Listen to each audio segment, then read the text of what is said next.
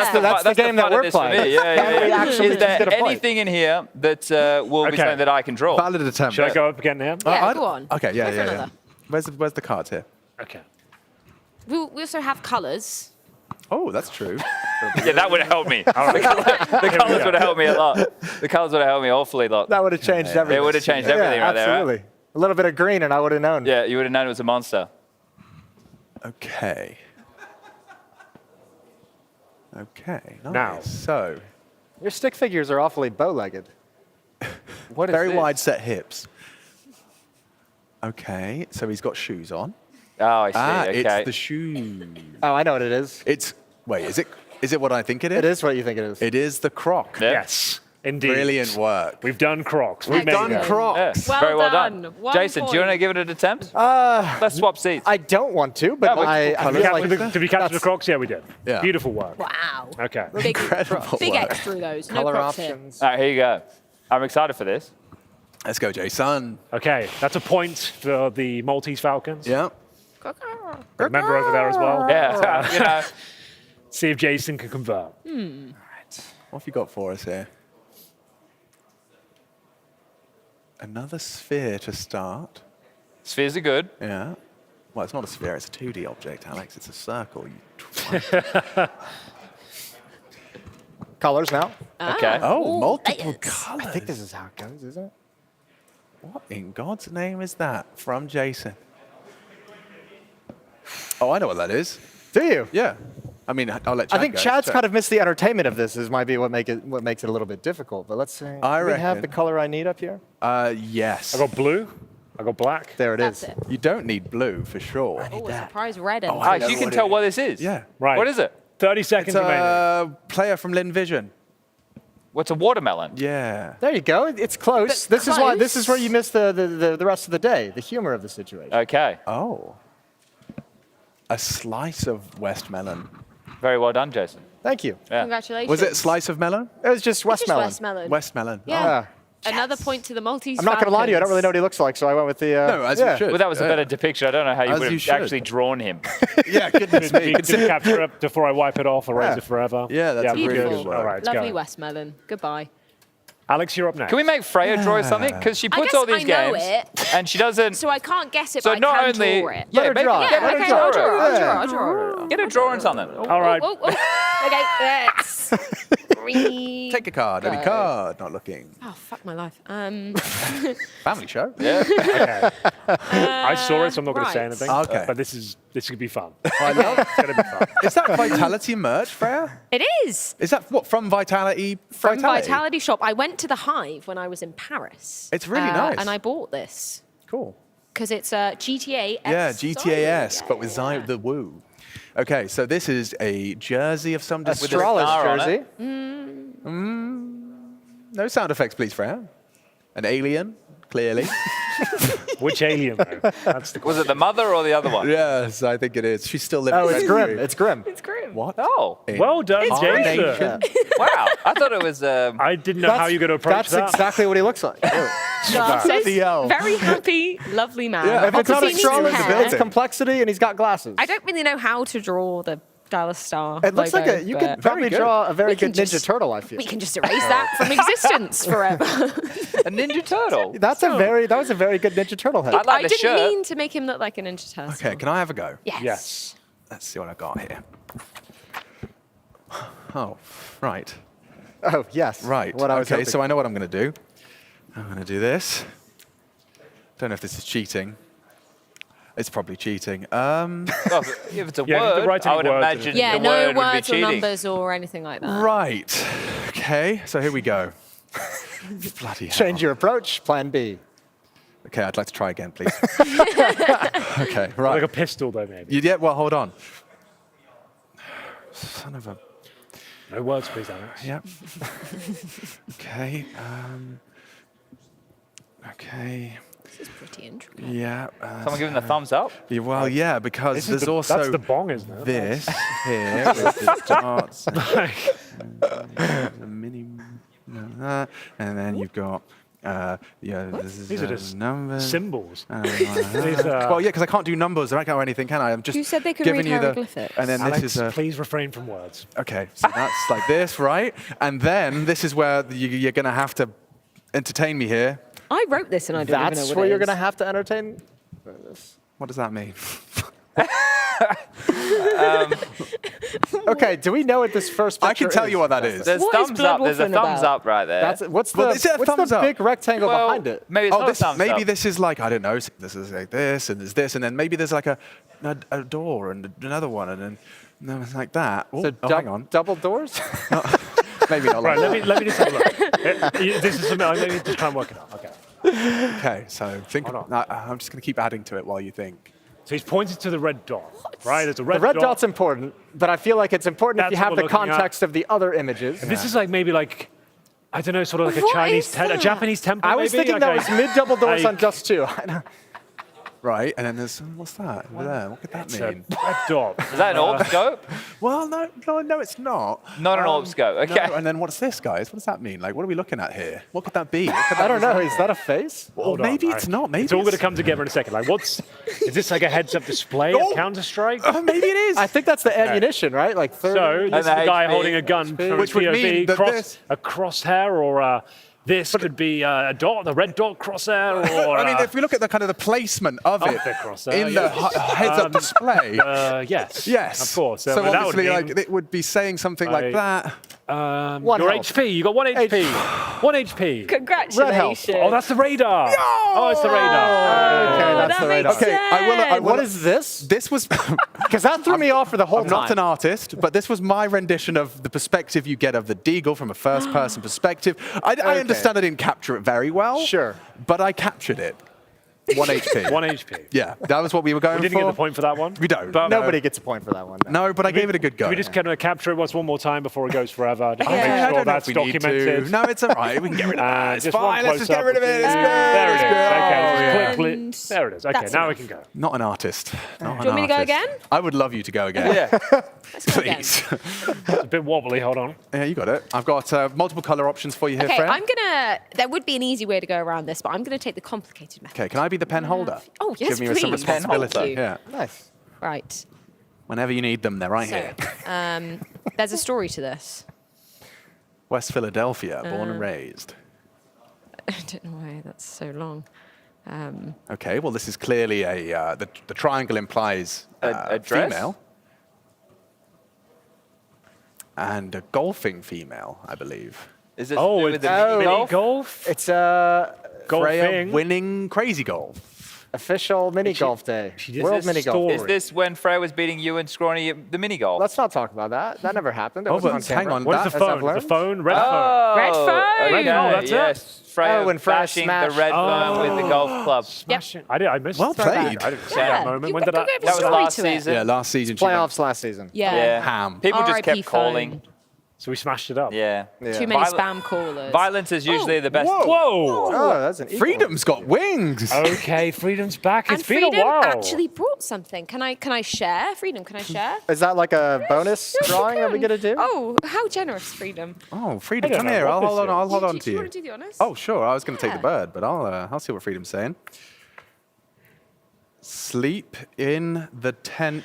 Right. set. Okay, so Right. this was discussed earlier. It was vetoed. There's only very one way that's quickly. happening. There's only one way in the world. There's got to be a bloody mattress in there. I've been working for 4 bloody weeks straight, Jason. They want me to sleep in a tent in a room, and Yeah, there has to be a Freedom. mattress. Why would you I ask need that, a mattress. Freedom? I think I would take that as my forfeit over the potential of even landing anywhere close to the cream pie. Wait, are you joking? You are take- mentally You would rather retarded. sleep in a tent on the It's floor. got sandbags or sleeping bags. Jason, you're insane. It's a concrete floor. Yeah, but I'll bring some stuff. I down. can't I mean, think we of. We're do getting have a old, sleeping Jason. bag. You know what? I'm I'll on take You're it. a lot We of can- mine. We can Let's go. take it out to the beach. We can sleep on the sand. You've Okay, lost your are we mind. going to vote on this? Because we've got 1 yay. Yeah, I vote yes. Do it. 2 yays. Nay. Nay. Maniac was an A. Is Deciding anyone vote for Maniac was thinking an A. about this sensibly for a second? Freedom says yay. Oh. Lucky the Birds vote doesn't Does he count. have anything else in his vocabulary? Production has 100 yeses, so it's going on. Okay, so that means On the production. wheel. You're also spinning the wheel, right? can You're I also see spinning it, the wheel because I would imagine so. clearly you yeah, great. Looking forward to seeing you guys sleeping in the tent and getting cream on your face. So that I'm just gonna say, like unequivocally right now, that one's not happening. Oh, So no. land on that. Okay. It ain't Look happening. how I've written this. Sleep in the tent. Doesn't mean overnight. Okay. Could be a few Could minutes. have, I just had a little nap. A little nap. Oh, a nap little in the nap. tent. And I filmed it. and I put some timestamps on it. Okay. I took a picture for Twitter. Just because a whole night in a cold, dark studio, nobody said anything when about everyone's a night. gone. Nobody said anything about a night. That's exactly what that said. Sleep in the tent set. She's not wrong. It doesn't Also, they do lock the doors at night, so I mean. Yeah, you can't even get out of here. There'd be nowhere to go. That's the other issue with this Absolute idea. nightmare for you all. Before we do go to a break and get the game underway, to celebrate Worldwide Mini Golf Day, please step up, machine, and take on the hole. Bring I on will. the hole. Don't mind if I do. Don't mind if I do. So we start here, right? Yes. Okay. And this is a ball. Sorry about that. It's, This is a par 3. A par 3? For whichever ball you would like to take. Oh, gosh. There's a bit of a decline, isn't there? And then a little upcline. So too. apparently you get as many attempts as possible. Who to kick the designed this ball, course? Alex. It's very nice. Producer take a Mike couple did. of practice swings. It's looking amazing. I It's love so the difficult slope, for Alex the to do this, though. obstacles. It's not really fair. He's left-handed. It isn't fair. I agree, Chad. So we should bring in a left-handed putter for him. He doesn't. He doesn't need that. He's a professional. chose to do it left-handed, even though he's right-handed. That's not bad. Oh, okay. Interesting. It's got a I've learned strong, something from that. lean to the right. Yeah. It does. Do I get another go? Well, Thank you you, meant sir. to. You can I'm re-put supposed the to play ball from the on. ball. Apparently yeah, so. yeah. Play That's from the how the ball. rules have been How are you going going to get so it far back? You have today. to go around the hump and come back on towards the fairway. Do I have to put it back on the fairway? We've been putting it back We where it have. leaves the green. So you're on the rough right now. I like that. I'd pay that. No one saw it. We all cool with that? Yeah. All right. Sounds great. Especially because the forfeit is sleeping in the tents on the board. We can do whatever the hell we want. It's 2. Nicely done. Thank you. Woo! Yeah. You're with Jason and Matthew. They Yeah. also got 2s. Both got Nice. two. Okay, and we're You going can to do get a different. NAF with DNFs. Are we going to be? Oh, DNFs. Yeah, So are we going to have extra holes added to our? we are. Oh, how There's exciting! going to be a multitude of holes. I love a multitude of. I have more AstroTurf at home. Do you? Do you? Yeah. Bring it in.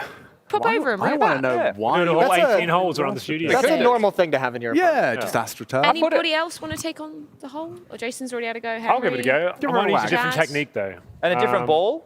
Yeah, I use a different ball. You're a I big use a one. different technique to most traditional golfers. I go for the snooker technique. I knew this was going to be So- the case. Let me clear the hole for you. It's how to get the perfect accuracy down the line, and you Okay. just give it one of these. You're not even. Just like that. Just like One of that. those. Just like that. I really thought in my mind that was going to go in like no problem. It'd be like the coolest moment of pro And league now you've got history. to snooker it down there. Oh, that goes there, does that? Yeah. All right. Well, that's about where it came off, I guess. Oh, okay, going for the actual Oh, it's technique moved. now. Okay. All right. All right. All right. Wow. Oh! Well, the course has seen better days. Jason, are you the greenskeeper as well? All right. Yeah, Hey. I can be the Take 3. great Sorry about A that to 3. my fans. You've done I know better it's than better. that when you kinder. Not my Well best done. work. Tough day out on Um, the course. We do yeah. have some Counter-Strike. That is going to be Cloud9 versus Complexity. That's going to be coming up after this. See you there. Katie, you can't win Pro League like this. You can't win Pro League like this.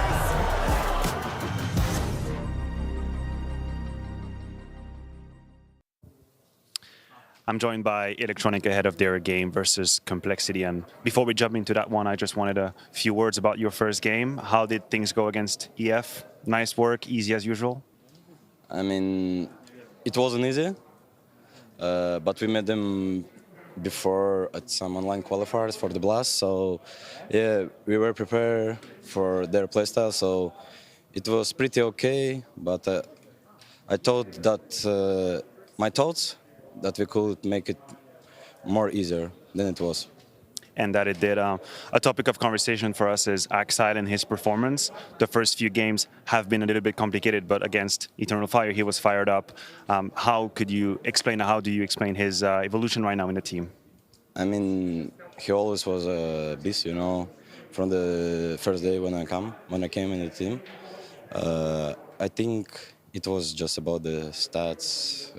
He didn't play that much at ESL Cologne. We didn't play that much at Gamersite. And in this lineup, we didn't practice a lot before. And I think now he just feels much more comfortable in more situations that I call. So yeah, I think that's why he feels more confident now. I understand. Now you're moving on to Complexity. What are the points that you are focusing on for this game? Anything specific you have prepared to beat them? We just wanted to play our A game and show our game, so that's it, I think, for this game. And of course, we want to win this game. If you play your A game, do they have a chance? I don't think so. There you go, you have it. That's Electronic, and we get into the game soon.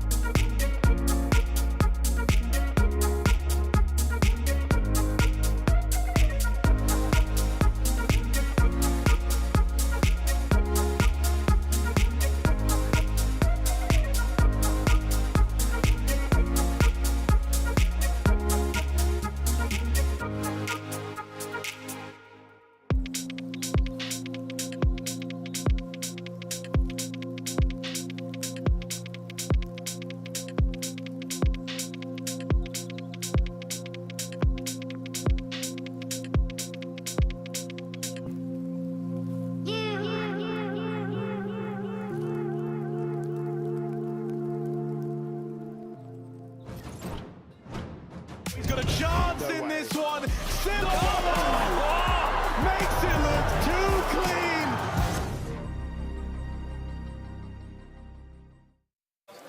Now I found a little floppy getting set up ahead of their game against Cloud9. I'm going to ask him a couple of questions. First of all, the first game you played it against 9, we heard you be very vibrant, very vocal. How meaningful of a victory was it for you? It felt good, especially ending the night at like 1 in the morning. We needed to win that. Nothing worse than losing at 1 in the morning than trying to go to bed and playing the next day. It's terrible.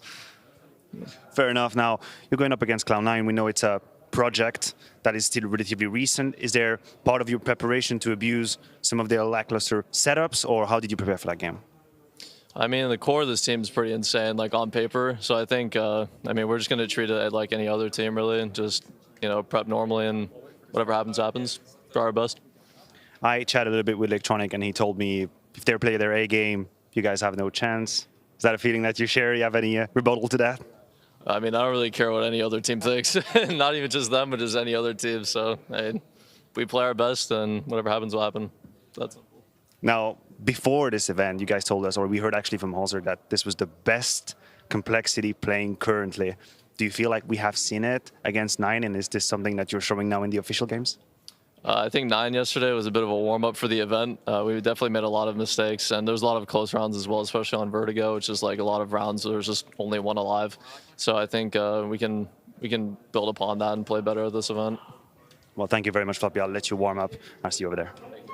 You know what? If Floppy's anything, he's honest, right? Like, fair enough. You know, You're playing a game at 1 a.m., you want to win. It's true. I have to learn how it is as an interviewer. I cannot get players to talk shit about other teams. I have to accept that. Nobody I can. will learn to get Nobody there. can. I'm maybe one. a bit naive, you know, a bit innocent, but I'll keep trying. Yeah. I won't give up. I like the answers you got out of him, man. I respect the answer. I don't care what anyone else thinks. I wish there was a little bit more swagger behind it, you know, a little more energy to it, but it was but good. they're about to play Cloud9. True. Like, and I know the Cloud9 has never come to the full fruition of what we hoped this team would be, but, you know, this team is still quite a new roster that's been together, having to, as we've discussed a few times, work out how they want to approach the game. So if I was Complexity, I'd be pretty scared going up against a roster that I think could become a monster if they get all their ducks in a row.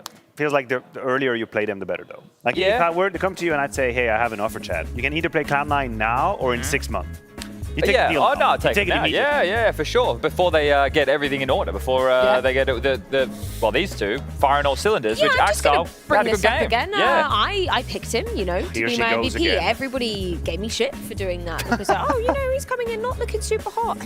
Yanko, look at him right now. Highest rated player in Look this at me group so now. far. Look at me now, What about baby. today? What about today, Yanko? No, but it's an important point because this Cloud9 team never reaches that pinnacle of where they think we can without Exile. Of course. And it looked so poor the first 2 outings in Cologne when he came in late, obviously, and then at Gamers 8. But the fact that he comes out here swinging is awesome. It still has to be the duo, right? It still has to be Shiro and Axel as the main two, and then the fact that you now have Electronic, who's meant to be able to bring firepower as an in-game leader, and Perfecto there as that really good, experienced anchor in the clutch, and then you have Hobbit as someone who's experienced as well, right? It's still meant to be Axel and Shiro where you're getting the majority of your production out of. I think Electronic will come online in this team last. Hopefully. Hopefully Got the hardest job. Yeah. I will be devastated if this is the final version of Electronic we're getting with Cloud9. I don't think that's going to be the case. You know how it I goes. think As you get more comfortable Yeah. with the team understanding how you want to play and approach things, you can focus a little bit more on yourself. Because I would imagine, I mean, you guys would probably, you definitely know better Or than you me. go but- the other way, and then you just start going, screw all of you, I'm just going to focus on getting my own candy up. Like, this is But it, you know, I'm done. those first like 3 months when you're coming into a new lineup and a new team where you're trying to change something is like you have to be so heavy in terms of micromanaging it until it gets beaten into everyone's head. I don't think they even know as a team how they want to approach the game, right? Yeah. Because for Axel and Shiro, they only played the game in the way that was played with Groove and Nafany, right? As they'd come up with Super and Inters and everybody.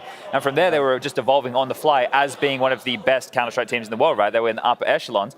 Now it's a chance with guys who are very experienced, have won majors, who have a different view on the game, come from a slightly different system or approach, and trying to work out what works best for everybody. And yeah, that's not easy. What is it, the saying that you have in English? Too many cooks in the kitchen? Yeah. That's the thing. I think this represents maybe Cloud9's conundrum currently. Because you think about removing Nafany and Interns. I know there's an IGL in the equation, but it's been very clear that Shiro had a very strong saying. We could see him in timeouts and whatever, talking a lot. You bring in Electronic and Perfecto. Both of these have opinions. Both of these are very vocal. They probably take space in between rounds, mid rounds, before game, post game. So you have to have other players get used to that. And I think maybe Shiro just did a better job than Axel. What am I actually looking I think we're seeing the warm-up, and What that's is why going there's on? giggles Are we back going in the on. co-op? Over in the That's booth. the inside of his face. This is the inside of Rushley's face. What is going on? So We are inside Rush's face. Yeah, Rush. I So don't one of the wanna things see with that. Rush when he plays during the warm-up against the pros, he doesn't actually shoot them. What he'll do is, maybe Rush could give us a demonstration now. He'll sit as a target. He allows them to warm up. You know, he'll jiggle peek at corners. You know, he allows them to warm up against them. So it's Rush really as a service to all professional I players. think I do that too. Whenever we play you've called Face It- me out. Oh, hello, there we go. Oh, Hey, You've called Rush. me out. Oh, he appears. What do you mean I called you out? Oh, I'm out of ammo, bro. I got a Glock, though. I'm chasing him down. You can't see it, though, but I'm kind of on the gear right now. I have two PCs, right? So I'm connected, but I'm looking at my map PC. If on this PC you double tap space, you can kind of like see what I see. So I do kind of have Well, if you're on a the gear, little we bit of can't. a wall hack right now. So I can see players. Here we have, in 7 seconds, you'll see me fighting Perfecto here. He's got good movement. 5, 4. I can't hit him. And looks like... That was a very short 7 seconds. That was a Hauser's- very short 7 seconds. Another 7 seconds, you'll see Hauser doing some very questionable things to me. Very questionable, but just ignore that. Just ignore that. But Okay.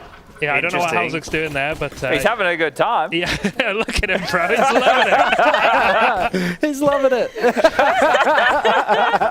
I mean, yeah, whatever you're into, that's fine by me, The spirits are high today. Both Cloud9 and Complexity having a bit of a laugh. Time. Everyone's like bumping into each other. Yeah, wait till we get to the game and then one of them gets frustrated that their teammate didn't swing with them and they didn't communicate it, and then you start seething and just bubbling resentment builds. But they did handle it pretty well in their first game. If anything, that was one of the key points. It's not really about making mistakes or not. We know they will eventually, but the question for me is how do they handle these? Like halfway through a game, halfway through a map. Does it ruin them, or does it say that it's just in the moment and they bounce back into it? A 4v2 you lose, and then whether or not it then becomes just Silent City and they fall towards the loss, or they bounce back. And I thought they looked pretty great, animated at least in their first game. Yeah, let's talk a bit about Complexity. Sure. 9-game. Jason got a bit complicated. had a Liege as mechanically gifted as Nico. So I did not like that. You don't agree with that? No. No? No one is mechanically as gifted as Nico. Thank you, Chad. I said he's right up there. I didn't say... No. You're not going to... Can we run back the tape? Did I say Adam? Yeah, he checked. Because I was watching. Yes, I called him out on that. Yeah. Just wanted to be sure because that was a strong statement. I think he's up there. I don't think it's too far off in terms of pure mechanics. We went from the same to too far off to slightly below. It's going to end up over there. There's just a bit more questions. Fine.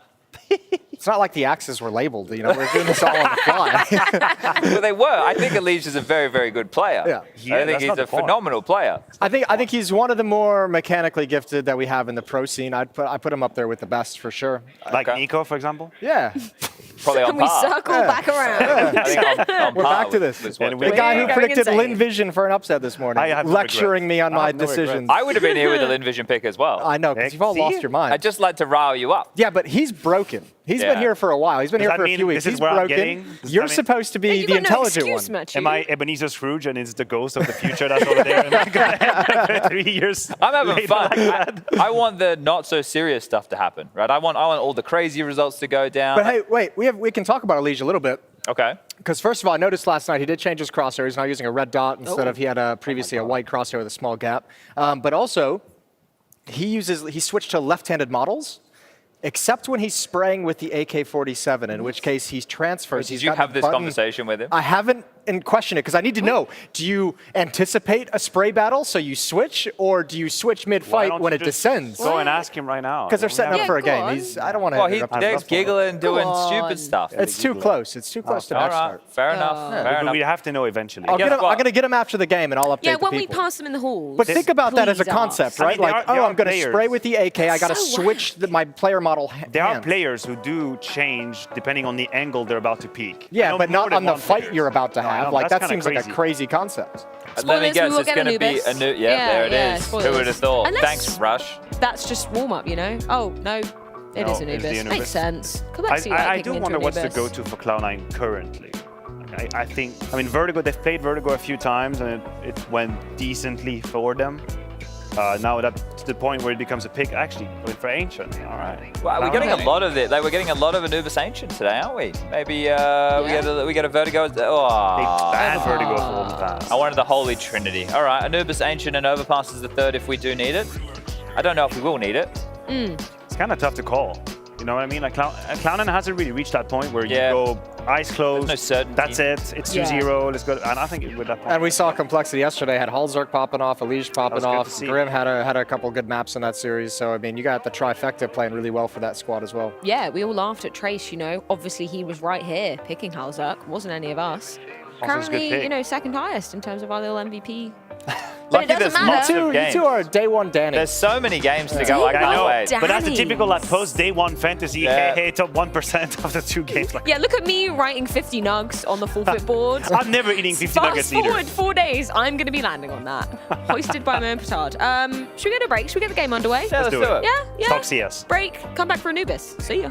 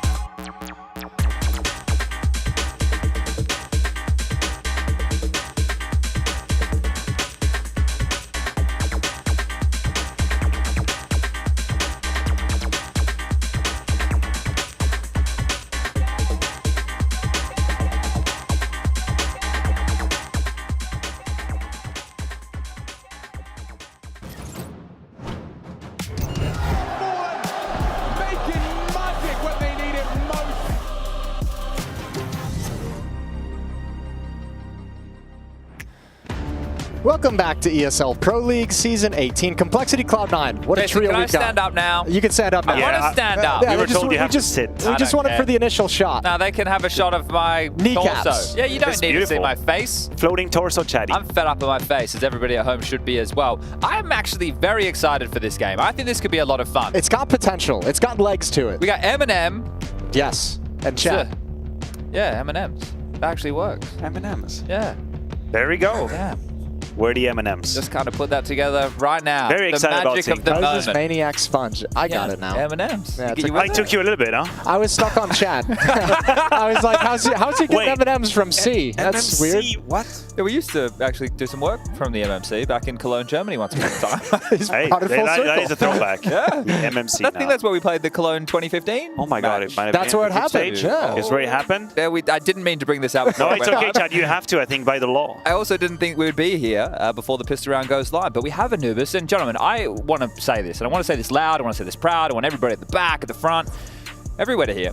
I love the modern maps. A lot of people don't. A lot of people don't like Ancient. A lot of people don't like Anubis. You can say whatever you want about Vertigo. We don't have to start that discussion. But I really enjoy the way that the modern maps, Ancient and Anubis, play out. I really like the seesaw way that the game can be approached. Yeah. I like the way that teams play the map control.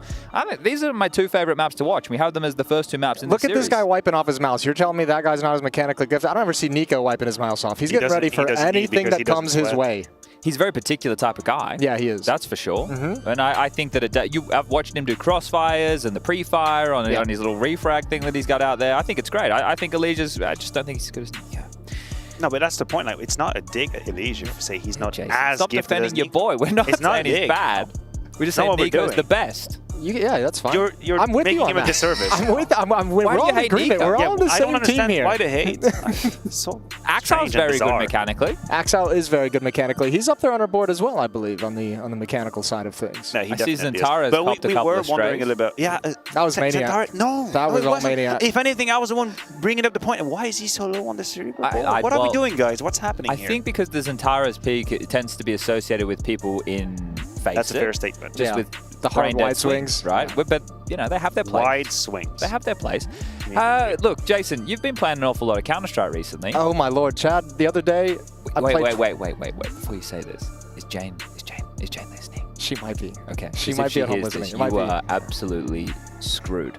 I played 12 hours straight of Counter-Strike. How is that a bad thing? I You're here woke up, breaking the back. I had a cheeseburger, She's at home looking after the baby. and then I Yeah, sat you're down having fun. change. She's having fun. and I played from 4 p.m. to 4 a.m. I love it. That I is- haven't done that I love it. I both respect in almost a and decade. am sad for you. I'm not gonna lie, I booked a massage the next day because my shoulders were my shoulders were That's what 12 annihilated. hours of Yeah. gaming I will do. actually have a bloke, right, who comes to your house here in Malta to give you a massage, $50 an hour or whatever. He's a masseuse. That's not bad. You know what? To be fair, You should we're bring not him in the even studio. joking around here. I think we all should be very careful with our postures. All the Yes. gamers out there Oh, listening to I've just ourselves been right now, called it's out. very important. I have a couple of exercises I do every morning when I wake up to stretch my neck Could as you well. show us? I could If we brought- show if you. we brought you I back could on show you camera, on the could you give us sofa. a- could you give so us a basically, glimpse? what you do is you lay down. I'll show you later. You lay down on the sofa. You make sure your shoulders aren't supported, and then you stretch your arm and you let the gravity kind of put pressure on the top of your So it'd be like a spine. bent back. Exactly, and Okay. that's gonna apply relief on the upper part of your spine. Okay. Here for the neck as well, and then you have obviously the shoulder. I have rolls up. shoulder That's blade good. issues. You need to do that. I do this Roll one, your actually. What do you think shoulders. of this one? I'm looking at you. This is the one. This here is I a like. great So one. this is- I like this so one hold as on, Let me. well. I'm just gonna turn my microphone up. Sorry. It's okay for everybody. Chad is now on his knees and he's Leaned on a chair, stretching elbows the on the lumbers, chair. I guess. Yeah. No, this one feels great. Right behind the shoulder does feel blades. good. It's spectacular. Oh, that felt good. It though. does feel good, right? I'm glad I did that. See, I I needed you that. just- did that with the neck as well. I think. Glad I needed it's You know, very. Matthew, there show we us go. the Okay, whole thing. Yeah. No, but I can't do that because you have to be laying down. So basically, what you do, you do Right, what kinda like a Floppy is floppy. doing. Yeah. With no, you should have no support on No your shoulder backrest. and just go. You know what I mean? And then also, what I do in wake up in the morning, there's two different ones. There's the neck, of course. Sure. I can do that like about 10 times very slowly, and then you want to do the shoulders as well. Roll the shoulders You want to out. open up your airways, basically. Some breathing exercises in there as well. You can obviously have a controlled breathing as you do it. It's very important. I think we gotta- underestimate how much it affects us physically and mentally to stretch and feel good. I Look got at this guy. He's a relaxed. Thai massage this morning, and she How'd that folded go? me into a pretzel and push me all around the place. Are you the type? Okay, I feel like there are two types of people. Yeah. There are two types of people when it comes to massage. You want it sporty and hardcore, or you want it relaxing? Whenever they ask me how hard I prefer my massages, I say, just please try and break me. I want it sporty and Break hardcore. me. Yeah. But I don't want. If it's too hard, I will say no. Sorry, that's a bit much. Like and also you want to make sure that it's a professional you're dealing with here. I want to make sure that all the correct areas are being worked, Jason. I don't want to just get beaten to a pulp for the sake of it. I feel like it's a matter of like pride. You know, I have that where I say break me, and then if it gets painful, I just have to deal with it. That is. I don't want to. There are so many levels of wrongness in what you've just said. I on like a humanistic standpoint. if you tell somebody to break you and then you complain that it's too hard, that's not a good look.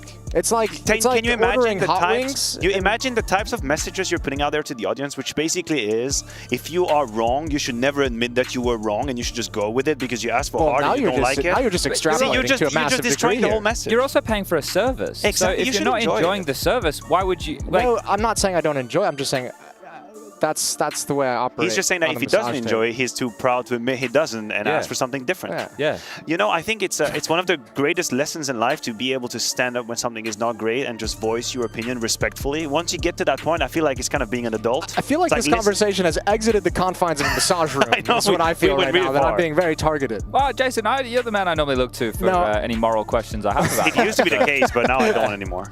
I have at home, so I have a couple. This is great. We can talk about how old we are and how bad our backs are. No, we are experienced. I have this plastic kind. It's like a cane. It's this and it's like S-shaped, and off of it has these different knobs, and these knobs are all of. Hey, Rush. Hey, Rush. How you doing, man? Oh, he's woken up from a nap. For the viewers out there, we do have an ongoing sound issue that we're getting fixed before the map goes live. So just so you're all updated and on the same page. Rush, how do you like your massages? Honestly, I think I'm the softer type because whenever people come behind me and do the little thing, it hurts, man. Yeah, that's because they probably don't do it right. I'm with you. I'm the relaxing type too. I am one of the people who I wake up in the morning, I don't do shit, bro. I get up and I just walk outside. I feel fine though. Nothing hurts. So yeah. How old are you? 30. Eventually you'll get there. So now should be the time, right? Yes, exactly. I feel the same. It's gonna be knocking at the door soon. We shouldn't. There's too many things to get. Rush, I brought you some more coffee. Oh, really? Did you? I got you a good one. Oh, really? Is it the same as before? It's a different. I don't know if I can say it. You can say it, Rush. He was wearing a shirt of it the other day. It's a good flavor, though? Yeah. Is it a Colombian roast? I'm not sure. I'll look at the bag when I get back to the green They're room. really good, honestly. Yeah? I've always wondered, out of all the people who discuss the types of roasts in coffee, how many are just gaslighting us and have actually no idea what they're talking about? No. I've done taste tests side by side. There is a difference. A Colombian is a bit more sour, you know, it's got a bit more, like, I'll tell you what's nice, an Indian masooned coffee. That's okay. How do you like go on. Ethiopian beans? They're making a play into the coffee they have a little bit of sourness too, I believe. I don't quite fully remember, but... yeah, that's what I call bullshit. I think so. Well, Rush, I know don't feel Colombian bad. is sour. Don't feel bad, because this guy thinks he knows everything about wine, and we all know that's crazy. Wine all tastes the same, bro. It tastes like shit, bro. Oh my god. Sorry. It's okay. I don't mean that. I'll culture you. I mean, I don't like it, but... No, but Rush is a man of class, culture. I'll take a nice beer, you know, a nice log, you know what I'm saying? Look at that shirt. He's such a stylish man. You seen this? It's great. It looks wonderful. Well, Rush, we're going live, my friend, so enjoy yourself back there. It's great to catch up with you, Rush. Yeah. Have a good cast and all that, all right? Oh, we will do, Rush. Yeah? Do you want us to bring... What type of energy are you looking for here today, Rush? Chill, monotone would be nice. Just like calm, great. you know. All right. Yeah, electronics. And here we go. Cloud9 taking on Complexity. Anubis, the pistol round underway here. And Complexity, all five grouped up together. This is spectacular, Thanks, Chad. Jason. Look at the utility. 3 flashbangs, 2 smokes. It's going to be an epic execute onto the B-bomb site. Here we go.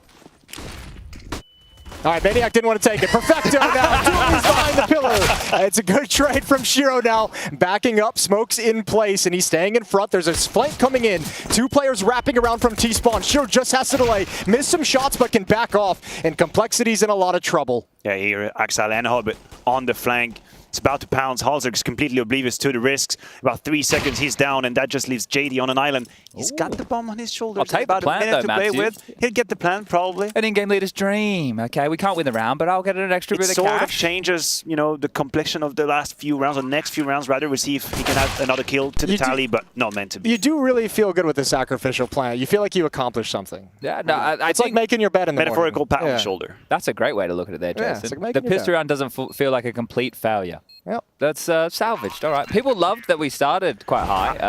I thought I would leave you guys to it, see where this is going. The whole like disconnect of rhythm in the server and rhythm in the cast. I thought that's interesting. Let's see where it goes. We could definitely bring that type of energy throughout. But let's take a look at this second round purchase from Complexity off the back of the plan. Couple Galils, Deagle, Mac 10. That's the plant, Chatty. That's the plant right there.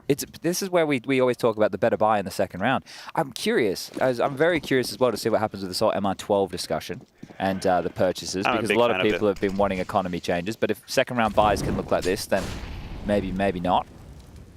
Yeah, and it's interesting. I mean, so many more buys have become doable these days, workable.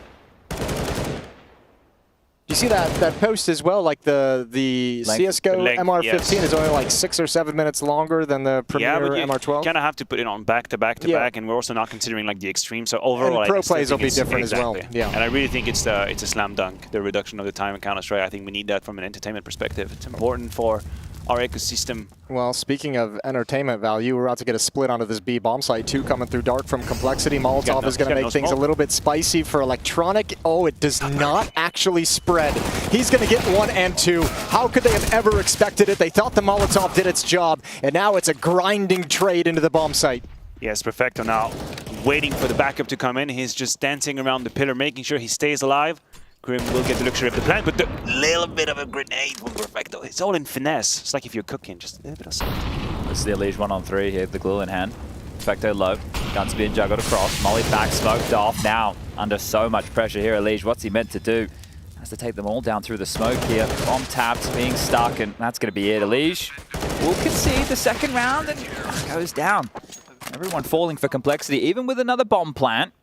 But that right there looked to me that Cloud9 were prepped on the way that Complexity wanted to take dark control, because Electronic was committed to that position. But it's the Molotov not sprinting out, Chad. You remember when your math teacher used to tell you geometry is going to be valuable to you in life, and you'd say, nah, bullcrap, I don't care about geometry. That right there is a good example. But do you think that's one of the scenarios where they've looked at the way that they clear out dark, and they know that they can only be in that one corner, and they want to flush out the doorway? It'd be sick if that's what's happening. I hope it is. I do believe it's just a missed Molotov. Yeah, I mean, that Molotov surely isn't lined up perfectly every time you throw it, right? So like that is a little unlucky.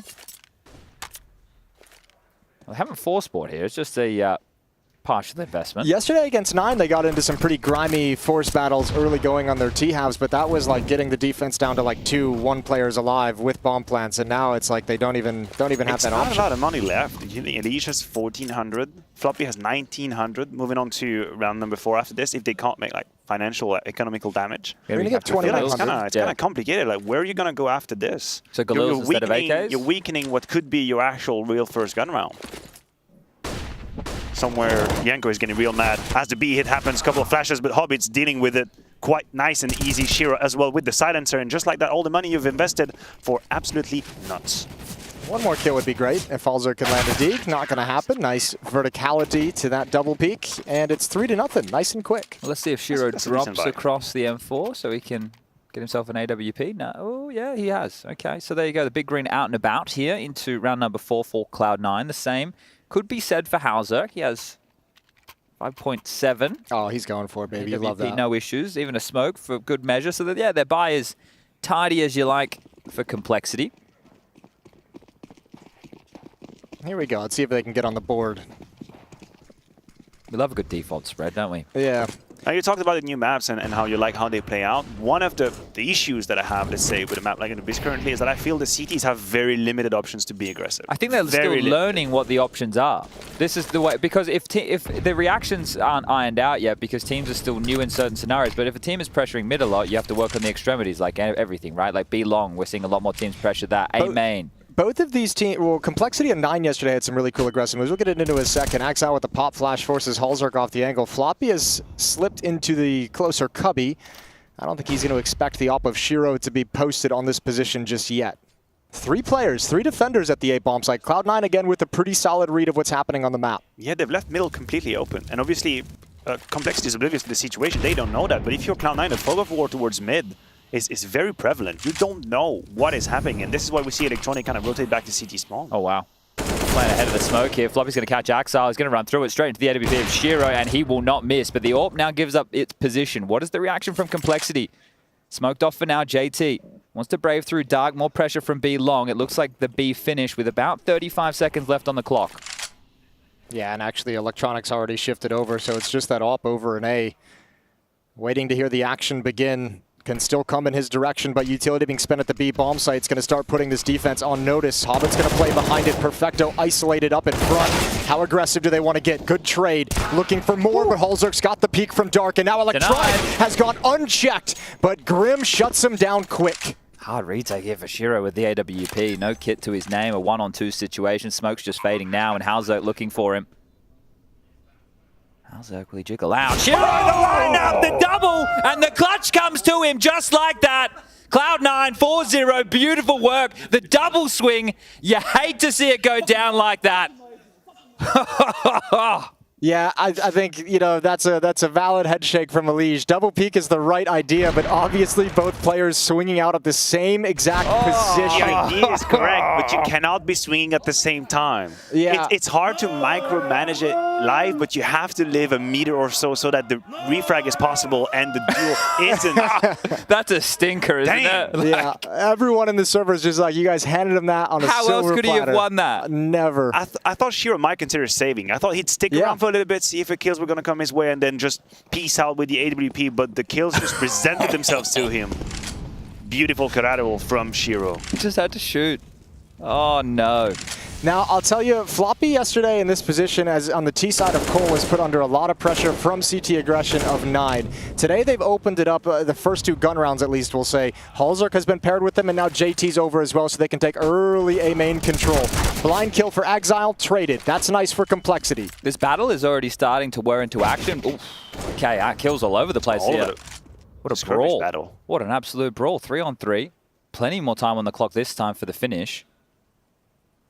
But you see how calm Cloud9 remains. Like, there's not a whole lot of spontaneous reactions. They're now just gonna go fish for information towards middle, where Elige is actually standing his ground. He sees the peak, but Electronic beats him to it. And now what does he do? Immediately reset towards the A side, knowing that they've probably cleared out that mid lurker in that of Elige, and they're still very much in control. It's a nice little bait there with the molly as well to draw the attention for just a moment. Oh, good swing from Electronic. Perfecto from the same spot, but Grim handles it. He's got another one to try and make up against Shiro. Just shifting over towards Connector and Camera. And Grim playing this one patient. 35 seconds, taps the bomb, tries to lure Shiro out, and he missed the timing. He missed the information. Shiro gonna have an easy one. 5-0. And yet to die. 8-0 for Shiro now with back-to-back clutches to keep Cloud9 just in it, holding on by their fingertips. They can buy again, sure, but imagine if either of these clutches have gone against them.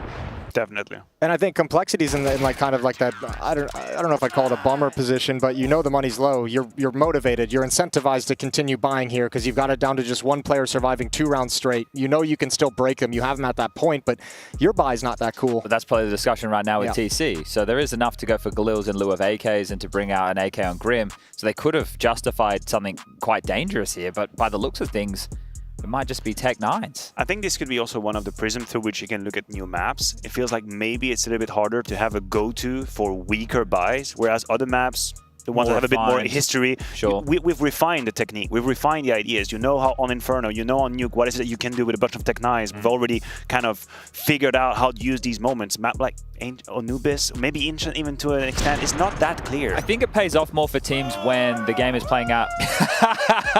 That's from the double up. So yeah, I think that might have some lasting ramifications, leaving a mark for a few rounds, a bit of mental residue.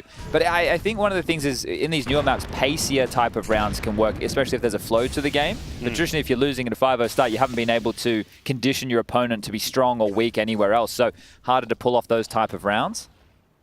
Yeah, one of the, I guess, ideas and philosophy that I have in Counter-Strike is the more you're losing, the harder it is to play fast Counter-Strike. Yeah. Because you feel like you're reactive and you're pretty much falling. But in terms of speed, it feels like Complexity is going to do just that couple of flashes, and all of it is behind the smokes. Yeah, they're changing the pace with this one. They've been pretty respectful of Cloud9 utility. This time they just get stuck into the action. Molotov is going to come out. Bomb is at least planted. 5-on-5 retake. And no flank and no one coming in from canals either. So this is going to be very one-dimensional on the retake. Elige will get plucked out early. Hobbit now starting to have a look. Util for this retake available. Halzerk better be a stud here, close up. Hobbit's gonna swing, takes him down, cuts him down. JT over in dark, and now all this utility barrage. Complexity far back. This is what Elige was trying to address by trying to get up on platform a little bit early, realizing they needed a different angle for this fight. And Cloud9 make it easy. They get 1 or 2 more kills there. It's another round where they keep the economy humble of Cloud9, but now we're talking a 6-0 spree, enough for everybody to have a residual buy going into a future round if they lose the next one. And Complexity, yeah, the frustrations are going to continue to build, especially if you keep getting site access and losing rounds. It's like, well, we're having good openings, we're just not having any success in closing out these scenarios. To be fair, I think that the post-plan situation maybe lures us into thinking this is closer than it actually is, because Cloud9 was very much in control. They knew how much real estate they decided to give up on that side, and they knew what angles were closed and how they would smoke the right side, Molotov the left-hand side, and then just casually clean out the side together. It was very, very clean. Little bit of aggression, maybe. Shiro here with the 8-3P. It's a deep line. It's here to punish anybody who'd like to white swing earlier on, and we know it's a part of Anubis on that side. It does feel like a luxury, though, if you get to start 3B. Right? It is one side of the map where teams like to aim map long a lot, or they come up pressure through dark. But middle, and as we're seeing it addressed now, is an area of the map that on the CT side you can continue to block with util, sure, but if the Ts are able to break through on pressure, the map really opens up. And I think we saw that with Lynn Vision, just how many like A splits they were doing and how many rounds you can win over towards that side of the map. Here comes the support, Axel to join Electronic, and both of them very committed here. There is about to be a bit of a brawl. I don't think they know what they want to do. I think Axel knows what he wants. Electronic doesn't really. There's the trade, a little bit of spam, all reloading as well, but there's backup. There's backup as Perfecto is here. An awkward engagement that Halzerk puts Complexity on top of. A's completely open right now. They can usher themselves in here. Yeah, but the bomb's in mid. You're right. Okay, well, has to drop back, so they will be over towards Heaven. Cloud9, ooh, another kill on the plate there. Shiro's for death. Floppy will remove his head and pushing further forward, straight into Perfecto. The AUG is perfect. The double up, 2-on-2. Oh, Liege is going to slide up next, spots the leg, snaps over, that's Hobbit down. Molotov is keeping Perfecto at bay, who swapped over to an AK-47. Kit in front of him as well that he picks up, and he should know the location of both players. And goes for a risky jump into the bomb site through the smoke. Halzerk picks him out. Complexity almost shot themselves in the foot with that push towards Heaven. I don't think that was necessary. They had everything they needed. I'm going to dare myself an explanation towards what happened in middle. I think what Cloud9 wanted to do was for Electronic to bait for Axel, because Electronics is known to be playing towards middle. You have him with a bit of an open angle. He takes a duel, gets traded. Axel becomes invisible. He gets 2. They couldn't get to that position. It got a little bit messy. But still, considering how Complexity got a free A-side access, Cloud9 still deals a little bit of damage, and Complexity not out of the woods quite yet. I was wrong. I thought there'd be a residual buy here. Cloud9 are going to keep it conservative, so they take what is essentially a full eco. I know there are some upgrades, but they will be getting a buyout into the next with what is available. So any damage they can do, any rifle that they can salvage would be fantastic for Cloud9, but Complexity having broken through the glass ceiling, that's surely going to put them in 2-round T-hole now as A main control utility lobbed out in exchange from Shiro just to signal, hey, there is somebody home. But yeah, I think Electronic was already feeling the mid pressure, and if he stepped forward, he'd be in the line of sight of doors. He felt he couldn't move out of his position. It looked like to me like he was trying to call it off, like trying to push Axel back and say no, it's not. Maybe tell him to stay towards camera. But then Axel was already there, and then it was just a little awkward.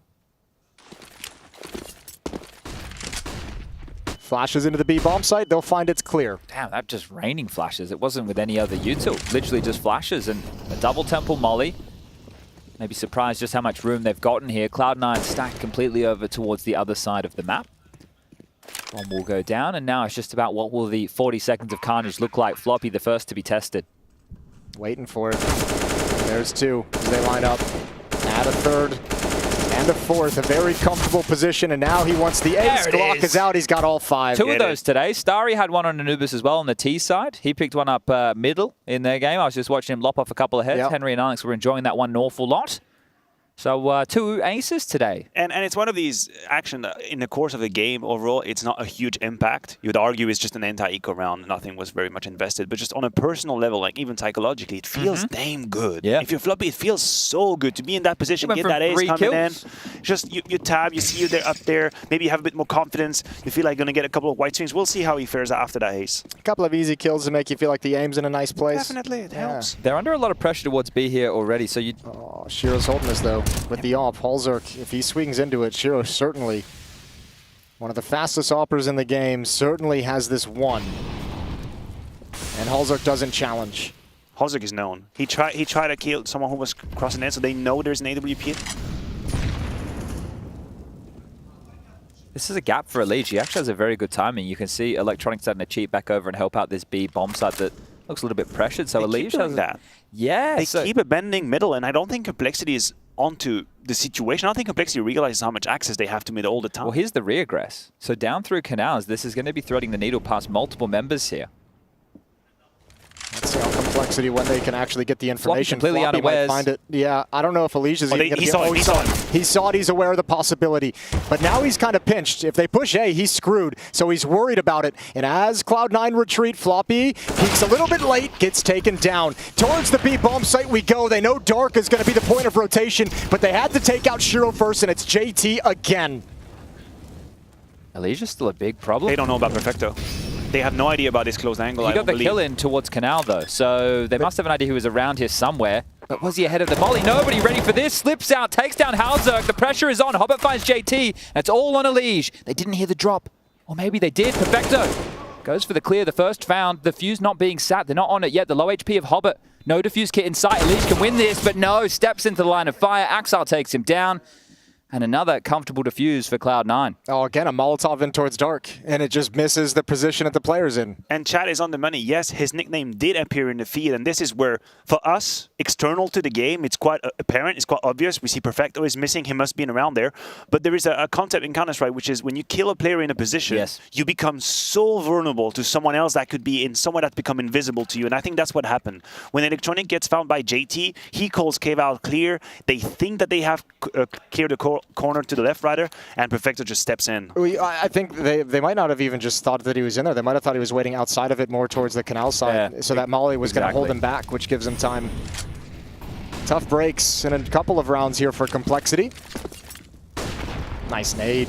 Good damage. I do like that harassment. I think that's great. There's a lot of ways to keep players in powerful positions in check. I think this is such a difficult position to play on the CT side. It reminds me of Pop Dog on Train, which, to be fair, once you're in Pop Dog on Train, it wasn't the most difficult, but there was a lot of combinations to deal with. Double molly, double nade. Yeah, the totem drops, right? The breaking of the windows, the different timings of flashes. Then you'd start getting smoked off from players' main side as we have our initial exchange of kills. 1 for 1 as 4 players from Complexity. Lear now over towards A, that this time has been left completely open for Cloud9. More that it's very obvious that B is their main focal point of defense here. Yeah, and I mean, they haven't been shy a couple of times in this half to just abandon A and play retake on it entirely. So a good challenge here. Electronic, is he going to try and he's just he does. Sneak behind the smoke? I thought he was going to get a little crazy. I'm not going to lie to you. Should he get your chip, you leave the casino right now. I don't think there's much to be accomplished for Cloud9. They're going to stick around and see what they can get. A little bit of utility. They still got 2 nades. See if you can force anyone out into the open. You've blocked off A main with the Molotov for the moment. There's the flashbangs. That kill, that's the one that might seal it. Certainly that one will. And Shiro's got to bail out. The post-plan situation was just too strong for Complexity. And it's not like you had a bunch of util for Cloud9 to be able to clear out a couple of positions. You were basically forced to walk into a couple of angles. The fountain molly's nice. If Electronic could isolate the player site, then maybe. But the fact he just gets pipped by Halzerk over towards main, I'm with you. It's a difficult side to retake in the best of times. Even when you have a number advantage on the CT side, it's still hard to, especially without players coming through the flank to apply pressure. So that one will be the 3rd round for Complexity. They get themselves up to a 4-round discrepancy now. And now money issues are going to extend a little bit further, right? Buys are starting to get a little bit weaker. SMG starting to get passed around. Utility starting to be missing. Axal's going to drop down to a FAMAS. This is your opportunity to pounce if you're Complexity. Yeah. You should be able to win against a brittle buy like this. These are difficult rounds, sure, but if you do so, you'll be able to get back in this game in a big way. So important round for the North Americans. They've sent Shiro towards the A side, and that in itself is something a little bit new. He's paired up a few times with Axal, once at least in gun rounds.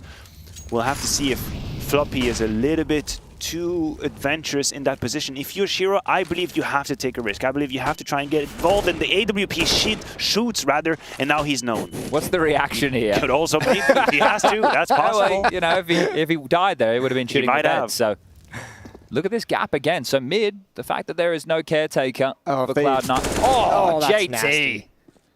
Didn't have a great showing yesterday.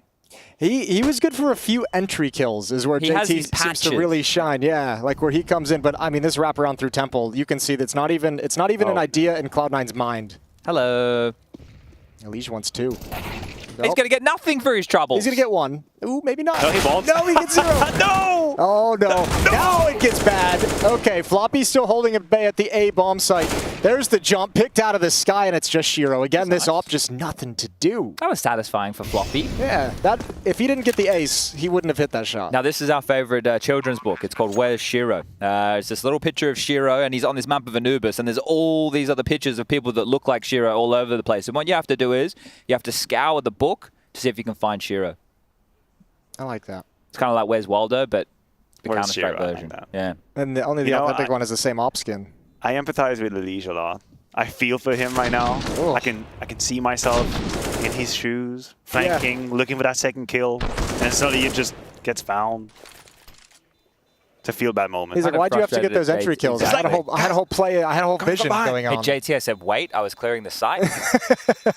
Did you have a code word for these situations when you were playing chat? We used to say Joker. So we said Joker. That meant nobody move. I have the round. I have it. For us, it was, so this is where I used to play for the in-game leader of the Sydney Underground team. His name was Boomzer. And he was brothers with Tegs. So they just want to give a little bit of a shout out to them. But Boomzer brought in the idea of the words we would use were Euro and America. And America meant just run like apes, right? So if somebody got an entry, it was America. So we'd go. Everyone would go. You just go on where that kill came and you'd all take the space. I like that. Or Euro meant you'd pause and you'd play nice and slow. That's fair. And you'd allow someone to make their play and you'd all wait. You know, it's kind of sad to think that the differences between North American Counter-Strike and European Counter-Strike haven't changed over the years. This is back from 2007 to 2008. I'll tell you what, it was the same in 2003. Some things are just never going to change. Well, the door is pried back open here for Complexity. They've done a good job making this competitive now. They really leaned on those monetary advantages, didn't they? And they're reaping the rewards moving forward. I like rewards. Yeah. Never really had an airline reward. I did. I had Virgin Australia. Everyone always kind of has a quizzical face when I say I don't have an airline rewards program. I wasn't going to dive into it here on the cast, but that does seem a little crazy.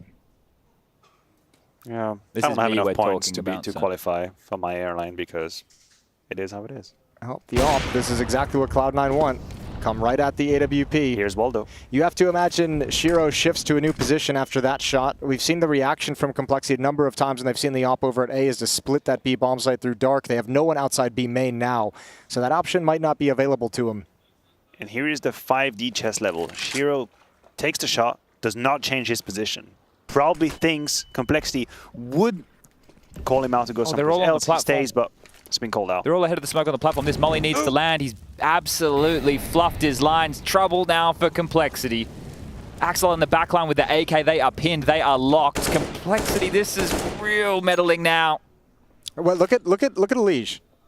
He gets to do this. Oh, Euro. There's the flick over now. Position spotted. But at least he's taken the op away. The pistols can be handled with the follow-up Molotov, and they will be. And Elige is still alive in the back lines. It means Shiro cannot be comfortable. He's backed away. And Shiro patiently waiting for Exile. His flank could change the nature of the round. Complexity do not want to drop another post plant with good positions. 3-on-2. Shiro just probing it now. Quick shot to try and take attention away from Exile's flank. Holzerk still parked, and Elige's got it. And now Shiro might once again have to save. What's he doing? Oh, no. Not clearing his corners, and he is going to lose the AWP. The loss bonus for him coming into the next, he cannot have an AWP. That is such a hefty call for him to force on in and go for that clutch. But so far, he's won every clutch he's been in. Yeah, can't really fault him to try that one. I think it's just a matter of timing. I think Exile 2 to 3 seconds earlier would have been gifted with a free kill. He took his time. He was very cautious about the flank. You could even see how Shiro was trying to be deliberately loud and active when Exile was about to reach that point to make sure the focus is on him. But unfortunately, Elige was very cerebral about the situation. And he was. Exile. Even just applying the pressure in the back lines and staying alive and not committing to that kind of a fight, keeping Shiro's attention split was wonderful.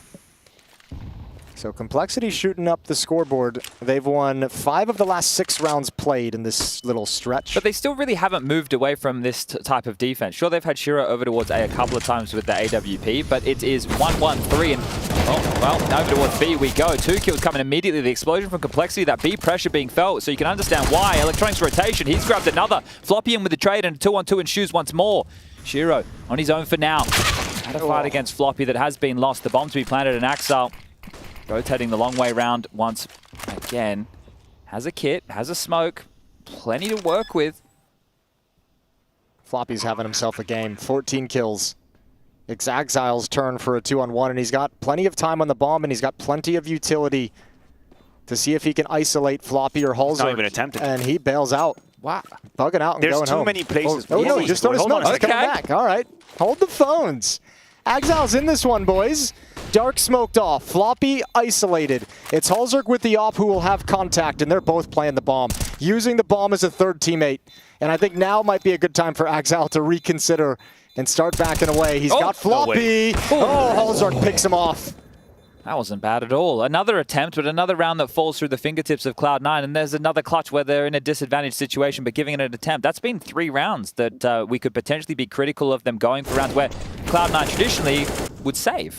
Yeah, he made a run for it. I think there are 2 schools of thought when it comes to the smoke usage in some of these clutches. You can either smoke the bomb and try and tap and then draw your opponents away. The problem is in a 1 versus 2, if you decide to do what Axel did, which is smoke one area, the other one becomes so strong. Yeah. The AWP is basically in a supreme position to handle you, and that's exactly what just happened. Now it forces Cloud9 to almost make the round, but Shiro with the P250 and the drive-by, immediate to Halzerk, and everything's falling apart. Elige now as well has been found. It's 5 versus 3. Is Floppy once again stabilizing the situation. Yeah, but you can't take any more of those deaths. Shiro, close up, is going to have another chance. JT comes in, finds the all-important opening. Just as he started pivoting back as well, that's frustrating for Shiro, as we do have the response of Perfecto. He sees nobody home. The bomb still needs to be picked up. Thank God Floppy got those 2 kills, not only for the frags themselves, but Cloud9 might have found the bomb. And that would have been an awkward situation. Axel's still close middle. He's been here for awfully some time, and there is very low HP on JT, who's at the front of the pack. So the first might come for free. The second just needs to be the adjustment to the head. This could be huge. Axel the first. There it is. Snapping into the second. Axel can't get it done. Bomb picked up.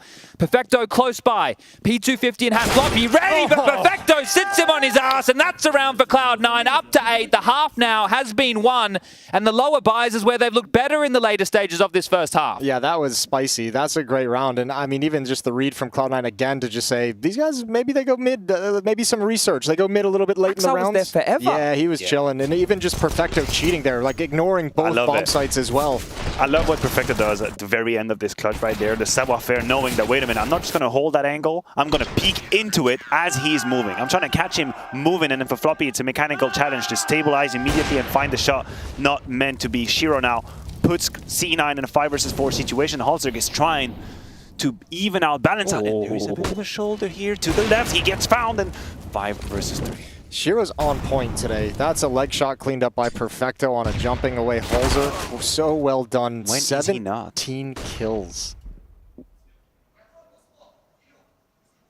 I love when we get to hear Electronic and his communication. Oh, mate, yesterday I was moments. over there getting ready to grab an interview with them after they'd won their match against Eternal Fire in the last round. When he is going general mode and he is like giving information, the level of intensity in his voice, it is like, wow. You know, you feel it.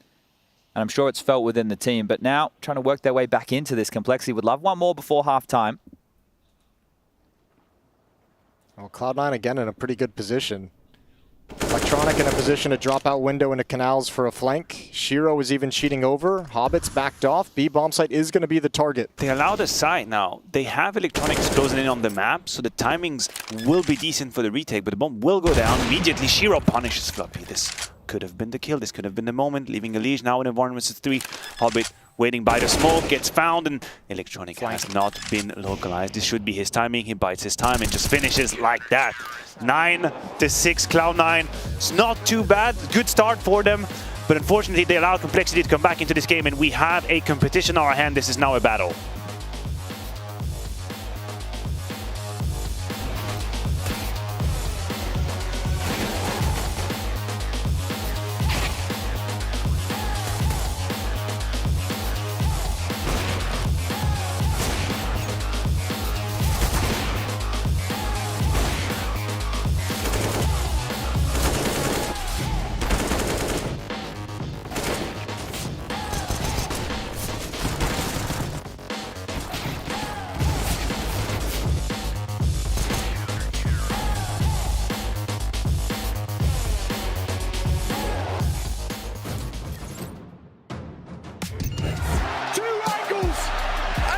Force remains supreme.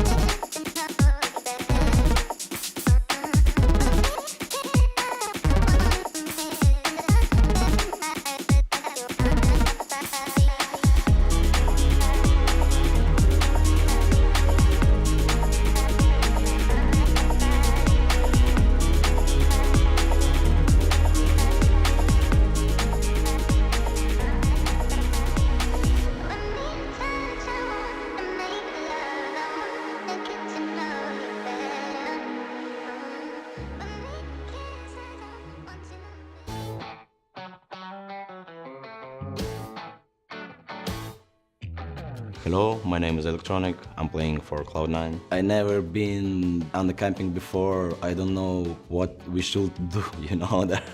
Shiro will discover everything. like schoolboy walking around.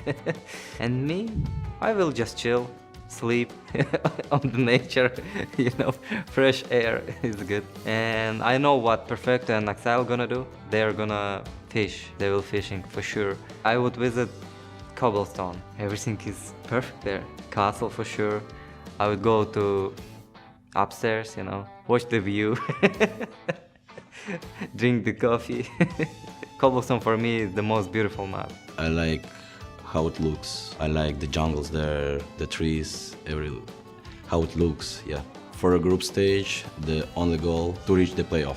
And then after, if we could make it, we can think about the future plans. Our biggest strength is skill of each player. We're the best campus because every player can shine, every player can do a lot of damage.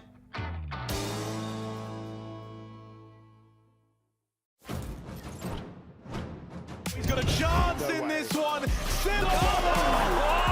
Makes it look too clean. As Matthew said, we have a battle on our hands, and this is how it went in the early going. Shiro is a beast all half. That's a nice little 1v2 lineup clutch to make things easy on him, and it was off to the races from there. But Complexity had a little fight in them. They don't get easier than that, do they? No. A misplay early, costing Complexity. They could have definitely got the engine started earlier on their T half, but they had to battle back in the hard way, and their undoing was lighter buys, lighter investments. That's what caused them more issues. Let's see if they can get underway here with a strong CT pistol round and get themselves back into their map choice. We have Ancient up next, and Overpass is the third if we need it. You lose a 2v1 like that, and then you lose a round of pistols. You're going to be, and you lose this map, you're going to be looking back and saying, well, we had the chances. Precisely. They were there. There was the space for Complexity, definitely. With Hopping can also come back into this bit of a complicated side. Completely open. It does feel good, Chad. Whenever you come in with that little call, you realize you've made the right choice. Now, Shiro has to be super attentive to that flank. I think the timing is going to be right there. But you see the map control is being taken by Cloud9. It's a very aggressive post plant. Oh, they're going to be lined up. JT takes contact, wins the first engagement. It all goes the way of Complexity. And now the flank is really strong. Really, really, really strong. And Exile, you got nothing to do, baby. So the call is nice and clean. Everything after that falls apart. There was a missed smoke highlighted there, right? That wasn't crazy. They missed a smoke. Rushley? They did miss the smoke. Thank you, Rushley. Yeah, no, they were supposed to smoke Con. Yeah, so they had to reuse Axel's smoke as a second smoke onto Con again. So they missed their initial, which just meant I felt that they applied a bit more pressure to themselves, right? In that moment, it's a bit more, oh, we missed the smoke, let's re-smoke. Well, they still got destroyed here. Exactly. You absolutely are correct on spotting that little detail, but however, I thought the decision was interesting. To take these Glocks and go heads-up fight towards CT spawn, you have a close quarter fight with the Glocks, just went all of the way of Complexity. I'm not even mad at Cloud9. I thought being put in that position, I might have come with the same decision. I think, too, the idea that all 5 of you are going to turtle in the bomb site Right, you don't want to do that. Waterfall and a main, like, that's not going to work. You're going to play these, like, weedy little angles and hope they don't get picked off, and it's hard to swing with each other. Would you like the hero AK? Piece of trivia as well. That's what we used to call a one-man army. Okay. Right there. Shiro has been provided with one gun, courtesy of Electronic, who's sitting now at $100. So the name of the game is allowing Shiro to find impact. And patience might sometimes be needed, Chad, because whenever I do that with my friends, everybody get all excited. They'll die in 17 seconds. Yes. You have to wait. Exactly. You wait for that first line of smoke. You let the CTs use them a little bit. Get maybe curious. You know, they hear a P250, they hear a Glock. They want to get that information. You slap them. We know that pro players get very horny when they hear ecos. It's just, They do. There's not a whole lot that turns a Counter-Strike player on than more than full ecos. Yeah, unarmored Glocks. It's definitely something that gets you going.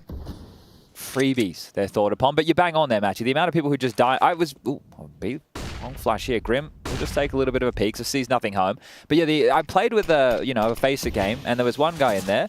Oh, we might have a duel with this AK. We'll get back to story time. As Shiro, you need to get some damage done. This type of investment, you have to get at least a kill.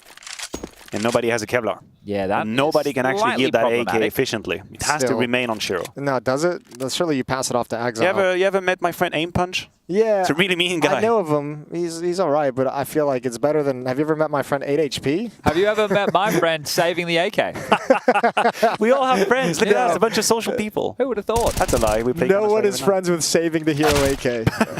Nobody likes that guy. We hate this dude. Everybody else just has to die. So Electronic and Perfecto will come and Shiro open ain't themselves dying. up. Floppy, you're going to get 2 more kills here, unless Halzerg has something to say about it. Shiro's not dying.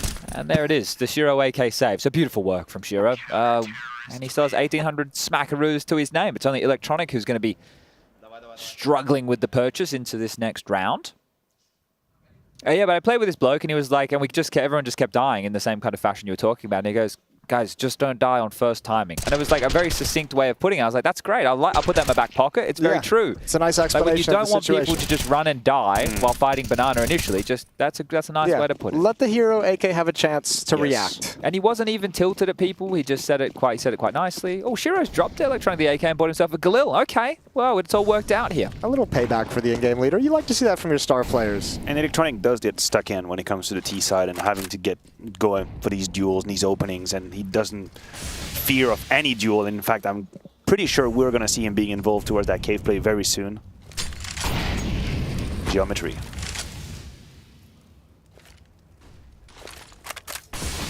Grim going to control Dark. What have they got? 2 smokes remaining on the CT side. One on JT, one on Elige to continue blocking with. Elige in middle, JT over towards B for now. Util being juggled by Complexius. They're looking to take some real estate over towards A. A flash and a go for the main control. Axile clears out baskets. Problem solved. Slight bit of movement available now. Cloud9 still really spread on the map, though. This will just be an isolated duel. This is them telling Axile to go see if he can find anything, but they're always going to finish B, it seems.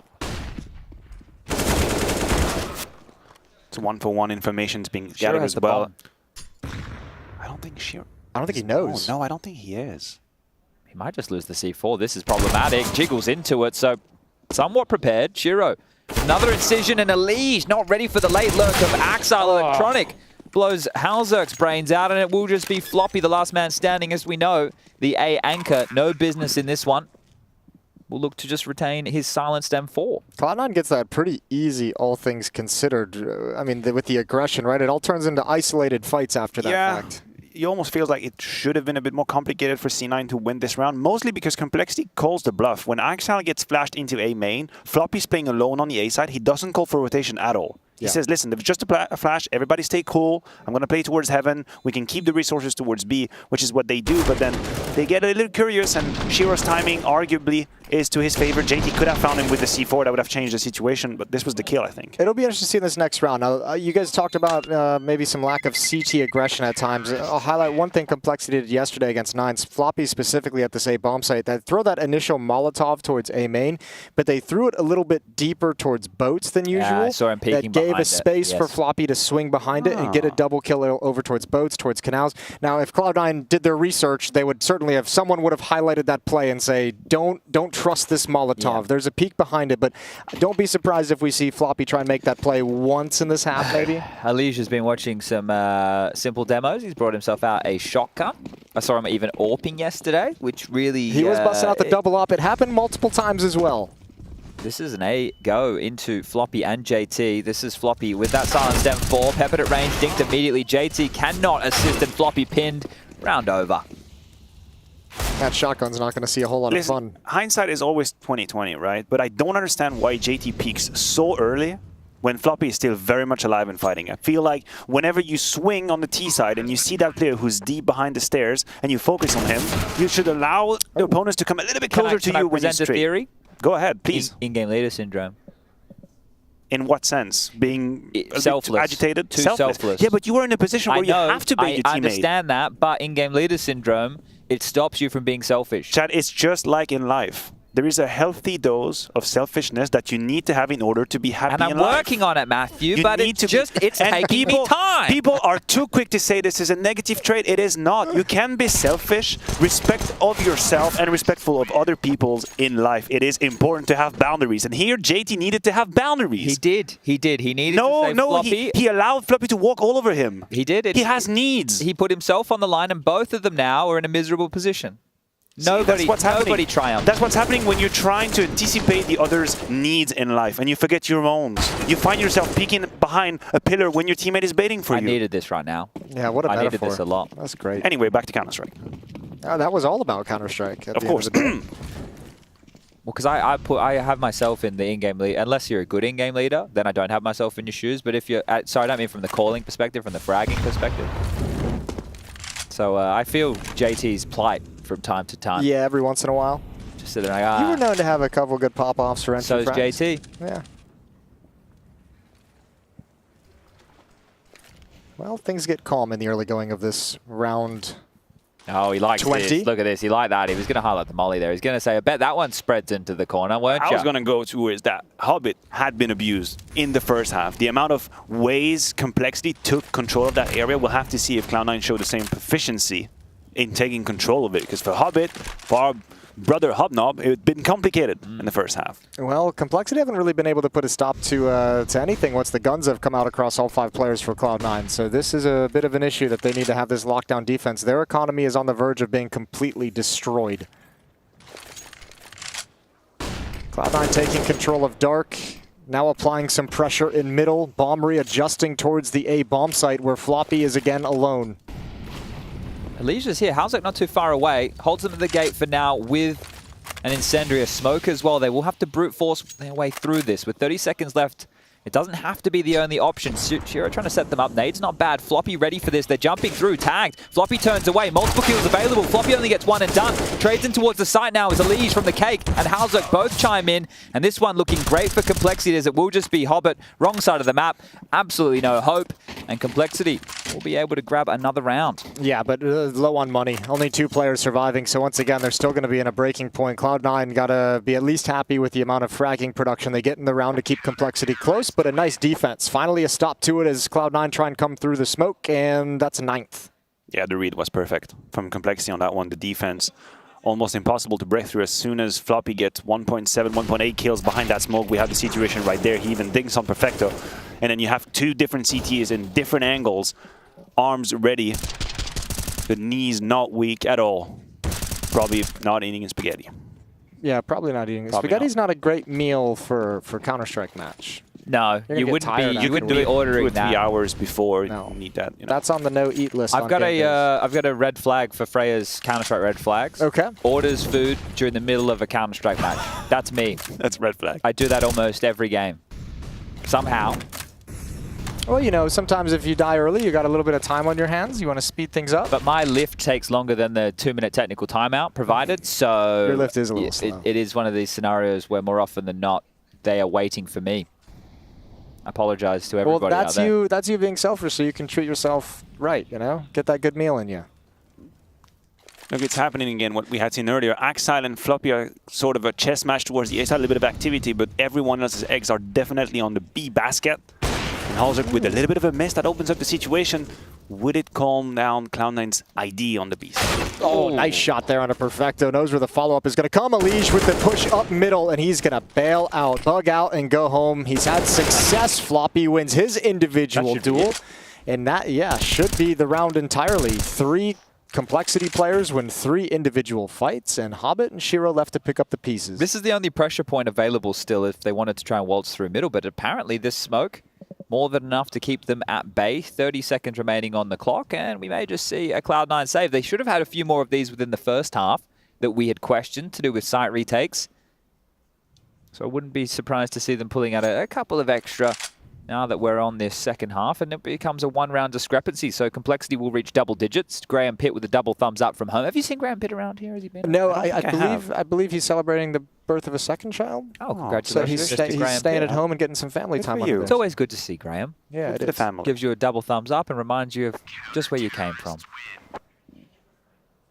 Speaking of thumbs up as well, Complexity have the luxury of having a super solid A anchor currently. When you have Floppy that's in that form that he's showcasing, he's playing well today, yeah. You have so much freedom and possibilities to strengthen the B bomb side. Maybe have that little bit of a cheat rotation towards middle, be a bit more aggressive, because you know whenever he's getting tested, he will stand the test. And now Axile has just been poking and prodding just a little bit with a couple of utility, but he hasn't really gotten to that point where he challenges him, which means Complexity can put eggs in different baskets. This is very heavy middle here. They're going to set Electronic up to take some early space. You can see the U-tool set they've been able to usher him in with a couple of mollies, some smokes. There's going to be a wall being thrown back to hold them, but Elige, are you aware just how close Electronic is? If he rounds this corner, a face full of lead available, and Elige blindsided, the pace change, the gap found, and Cloud9 turn the screws on Complexity in round 22.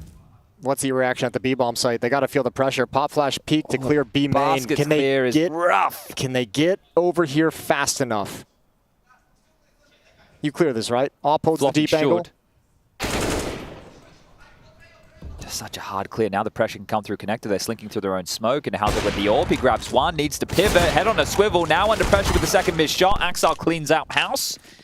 And Cloud9 will be able to grab themselves a couple of extra weapons for their troubles. So that is a well-handled round, and one that just came with a more direct nature. Wasn't so default heavy, went for a pressure point, traded efficiently, took some space, won the round. Found a really nice timing onto Elige. He was sliding over. I think he was getting flashbanged through these doors or to peek through. He was already pre-aiming far to the right. Didn't expect Electronic to be there. I think he had a defensive Molotov, and that's the main thing that Electronic was able to get in front of.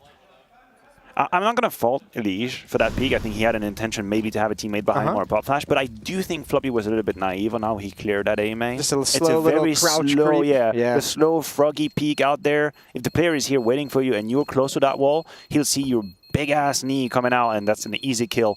And Halter did find one, but if you imagine Floppy puts a bit more of a fight, then Halter could be in the multi-kill position, which wasn't the case there. The only way he brings that round back is if he gets the follow-up on Axile immediately. And it stays alive, turtles up towards that main goes position. towards A main, keeps him cordoned in the bomb site. Maybe you can pick off one more if they try and clear you out, but either way, Complexity, another tough spot. The AWP is taken out of their hands.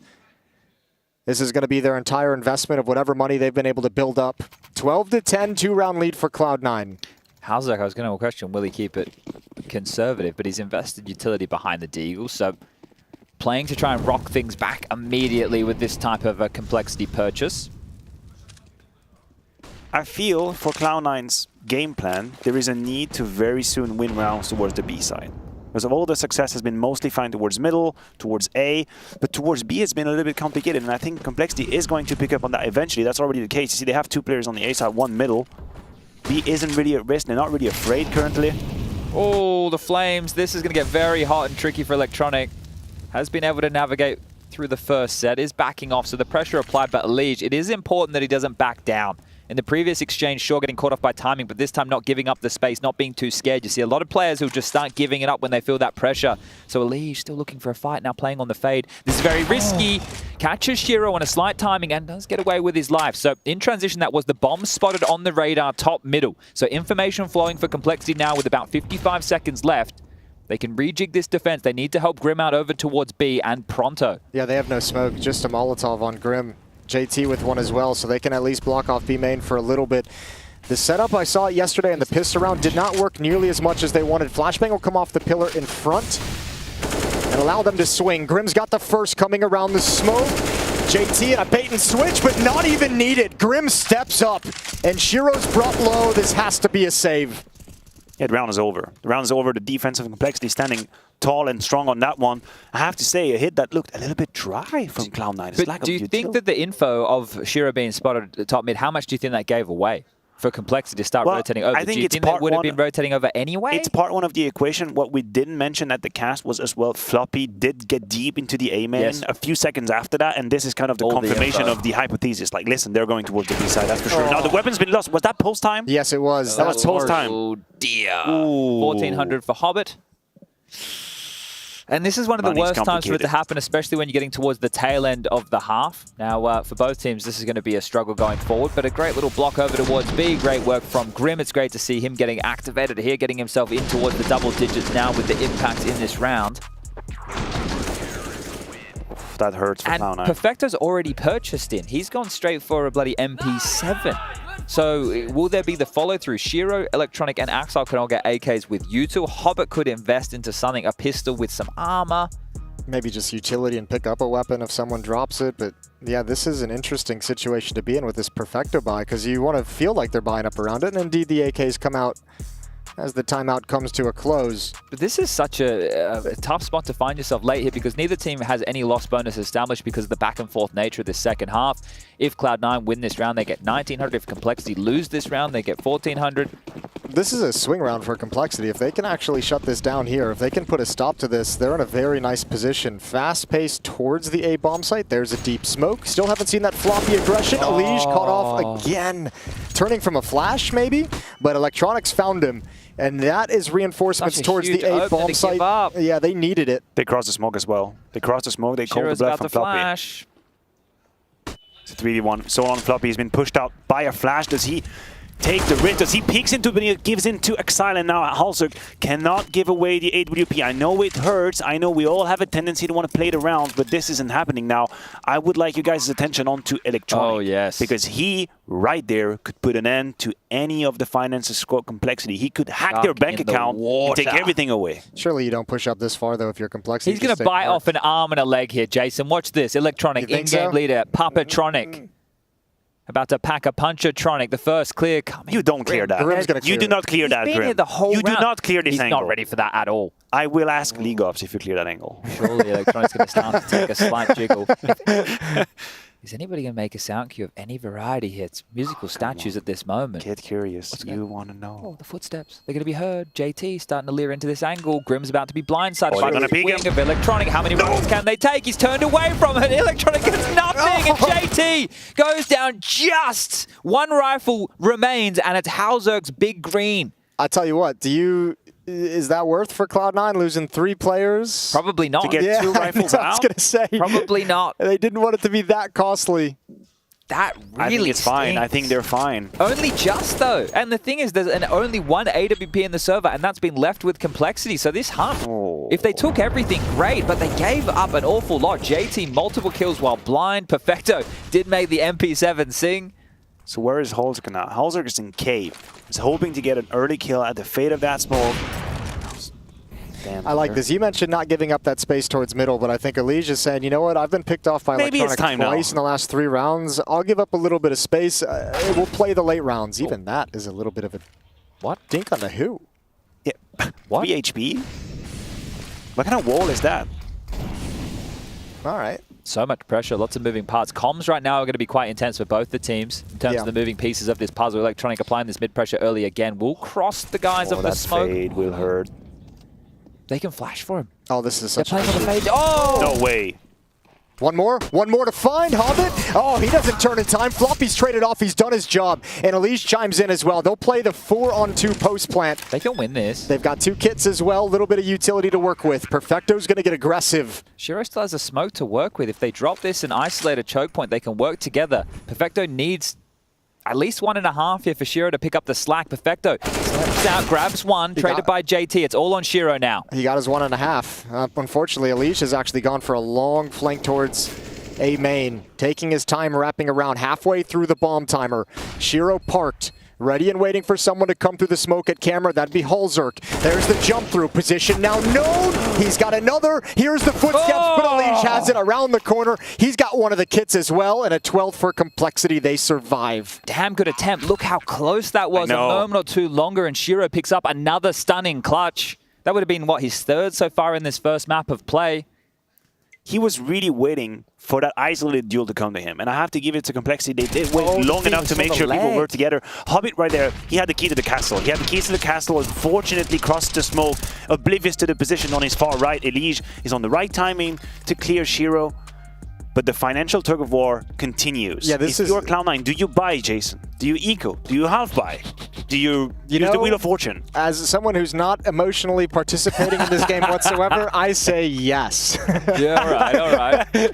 But if I'm the one who has to make that call and own it, probably not. Best case, you get an AK head armor on electronic, you get 3 Galils for Hobbit, Perfecto, and Shiro, and then Axel gets into something lighter. It's still pretty threatening, and you won't allow complexity to get more comfortable and tie things up. Or you take pretty much a spotless round. That's the problem. If you go for an actual eco round and have a couple of P250s and that's it, you are admitting to the possibility that complexity is going to build an economy moving into round 27. Problem is, as you guys mentioned, the loss bonus is not high enough to really justify that. But if they all stay alive, it doesn't really matter. Even if they invest armor P250, armor Deagle, armor Tech 9, and maybe a little utility, that's the loss bonus. And then you're right back into this round. Sure, but I feel like the question is less about, what does our buy look like? Because their buy could be multiple. There we go. It's about, can we still break them late and win the game here? Right, that for me is the big question. If we break them, if we just take everything away, if we don't let them save, if we win a round, the game is ours. They have no loss bonus. They're on the CT side. Right, but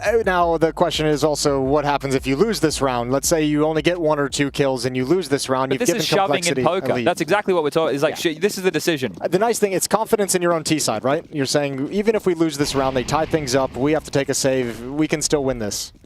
It's going to be touch and go. So this is... It would actually be almost 13-15 if Cloud9 lose this. And it's back to the default spread, which hasn't worked for them. More so the direct plays through middle. As well. Like my line of thought is always, when you're working out with Tech 9, it's going to be very complicated to win some of these duels displaced around the map. So what you want to do is you want to have the numbers and the pace with you. So maybe what Cloud9 is doing is trying to lure complexity into thinking this is a map control and then eventually step into fire and lose 50 HP. Did he... In their own volley. He lined it up. I feel like he thought that was going to be a gap in that corner again. Geometry, once again, striking at the door. Lots of talking right now. Getting ready for this B split. Elige mid, Floppy A. The action will be on Halzerk, JT, and Grim as they throw out some defensive utility. That's a lump of damage. And here they go. That's a great nade. Oh, good flashbang, though. Defense is blinded on the back foot. So mobile. Grim, he falls apart.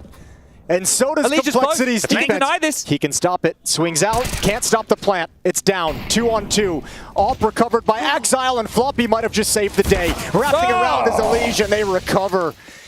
They bail Grim out because that was a shaky spray. What a response time. We're still worried about the trades happening on the site. Elige's already in dark. He came down from window. Pushing out a temple. It had to come from window, dropping down into water. But the fact that he tried that play, he got punished for it a bit earlier in the half. Yes, Remember, he dropped into Axel at one moment, got absolutely wrecked by this. But I guess once he sees Axel in the kill feed, expects nobody watching the flank. Sure, the bomb goes down. Sure, they get into the site here. But the fact the mop and bucket comes out between the likes of Floppy and Elige, they saved the day for Complexity. That kill from Elige is so meaningful as well because it buys time for Floppy to get out of that smoke, and Electronic has been baited obviously by the danger towards the cave, and he shows his shoulder because he's ready for the trade. Floppy strikes, leaving Shiro alone. We are absolutely on a dime here. Yeah, that's a phenomenal little trading of aggression and juggling of aggression from Complexity on the retake. 13-13. Now, I guess since we made such a big deal of that buy in the last round, was it worth it? So the fact that there are only 2 players, yes. Yeah. The kills and the plan make it relatively acceptable because if you're Cloud9, you can justify having a more limited approach now, and you haven't let Complexity run away with 25k in the bank. You get a couple more kills here, and you've kept them in the same position where, sure, they get up to 14, but if you break them and then it's 14-14, again, we have the same conversation about no money in the bank. So as long as Cloud9 right now are able to grab 1, 2, 3 would be great. A plant would be magnificent. They need 2 at the very least. And it might just be this A play again. They've tried this a couple of times. Floppy, you've done a bit of eco bashing in the first half. You're going to have to do an awful lot here in the second. 27 kills. At least 7 of those are against full ecos. Yeah. Someone's got to get them. Put that qualifying statement in there. Don't worry. Players can't catch a break. Coming at him again, though. This time he's got good backup. Halzerk is here with the AWP. Elysian middle can spin very, very quickly, especially because just now he's clearing it. Smoke is in his face, however. And they decide to play a very passive defense. Floppy's going to let him into the site. He needs that, and he's got it. More to come. Halzerk under pressure with the AWP. The jump up misses the chance. And that gives a little bit more space over to Cloud9's Tech 9s as they close the gap, and Exile's got a big one behind the flames. Two on the flank here. Grim fast with JT not too far behind, but time now. Starting to slink on down. Bomb about halfway gone. Grim's taken one back. Elige, a long rotation around the world. Halzerk put them into a big advantage, but a back kill, and there it is. Elige, that late play. The mop and bucket comes out again, and just cleaning up the problems, Complexity. We spoke about this in the first half. Exactly. I was going to go there. We talked about it. We had a couple of examples from Cloud9 as well, where they would give out on the side willingly, knowing that as long as we contain certain key parts of the map and we punish whoever crosses that line, we're going to have all the pieces in the right position. The double flank, as you mentioned, was perfect as well. And Cloud9 never really got enough real estate to breathe in that clutch. So Complexity held their nerves in that very tight situation. Yeah, and Cloud9 really wanted to take down Halzerk's off, didn't they? They were being very focused on it, trying to press it back, and he kept retreating just a step at a time. This is the one, though. That's the one. That's the moment. All-important round. And for all the praises we've sent Shiro's way on the CD side, he's been a little bit more quiet on the T side. Yeah. It's a bit harder for him to find impact. He had once onto Elige, but ever since it's been complicated, I think Halzerk's been doing a better job at punishing the first few attempts, and now Electronic is in the spot. Yeah, this is going to be the cheeky head-to-head. We've had Elige versus Electronic over towards middle on several occasions here. Right now, by playing in the window, the timing is caught on the reload. Elige, oh, not blindsided by it this time round. When it matters most, Elige gets the better of Electronic. Yeah, that's it, because I mean, you want to talk about Shiro's impact dropping off. Well, in the second half, some of the most impactful kills have been when Electronic's been able to best Elige in mid and find his timings. This time, it's not available. However, don't want to see him give it away. Little cheeky off angle that Hobbit's going to walk right into, and another freebie. Loving it. 5-on-3. And a clean round here for Complexity would be a disaster for Cloud9. So Elige.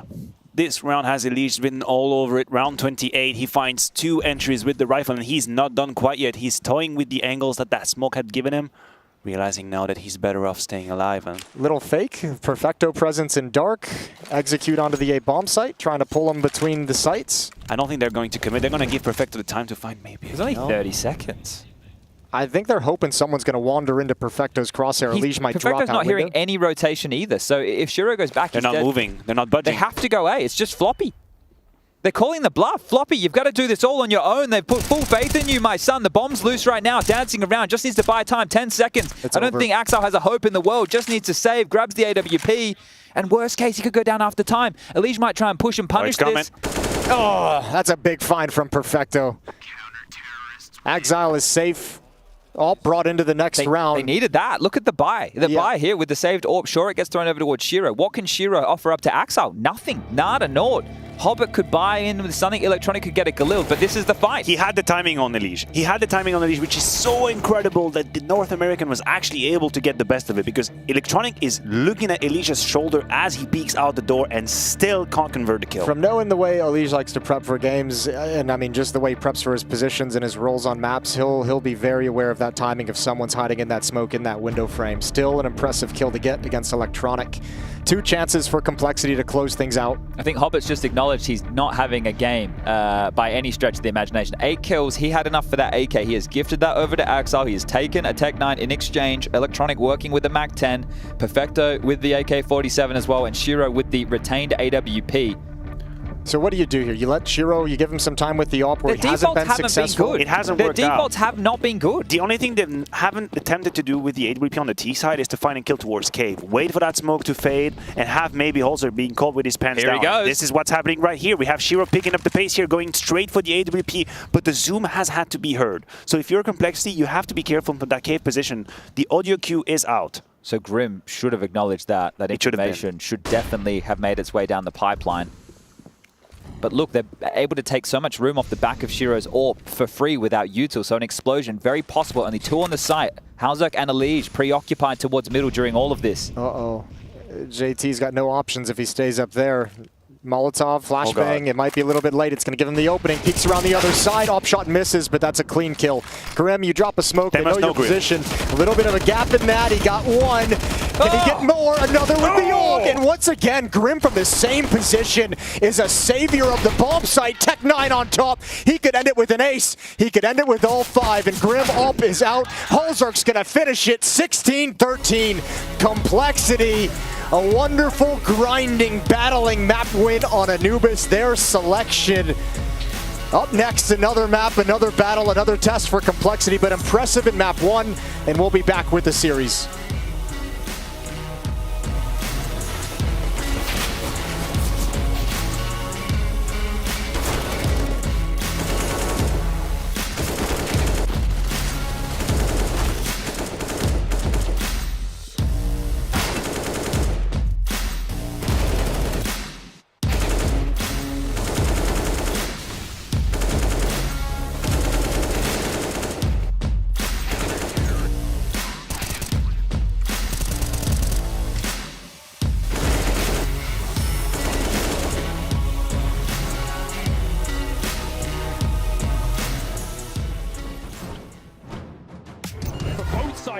Nails the shot. 3 kills from the captain.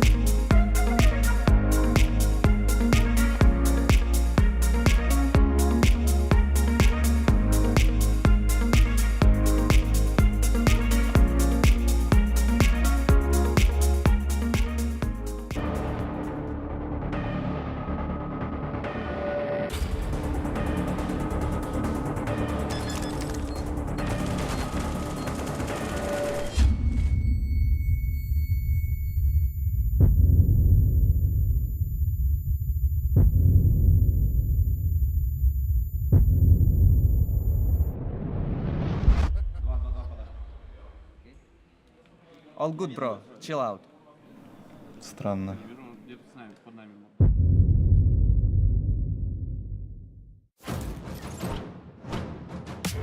Kaden, you can't win Pro League like this! You can't win Pro League like this!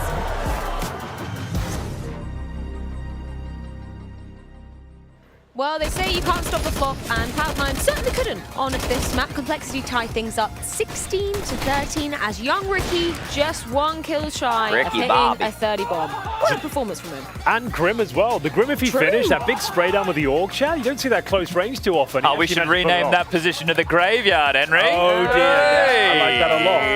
That was a great map, though. That was like every round felt like it was right down to the wire. Lots of clutches, lots of 3-on-3 retakes, not too much saving going on. I thought that was a really entertaining first map. and congrats to Complexity. They got over the line. Yeah, good win for Complexity as well against, you know, a big beast of a Cloud9 that sure isn't in full force or form that we expect to be possible. Dude, after the roster mania, every single pro player was telling me this is the roster. I was best full roster sold, move of Henry. all time. I was all in. When are we going to see it, though? But That's can what we- I'm asking. Can we see a reason why it's not working? Because Their defaults were no good just Okay, then. there we go. Their best rounds on the T side when it was more direct and they were able to kind of bully their way into positions. Their like map control into mid-round decisions wasn't great.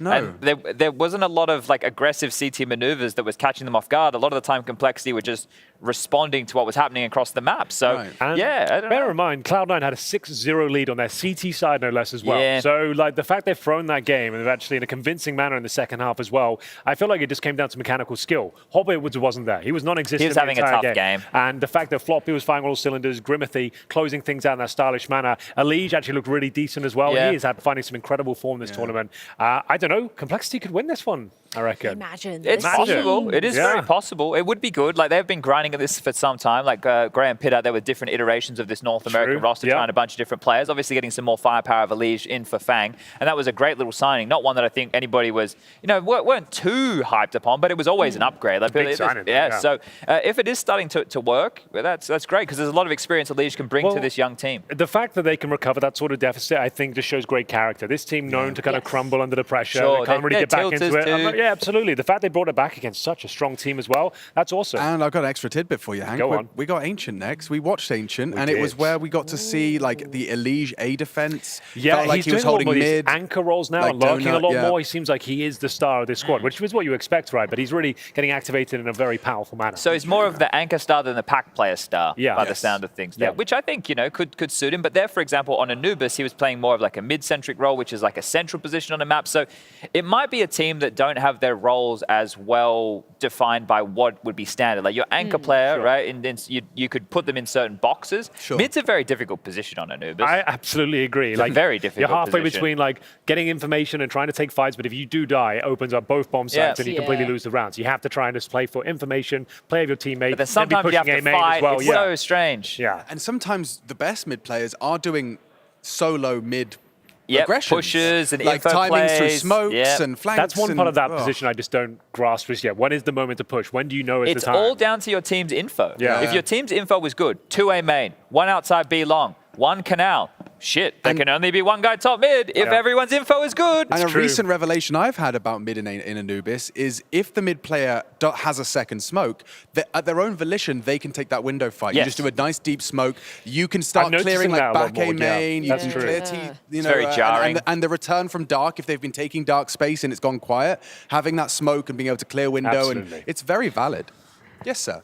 I was thinking about during the cast, I'm going to keep my hand up while I'm talking, Okay, just please. for dramatic effect, for the forfeit wheel, one that is we love actually that. reasonable. Okay. Not anything There's not that is too gonna, many of those. Okay, so a No, reasonable most of them are forfeit. not reasonable. Yeah. Reasonably But I was thinking, horrible. so somebody would have to go and staff the coffee machine, which is not staffed. Someone would Yeah, have to go and okay. staff the coffee machine for, is 20 minutes a reasonable amount of time? Give it half an hour. Half an hour? Yeah. So when people go out there looking for a coffee, go, hello, sir or madam, how What can I can I help get you? for Would you like you? a I like that. cappuccino? Yeah. Would you like some hot water for a tea? And you just have to sit there and be cordial. I can imagine you doing that after the way, you've been treating some of the players, packing up their That's gear true. for You're like a them, concierge. holding Yeah. Patsy's luggage. Yeah. Well, the thing you've is, been a true if gentleman. we don't do stuff for them, then they don't want to be on the show. So It's true. we got to Give keep them trying no to. excuse. Yeah. Some more exciting news that was going down during that map, if you guys were watching over on the socials. The 2024 Counter-Strike calendar for the ESL Pro Tour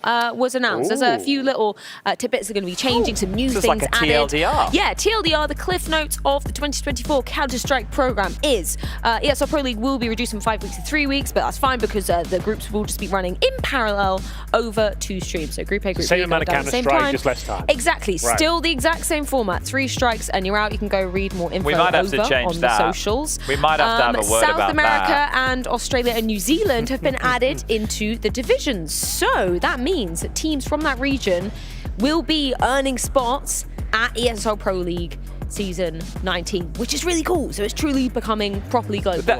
Didn't we have Greyhound? Yeah, we did, but that was through the national champs, which they've shut down the national champs Right. now. Okay, so it's a replacement for that. Exactly, Okay. exactly. There Let's was bring up too many qualification streams previously. It was quite confusing, if I'm going to be honest. Can we bring up the ecosystem just to give everybody kind of a recap at home who might not be familiar with the ecosystem? There we go. So this is a different tiers, the different layers of the cake, if you will. Of course, we have start at the bottom? championship level. Okay, let's start at the bottom. Oh, sorry, yeah, just if 'cause you're I grinding on Face City SVA, of course, Yeah. grassroots competition, that can lead into EPT Challenger tournaments, which then, if you place high enough in that, can lead into Masters. That's, you know, your ESL Pro Leagues, your IEM Dallases, your Rios. Sydney's, exactly.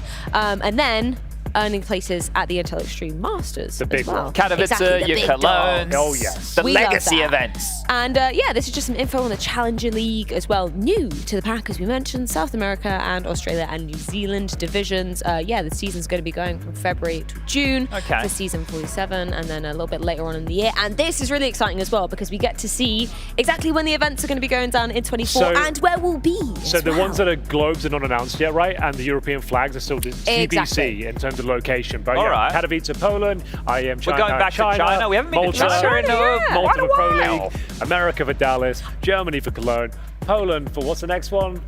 Oh, no, it's Malta again. It's Malta, Pro League yeah. again. And then I am full okay. TBD. I'm so excited to go back to Dallas. I love the crowd there. Like, Dallas is actually, great. Dallas is so yeah, fire. fair. Yeah. I really like Dallas. So good. Yeah, I'm excited. Never been to China before, so. Yeah, it's an interesting spot out there. Depends on which city we're going to. Didn't say on that, did it? Didn't say, No, yeah. okay. Still been to TBD. Shanghai a Coming bunch. soon. Been to TM. Beijing a bit. No, Beijing I've been to. That's I where actually, back in 2008 during the CGS, I went to Wuhan. Wow, how was it was pretty good. Walk around the wet market? They built an arena for it. No, didn't get out there. But probably the time for break right now. Music means we need to go to break. We got Ancient waiting on the other side, so yeah, join us back for that fun and games. See you later.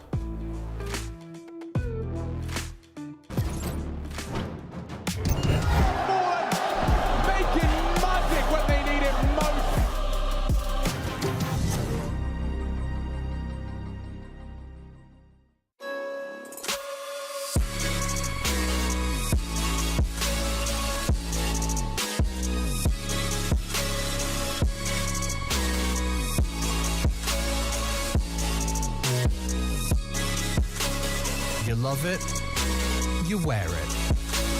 What's your style? Get your merch at shop.eslgaming.com.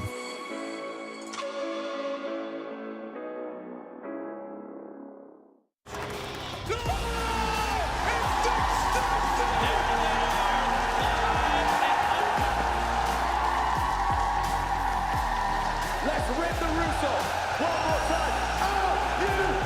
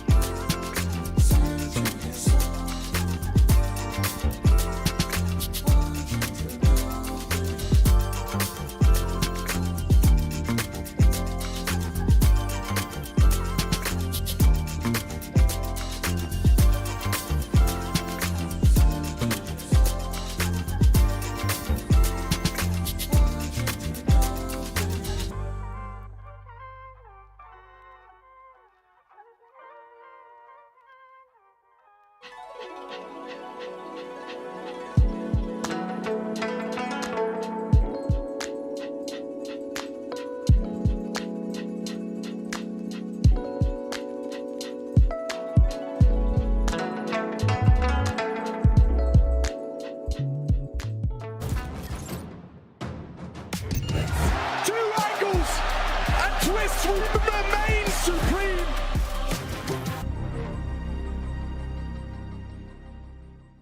And we're back. ESL Pro League Season 18 Complexity, one map up on Cloud9, and we move over to Ancient. I've got Mr. Maniac, I've got Mr. Sponge here with me to take us all through the action. And will it be Cloud9 or Cloud9? That's the question on the tip of everybody's tongue.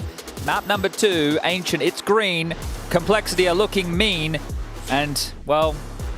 And Elige is lean. Yeah, I didn't have anywhere else to go. Yeah, I mean, it was either lean or bean. I don't know where you wanted to go. My windows were looking sheen. Yeah, they got a nice sheen. Maybe they were clean. Well... Yeah, that would have worked a whole lot better, wouldn't it? It's okay. We'll be there all week. Cloud9 might have a nice clean pistol round, considering the fact that Floppy's all alone at this B bomb site. All 5 players for Cloud9 huddling around the double doors. Looks like Shiro might investigate Cave a little bit late, but 3 players coming up the ramp, and it's retake. They're going to get the plant here. What I'm questioning is... okay. What I'm questioning still is how they play the post plant, because they have no real estate, no space. And if Shiro lets Elige slip, now oh my God. Uncle Hobnob is in an awful lot of trouble. Shiro's timing perfect. Elige with the pause. I think he's waiting for action to take attention away from him, and that was his undoing. And now it gets really hard, really difficult. Electronic with the double kill. That's pretty much the pistol round over. Not even close to the defuse. Floppy's going to back away. So get through the smoke, and that's all you get. To be fair, if you assume the CTs won't have a smoke to play with or would use the smoke for the bomb plant, then that cave position is actually very strong with Glocks. Like, it's a whole lot of close-quarter combat. You can have Electronic sliding over the pillar, left, right. That's what happened. But I agree, Alicia's timing could have definitely changed the destiny of this round.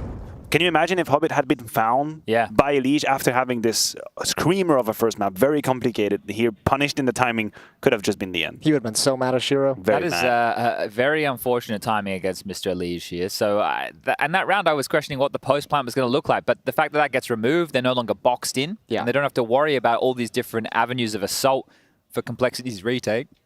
Yeah. Excuse me. There is a cough button for a reason. There is a cough Maybe button. next time I'll use it.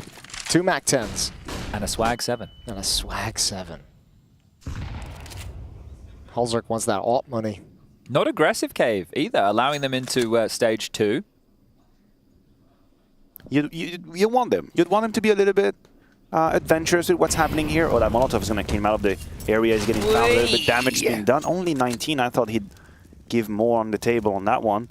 And Cloud9 is not changing their plans. They're very much set on taking that map control towards B with 3 CDs waiting for them, and the smoke must slow them down. Yeah, nice timing on it, but there's so much time left to be patient. That's nasty. All right, JD's opened up with a couple of nice headshots.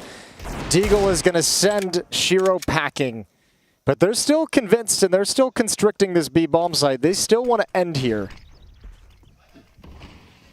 Short smoke in, pressure now. Hauser, that swag 7, standing at attention, tucking in towards the cubby. Playing wood, and there you go. The first found, the second beautiful. The bomb down, and more kills coming Hauserk's way. Can he connect the dots? No. Perfecto will lay him to rest. I think he wanted a little too much there. I think he wanted a little too much. Could have just picked up a gun and got into Cave, and now it's going to get worse because Floppy goes down, and Grimm's flank is coming in hot, but it's not anytime soon. They line up, and Elige has passed over the information to Grimm. Plenty of time, even without a kit. Exile, you have so many choke points to worry about. Convinced on Cave, and he's just going to hold it and say, I live and die by it, and Grimm comes from behind. The damage from Elige is why Grimm is in such a good position. It's 180 damage with the FAMAS right there. The double stream from Exile and Perfecto almost allowing him the double. That's a give back for the lineup on Anubis. And so much money. Yeah, Hauser can now purchase himself a bit of an AWP if he would like. I'm not sure how advised it would be going up against a lighter purchase of Cloud9, but he munched away with the Mag 7. Open question to the group. We saw Complexity with the smoke in front of Cave, allowing for that little bit of a boost to happen, and JT was waiting with the Deagle. How much of that is a bait that is supposed to trigger a boost from Cloud9, and how much of that is a reaction from JT? I didn't see if he was pre-aiming it. I don't think you can ever count on the boost happening, right? I don't know. He seemed awfully ready. It was the only option behind the smoke, right? So I guess preemptive. Whether if they have a good idea that they forced into Cave, right? Then yeah, you're limiting their options. They have to make some decision. I'd hope it's more premeditated. Again, that's a cooler angle. We'll give them credit. You got to go through this, I think, as well if you're Cloud9. Not anymore. Oh, big win. Hobbit down to 15 HP. Going to get wrapped upon surely, but just being a nuisance in the middle of the map.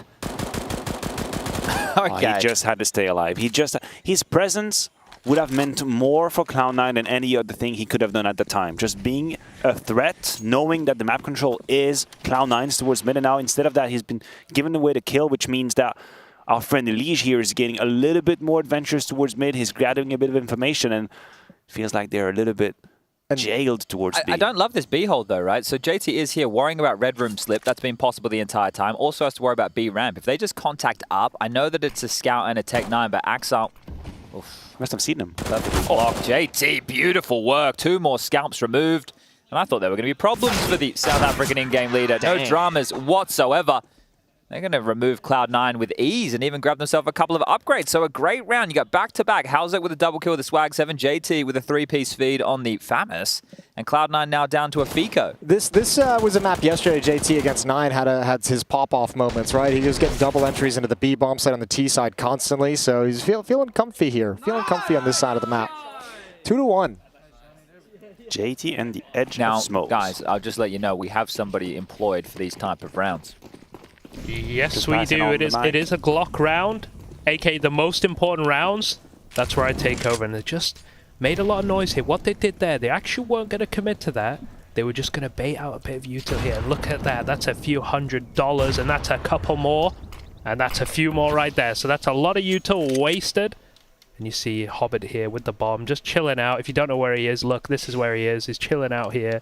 You don't see him, Free look. cam work. We don't see this often from Rushley. Normally not allowed, so he's breaking a couple of rules here. I'm taking over today, and if we get nice and close to him here, we can see that kind of angle that Hobbit's working with. But look, Electronic sneaking up now. The boys coming back over. They're just going to try and run it in B, I guess. Will they go up ramp, or will they go cave? Will it be 6 or will it be 8, Rush? That's the question. 6 or 8? That is a good question. You know what?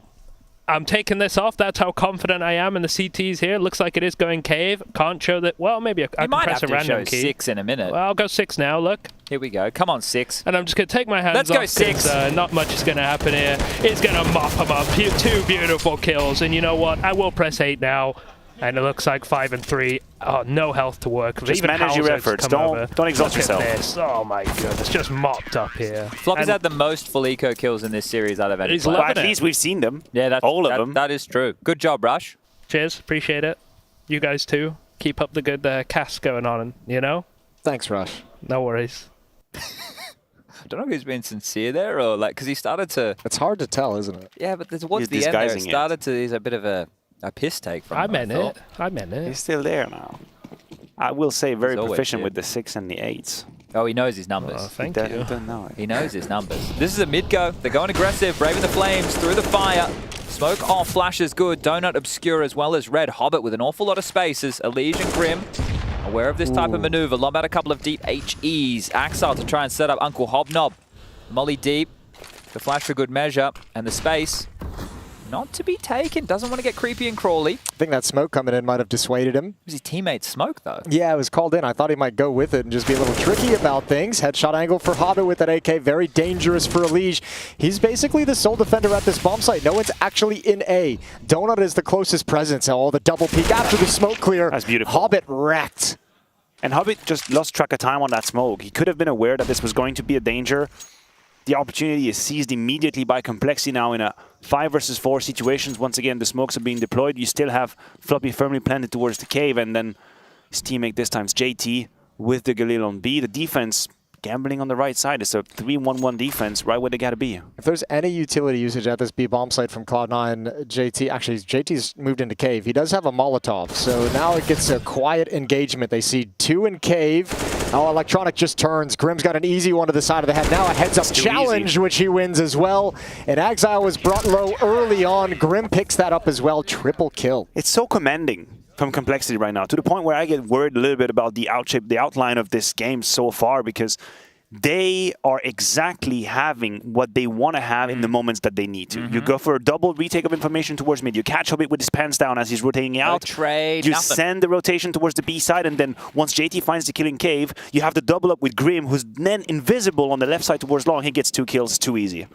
Yeah, and we were critiquing some of the default approaches of Cloud9 on the first map. So if they're unable to get their act together on the T side through standard means, there has to be a lot more direct plays, then you're hoping and praying on individuals to be able to pip certain gaps, you know, hoping that these, because a mid play on this map, sure, you can throw all the util to facilitate it, but if the CTs decide they want to fight it, or if they want to fight it on a slight like tempo delay, like at a 1.5 with the flashes coming either from A, pushing out Donut, it's always a bit of a 50-50.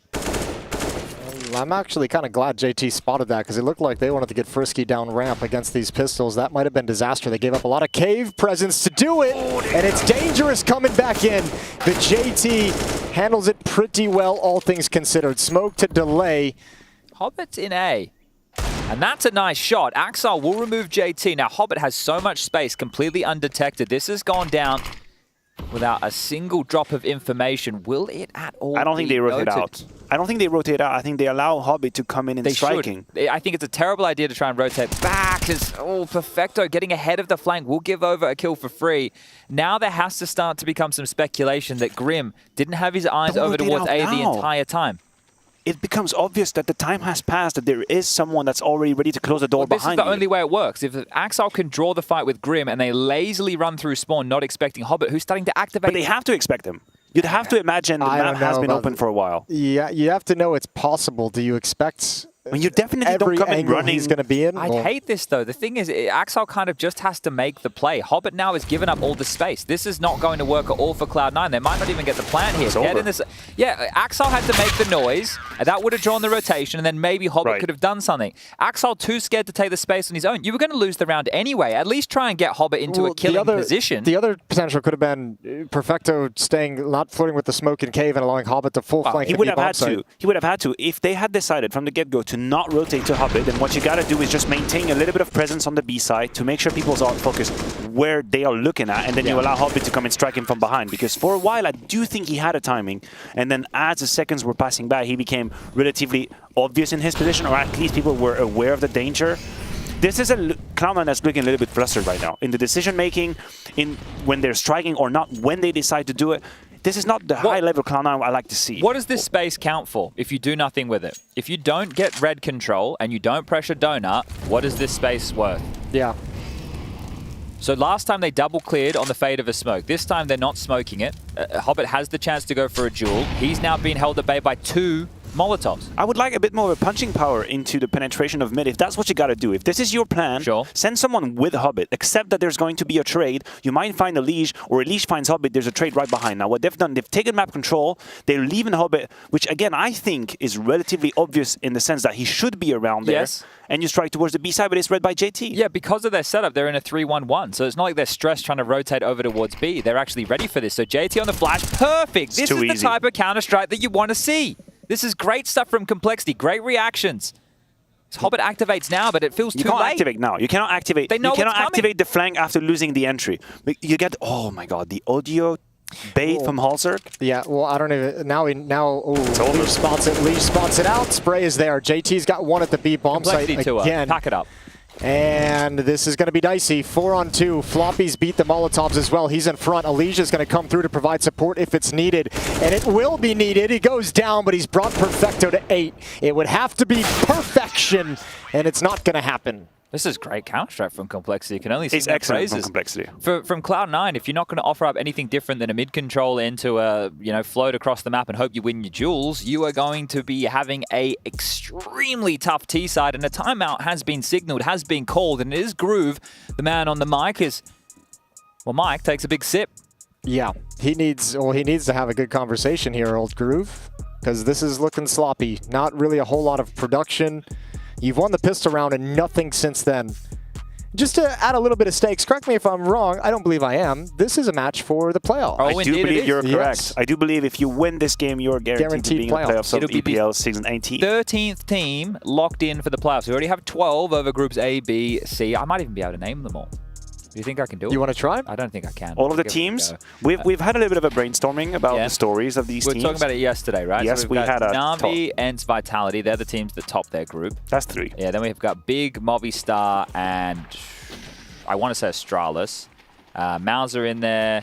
We have... You got 7. We have A bunch.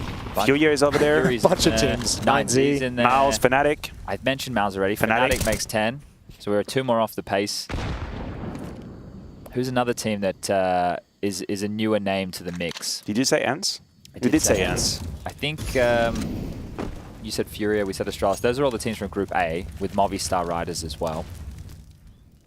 But do a little bit of research. Yeah, only missing 2. You know, but when you try and do 12 teams off the top of your head, there's been an awful lot of Counter-Strike. Yeah, it's not ideal. I'll let myself off. Oh, damn!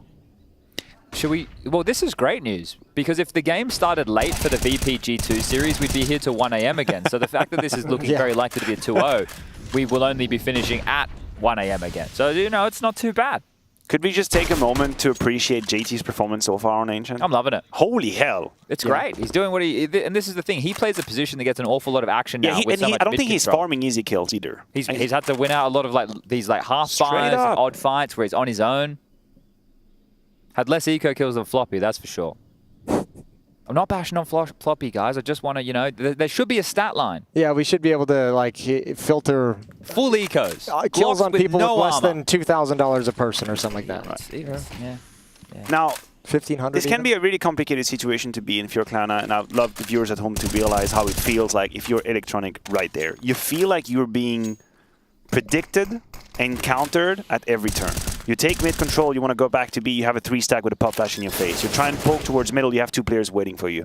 So I think what Cloud9 actually needs right now is 1 player to win a round that isn't supposed to be won. I think you need someone to turn a situation around. A couple of entry kills. You need to do something that breaks sort of the normal scenario, the normal script of what Counter-Strike is supposed to be like. Give yourself a little bit of breathing room, and then you can start being a bit proactive, because it's very complicated to be the one tricking your opponent when you're down 1-7. It's almost impossible, but because you have to play some sort of a 4D chess where you take the counteract of what is it that you were supposed to do right here, and it's a very complicated exercise to do mentally. Well, this is an interesting time for that discussion to crop up, Matthew, because TC, the coach of Complexity, has decided to take that timeout. So now expecting the type of change in the approach from Cloud9, TC trying to get ahead of it. What Cloud9 hasn't tried to do yet is take mid control and then immediately with numbers trying to take what I like to call the second zones. So you have mid control, right, and then you could have the donut, right? You could have window, but with a whole lot of people, with bodies, with intention. They haven't done that. They haven't really messed with donut at all when they've gone mid. I don't think they're they've messed with smoking it it at all. off.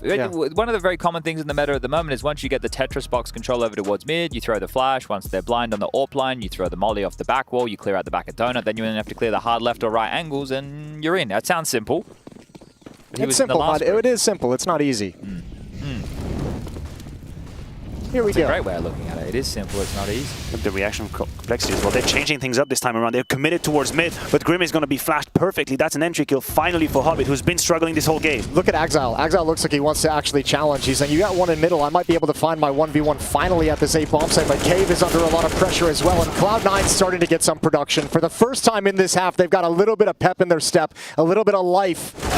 But it has to be clean, Jason. It has to be clean. When you find yourself in a 5v2 at 7-1 scoreline, you cannot allow Complexity to even just dig at you or jab at you. You have to win this round. The bomb's coming back to it's quite A. disjointed. Yeah, reload heard. Fortunate. Axar will just shoot Elige in the back of the head. Electronic onto JT. That's pretty have it. Pretty damn clean. Need another one of those if you want to break the cache of Complexity, though. You need 2 more, 2 maybe 3 more. Grim at 12,000 before he buys in this one. He even drops over an M4 to Elige. Oh, it's not over yet. They're not out at all. But this was a difference in approach. It wasn't the all-in mid initially. It was like a second wave. They threw the donut and the red smoke, and then they allowed the CTs to establish some control. And then Hobbit actually had some success. So props to Hobbit. Yeah, Flash was good. Benefited as well by the fact that that's, I think, the first time we've seen Complexity push all the way down middle. It's hard, Jason. You've got North America's best team versus North America's favorite org. So I started saying Complexity. I was like, is this Complexity? My brain just kind of... boost for Halzer. Flashed off the angle. Perfecto is keeping them on their toes just a little bit. Complexity very accepting of giving up on mid.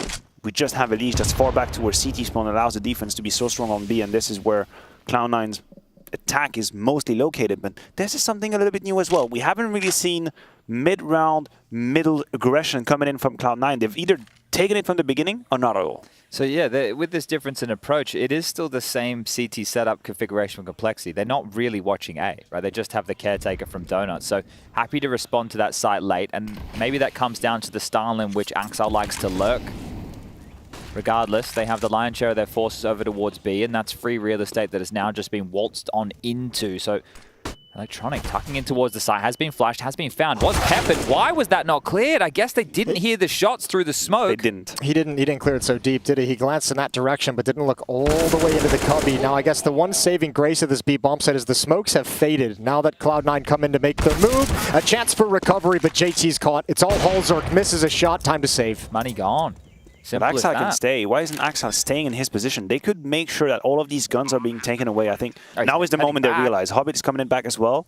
Do you go on the hunt? You do it cleverly? Yeah, you would just slowly constrict space with good communication. You just heard a smoke A main, so Hobbit should be able to stretch his legs and take that. This is where you want your players and your pieces to move exactly as you'd like. Okay, we have this control, stop. Let us take this next space, stop. Now you can take this, because you don't need to be lazy with this. This is the worst time of the game to be, especially now when you're trying to mount a comeback on your T side of your map choice when you're already one map in the bin. So Cloud9 trying to keep things together. A chance for them to really recover in this half quite well. If I'm Complexity in TC, I'm calling a timeout after this one and just reminding the boys, don't let them back into this. We have them beat. Hide! Hide! Imagine if when we were saving, we were yelling like that. They're coming! Run! Oh my god! There's two of them! Dwindling to a 4-round lead. This is the first time in this game where I feel like Complexity might not have an actual read on what's coming their way. Cloud9 have done enough to sort of reset. It's tabula rasa.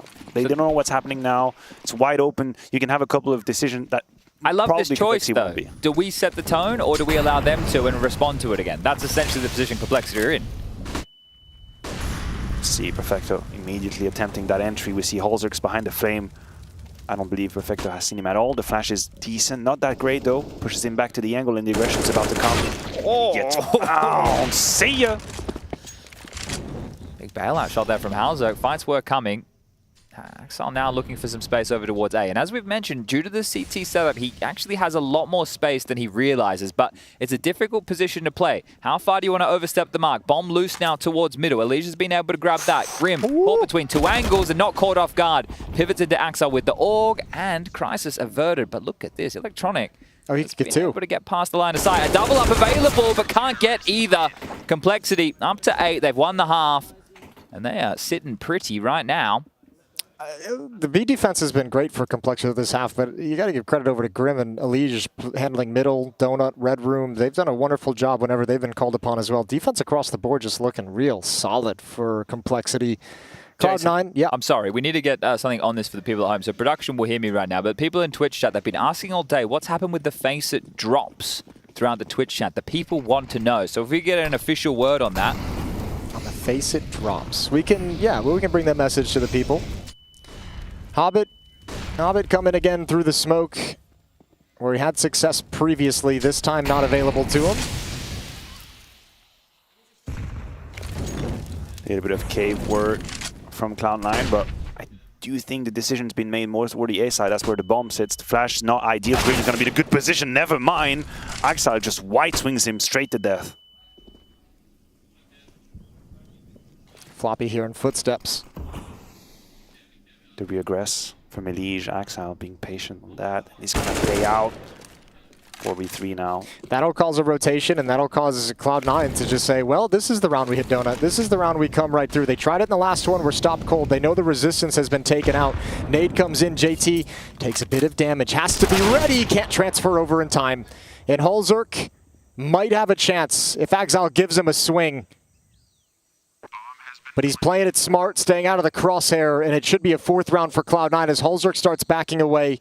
Floppy's not even considering it, finds a kill on the other side of the map and secures the retreat. It's looking a little better from Cloud9. I think whenever you send Hobbit on these missions, because that's what's happening. Hobbit is being sent on missions towards middle. He's got a couple of utilities for him, 2 smokes, couple of flashes. It's basically, good luck to you, my friend. You're going to have to take map control. If you're going to put him in such a tense position, the rest of the angles of attack, would it be 2 players towards the A side or B, have to find some sort of map control, entry kills, some sort of pressure. There's a give and take that's been here. And Hobbit isn't being given a lot to work with. So the rest of the map has to have the impact. And this is what Axide did here with the first kill towards A side and then waiting patiently, grabbing that rear aggress from Elise. That's what it's supposed to happen. That swing right there is pristine.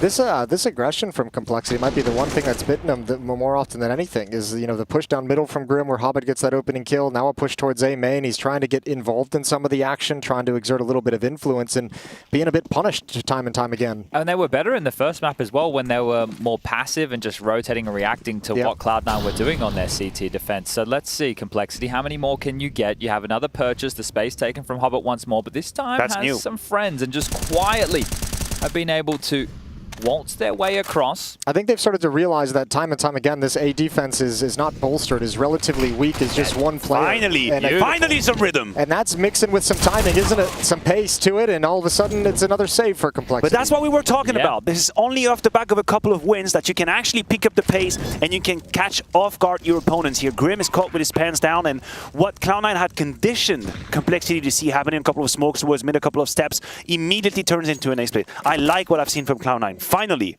damn it! Yeah, I really like that. Those are good plays for Electronic as well. Those are plays that Electronic likes to make.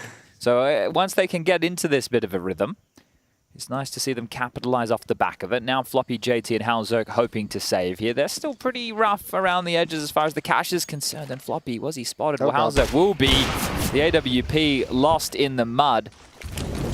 And even Molly had all out of position, so they must have seen Floppy. He's under so much pressure. 25 points of health. Shouldn't be too much longer for this world. Continuing to defend. A defensive smoke as well. The fights will still keep coming, but it looks like he is all good to retain that AK. Couldn't find the op, though. He was searching for it in the waters. He might have been blown up by a grenade, but he couldn't find it at the end of the day. Can be hella complicated in the water. Yeah. Speaking out with a... Do you see the C4 in CS2 is the favorite thing that I found in CS2? It floats. Anywhere in water in CS2. Does it move and float? Yeah, it moves. It doesn't work with the current. There's no like actual current. It'll just float in some direction. Okay. Is there... Is it following the laws of physics? No, not at all. I was gonna say... Not at all. I was gonna say, I think from a density perspective, it shouldn't really be floating. No, it shouldn't. It should. Fair enough. But it's just going to make it always easier for people to find. So like on Overpass, for example, or Inferno in the Fountain, or Ancient is probably the best over towards T-spawn. When the bomb gets dropped, it'll float, and you'll even move within the direction that you've dropped the bomb. So something for you at home to keep an eye on. But Complexity, the shove, they've purchased behind these saved rifles. They've been able to get out one extra. A Mag 7 for Halzerk. Again, he found success already in this half, very early in this half. And Grim down to just a measly little MP9. But we've already been discussing the aggression not working for them. I kind of feel that's their only option in a round like this. It just came to my attention that we're being very lenient with Shiro's 15 ADR, round 14. Yeah, well, I picked him as my MVP of the year. Oh, no. He had a good first, man. He did have a really good on the map. first map. He was. Watch him be good now. Ooh. Oh, you can't retreat anymore either. A little bit trapped. Shotgun this time, the Mag 7 not working for Halzerk. Floppy feels like he has to get aggressive. Then Complexity's just stuck behind this smoke. And again, it might just be a save. You can't win this round. Yep, another one that falls extremely flat. But Hobbit's here to punish. His timing. Not ideal, JT. Very thorough ready JT. for it. Yeah, very thorough. Don't want to give anything up. Brim's going to be able to find himself an upgrade. But I do love that simple approach over towards B. Once you have the AWP boosted on that box, monitoring over towards long, everybody else can kind of waltz up worrying about the pillar, the cubby, short, and ready for those swings. They don't have to worry about long until you're getting towards the off angles of 1 or 2. These now that Cloud9 is switching to this like more decisive, faster pace to it, and they're winning. You guys have been harping on that, but yeah, this has been great. I mean, some of these rounds aren't even contested. But I know, but it's just obviously when the score is 1-6, 1-7, it looks a little bit foolish. But because of all much conditioning they've put towards the middle, once they start winning rounds, it becomes easier to take the counterpart of what is it that you think your opponent is going to do. And what Complexity finally does here is with a little bit of a limited purchases, a couple of MP9s, they put a whole of X towards the basket in middle.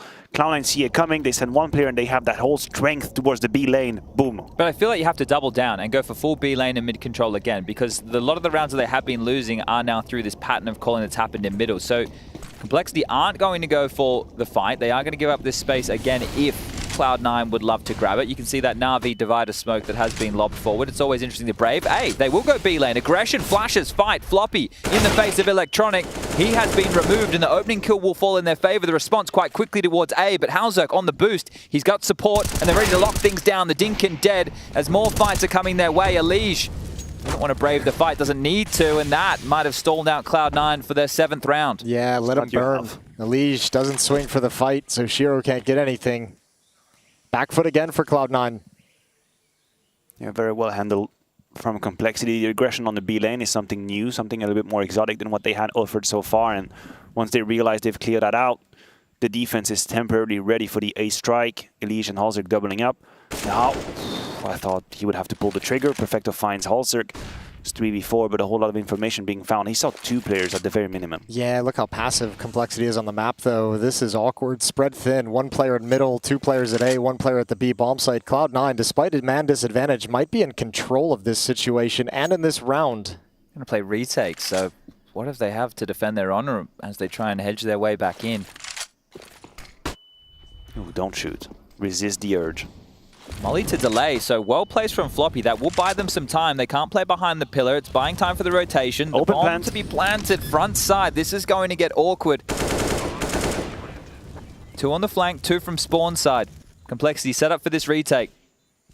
Shiro has to find that. Shiro has to find it. He doesn't. What a shot from Floppy. That's Elige to step up next. He's got one onto Hobbit. Perfecto's position known. Has to be a double swing. Utility going to make him a little bit nervous. Smoke blocks off his vision. Does he have the lineup in the open? Now they know.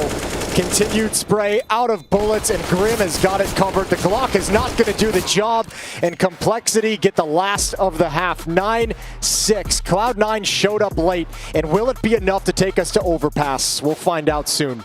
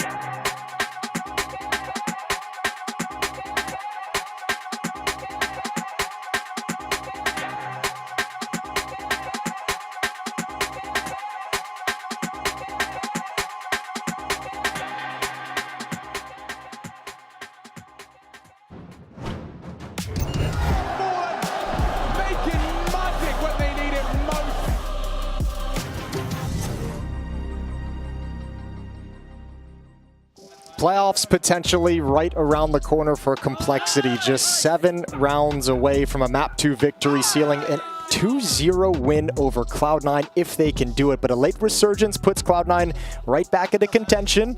And we're going to get underway with the second half of the teams switch sides.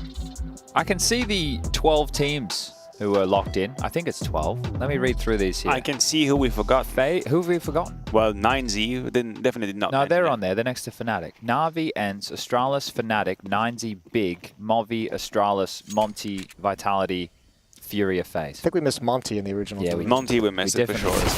Oh, that's...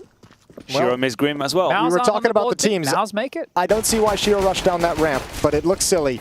It looks silly, and it might get piled upon. Electronic, the last one remaining, tries to track, can't do it. It's happening. Oh, God. Complexity just have a read all across the map and just completely obliterate Cloud9 in the pistol.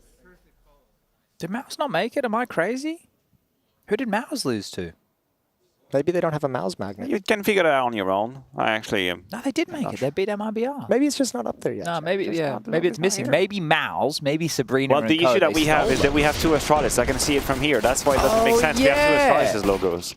That's why you're all confused. Yeah, you're right. Okay, so we're missing a Mouse. That's all right, because afterwards we're going to get the winning team to grade as per difficulty level the 12 teams in the playoffs that they might have to face again. Oh, I like that. What do you think the difficulty level of Shiro's game is so far? Yeah, it's Because getting from worst to absolute Wait till we worst. get to the first gun round. This kid, he is not going to I'm make right there sure with you. The problem that I is- have to spin that bloody forfeit wheel, Matthew. He's going to make sure that I'm safe from 50 nuggets or any of the madness. I'm going to fight for you not to eat 50 nuggets. Thank you. I'll fight for you not to sleep on the floor of a tent. Oh, I won't do that anyway, so... I think when we're in our 30s, like sleeping on the floor, can't do it anymore. Like, I used to sleep on the floor of airports all the time when I was in my late 20s, traveling around the world, not having a home. I would do it all the time. I'd be in airports, like I'd be in Changi, I'd be everywhere, just sleeping on the floor like an absolute hobo, having a great time. Tent's not as bad as you think, Chad. It's going to be fine. You throw like a little... You sleep on the floor then, Jason. Yeah, you do it. I don't mind that one. I want to stay away from the cream pie. I'll do that. I'd like to. I have no issues. I'd like to avoid getting hit in the face. Jason, you remember when I went down as a sacrificial lamb to take Carmack out of the equation? Yeah, I do. Take me with him. That was a great moment. Take me with him. Sacrifice me. Sacrifice me. And we ruined his favorite jeans. We did ruin his favorite jeans. Get wrecked. You know, some things have to happen. For the good of the show. He did almost bring show. down a 10-ton screen on everyone's head and ruin the entire thing. Which would have been somewhat entertaining in a way. Yeah, in a way. We One would have way to look at died. it. It would have been very entertaining. Well, here we go. Cloud9, potentially last-ditch attempt for them. It's going to be quite aggressive over towards A main just for control. It will force out the smoke early, and I would say that is job done. If Axile... Is he crossing you that? were Is he crossing cheeky that? Really? not to Axile is avoid. doing this? Oh, straight into Grim, who gets an upgrade, and now he's going to stretch his legs. Liberty's to be taken. A spam down range. Electronic. That might be the most impressive piece he's had all series. That's an impressive control of spray. And I think Complexity is a bit flabbergasted by that dual kill. You can't even. Oh. Man, Shiro can't catch a breath. Floppy's been having a very, very good series. Oh no, he's Hobbit falling goes apart down. now. It swung back in the other direction. One of the last vestiges of hope is Electronic jumping up towards B lane. He's going to see the utility, but doesn't want to mess with it. Does he come through and challenge this smoke? Because Elige ain't looking. He's getting booked. Free kill. But now the position of both Cloud9 players are known to Floppy and JT. One in cave. They know one is somewhere around Cube. Oh, they challenge. Electronic never expected it. And there's time. There's time for them to bail out, but Floppy is on fire. That's a 3-2-2 where they're from. That's what they call it. I've seen some of those thrown around before. That is a round. That's a sick round for Floppy. Yeah, look, the guy is not missing. I know I keep calling out his eco frags, but he's been having great guns, right? And we spoke about the confidence. I remember early, Matthew. Remember when he got that ace when they all pushed A main and you were talking about the confidence? And it sets a player. It feels good. At the time, before he had that ace, he only had 3 kills. And then from there, it's been all about can't stop the bloody flop. And you have to praise the quick thought process here from Complexity as well. As soon as Electronic catches Elige, they immediately push him into cave. Speaking of catching, it's Axile and Electronic here in half a buy being put on the bench immediately in round number 19. Complexity now 4 rounds away from a berth into the playoffs, as adding another one to the tally is JT. And how is Cloud9 coming back in this? I don't know, and they're definitely looking... nowhere near as gnarly as I had initially hoped with this team. It just, for some reason, it's not quite clicking into place. And Shiro being on 2 frags still definitely assists that issue. A second timeout will be called by Cloud9 here, and this will be the last-ditch attempt to plug the holes in this sinking ship. Because there's a ton.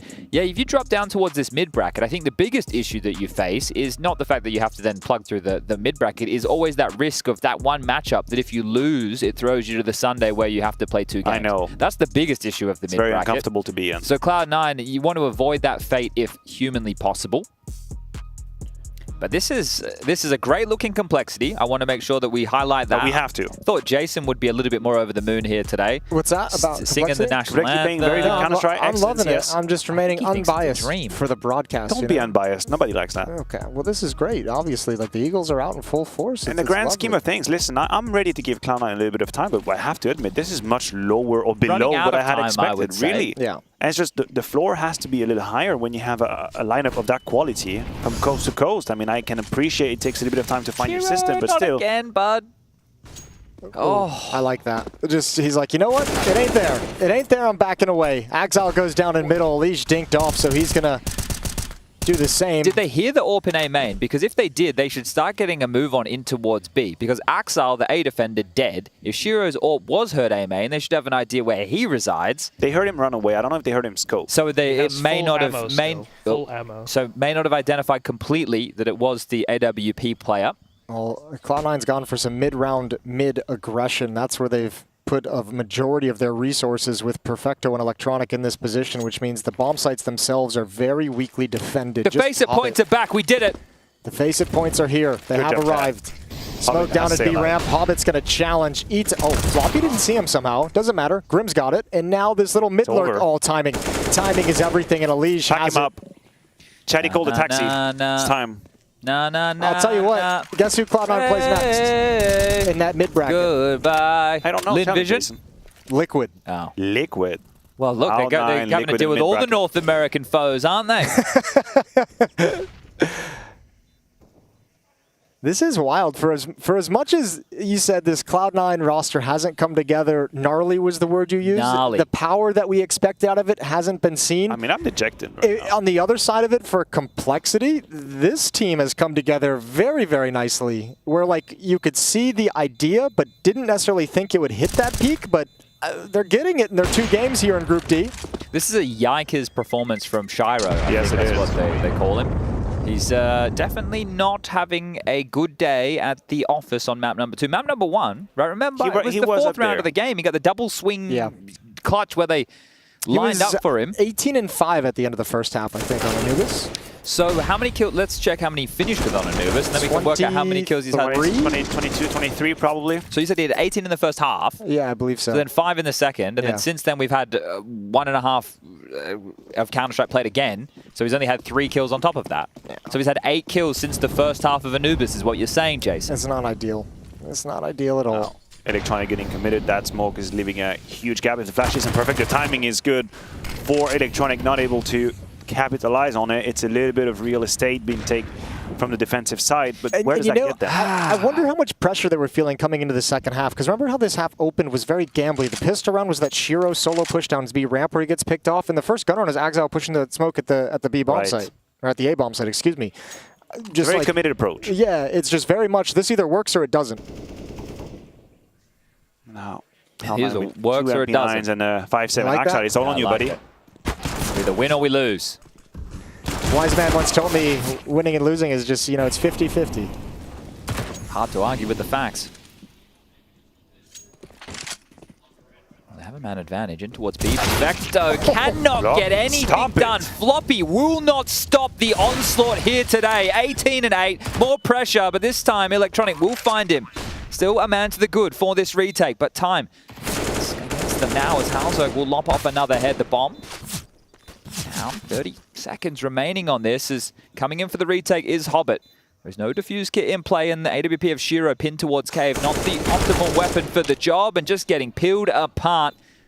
This B split perfect as Shiro gives it an attempt. That's 15 locked in, and we hear the roar from Complexity. They are about to make Cloud9 look foolish. What do Cloud9 need in order to confirm a round? They had everything that could possibly be up to them. They have a 2-for-1 trade towards middle. They have Perfecto in an off angle. He gets absolutely destroyed by Floppy. They have Shiro in cave with the AWP. The smoke blooms before him. Electronic finds the planter, or the planter after he's done it. What else do they need? They need Floppy to disconnect from the server. 5 kills in a round is a good place to start. They would need 5. Yeah, if they could get or 5 kills. They can defuse. A defuse would be good as well. But now, like Yanko yesterday, they might need to seek help because Halzerk has found the opener and essentially what may be the closer. That's Shiro dead again. He's going to finish this with only 5 kills to his name. This is hurtful. Floppy opened this series and he doesn't care what any other team thinks at all. And he's really showing a high level off the back of those words. Halzerk going to clear everything slowly just off the mark. Alige, though, snaps over. Could have almost had 2. But he's thinned things out in Donut and over towards the B-bomb site. Complexity adjusts, but so does the defense. If Floppy just walks up the ramp again and lops another couple of heads, why the hell not? Had more than enough success doing it game through, and Perfecto is the man who he will have to waltz past once more. Smokes should be fading here as Hobbit. We're crossing smokes again. Yeah, this is really bit Cloud9. Back We a have couple to of do that times. once Grim at again. the We have to ready give on away the kills Cave. again in these smokes. And now it's just Perfecto pinned in towards Cave. They know where he is. Floppy happens once more. Straight in between the eyes. And Perfecto, time and time again, destroyed at the hands of Floppy. He don't miss. Just peek. You've got the hot hand. Just go. You can't lose. Just go for it. You haven't lost a duel in about an hour. Axel will lose this to time anyway. Come on to the dark side, Floppy. You know you want to. Swing it. Get him. Book him. Bang! There it is. What a way to end it. Floppy with a great performance across the whole series, and Complexity qualified to the playoffs in emphatic fashion. 2-0 over Cloud9. A 13th team locked in, and if you're going to get that level of performance from Floppy, knowing what Halzerk can do, knowing what Alige can do, knowing what Grim can do, you start to have an actual team on your hands that should be feared. And smiles on the faces. What a performance here today. The disappointment of the season may very well be Cloud9 if we continue to see results like this. Yeah, we have to be ready for that idea. Cloud9 obviously struggling through the growing pains of this new roster, but some of these losses, the shape of the losses have been worrying. Right now, Matthew. Definitely. Just going backwards. They're shrinking at the moment. I'll tell you what, you top all the great individual performances from Complexity. Back-to-back days, they have strong, impressive wins on Anubis, strong, impressive wins on Ancient. So all of a sudden starting to build together a map pool around it as well. They had to work yesterday, Cloud9 against Eternal Fire. It wasn't easy. They've had some online matches as well. They were trying to qualify for the Blast Showdown. They were able to get that done. They did qualify even still, for it was quite labored, right? They had some lost maps, some tougher games throughout all of that. So today is going to feel quite dejecting. We have the couch ready and raring to go to pick you up where we're leaving off, and that's here. Yeah, thank you very much, gentlemen. It is a Complexity victory. Hell hasn't frozen over, but in fact, you have read that correctly. My name's Trace, alongside me, Alex. We have YNK to my left, and I'm thinking there's somebody else lingering around here. It's probably like a Harry Russell. Maybe it's more like malingering. Nonetheless, guys, GG, Complexity wins. Yeah, no, that was a game. Hello? Yeah, you good? You good over there? You good over there? I hear you. I don't hear me. But no, I think for sure this is a win that Complexity, I think, is going to. Here they are. What's up? It's kind of weird. I'm talking about What's them up? as they arrive, but I was just saying I think that's a win that will be huge confidence booster. A big scalp, Cloud9, convincing win, even more convincing on their map pick. I mean, everything you were saying to me, Alige, about how practice is going well, vibes are high, progress is being made. Feels like your results are kind of saying the same thing. Does it feel that way? Yeah, 100%. I think that we learned a lot over these past 4 or 5 weeks. We got a lot of protocols, a lot of stuff to aid to our communication. And I think the team overall has a lot of skill. I think there just wasn't enough organization for how to deal with certain things. And right. I think that we have it. We've got a lot in our book now, and we feel really, really confident. Where is that protocol being built? Is that through all 5 of you? Is that through James IRL and your coaching staff? I mean, where's that coming from? I mean, it's from everybody. I think that I've brought a lot of stuff from Liquid. That's what I wanted to hear. Yeah, I mean, I definitely have brought a lot of stuff from our naming structure that we had that I really liked. Cool. We've combined a lot of stuff on T side for how we like to call in Liquid, and then how Johnny likes to call currently already. Sure. But the main thing that was really helpful was just making sure that we had enough quick communications from T side that not only that we can have on our T side, so we make sure that we're up to date in the meta, but just stuff that we can say quickly so we know which protocol that we want to do and have all that stuff discussed. Right. We just watched your frag movie, mate. You seem like you're having a great time in the server. I mean, not today. I feel like I have an off day. So, I mean, thank God I have a good team that actually can carry me. He's humble. He's humble. Yeah, I mean, but compared to yesterday, I played bad. You so, still on that default crosshair lifestyle? No, I haven't been since Katowice. But, I mean, might come back after this game. Might come back. Oh, God. You need to make his config read-only for me, John. That's the one thing I know. He's good on this dot. He's been using this dot, and it looks good. Yeah, okay. We're on the dot I'm a dot wave. crosshair We're on the dot wave. wave. Yeah, bro. Describe the dot. Yeah. Describe the dot to us. What's it look like? What color? Like how it shapes up? I mean, on the dot. I took his first, and it was red. I was like, nah, that's not for me. So I think I'm rocking white right now. But the color is changing every day, basically. And he made it real small. Yeah, but that's different resolutions. Yes, so, yeah. that too. That too. That will be. That's why Henry's looks like a joke when you see it on on 16:9. Just a giant cross. Hey, Jason. Hey, should turn. Keep talking and it'll come on. Might be on. Maybe come on. There we go. There we go. I got a question. We have to solve this, John, right now. Oh, boy. Okay. Talk to me about this. So I asked if you changed the dot crosshair. You said yes. And then you said you play with left-handed models now. Oh, yeah. But you switch to a right-handed model when you're going to get into an AK spray only AK. Yeah. Now, do you do this when you're anticipating a fight in which you will spray, or do you get into a fight and say, oh, God, I didn't kill him, now I'm spraying, now I switch? It's if I'm gonna anticipate that I have to spray for that fight. So if it's like a close to medium range fight, I'll probably swap to the right hand. But everything else, I feel like I can aim better with left hand. And just my left hand spray is just trash. I don't know why, but I feel like I probably subconsciously use my model when I'm spraying.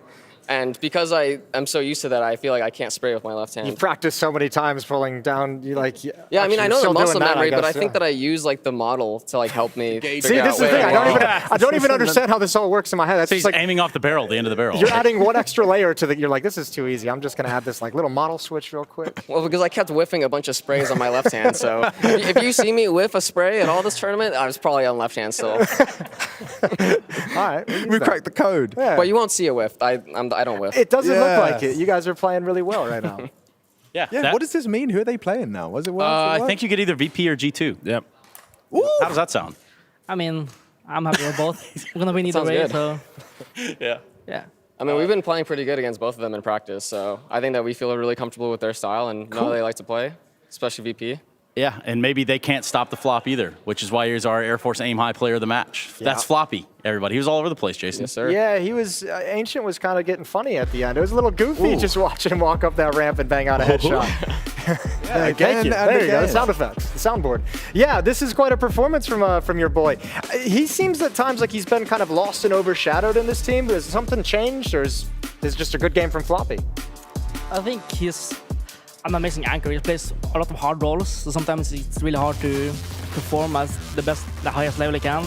But you see today, like when he's on fire, he's gonna win us the game. It's like on the CT side, Anubis, he played so well. I think he like won most of the rounds when they came in. Like the way he just plays and his decision making is like at a very, very, very high level.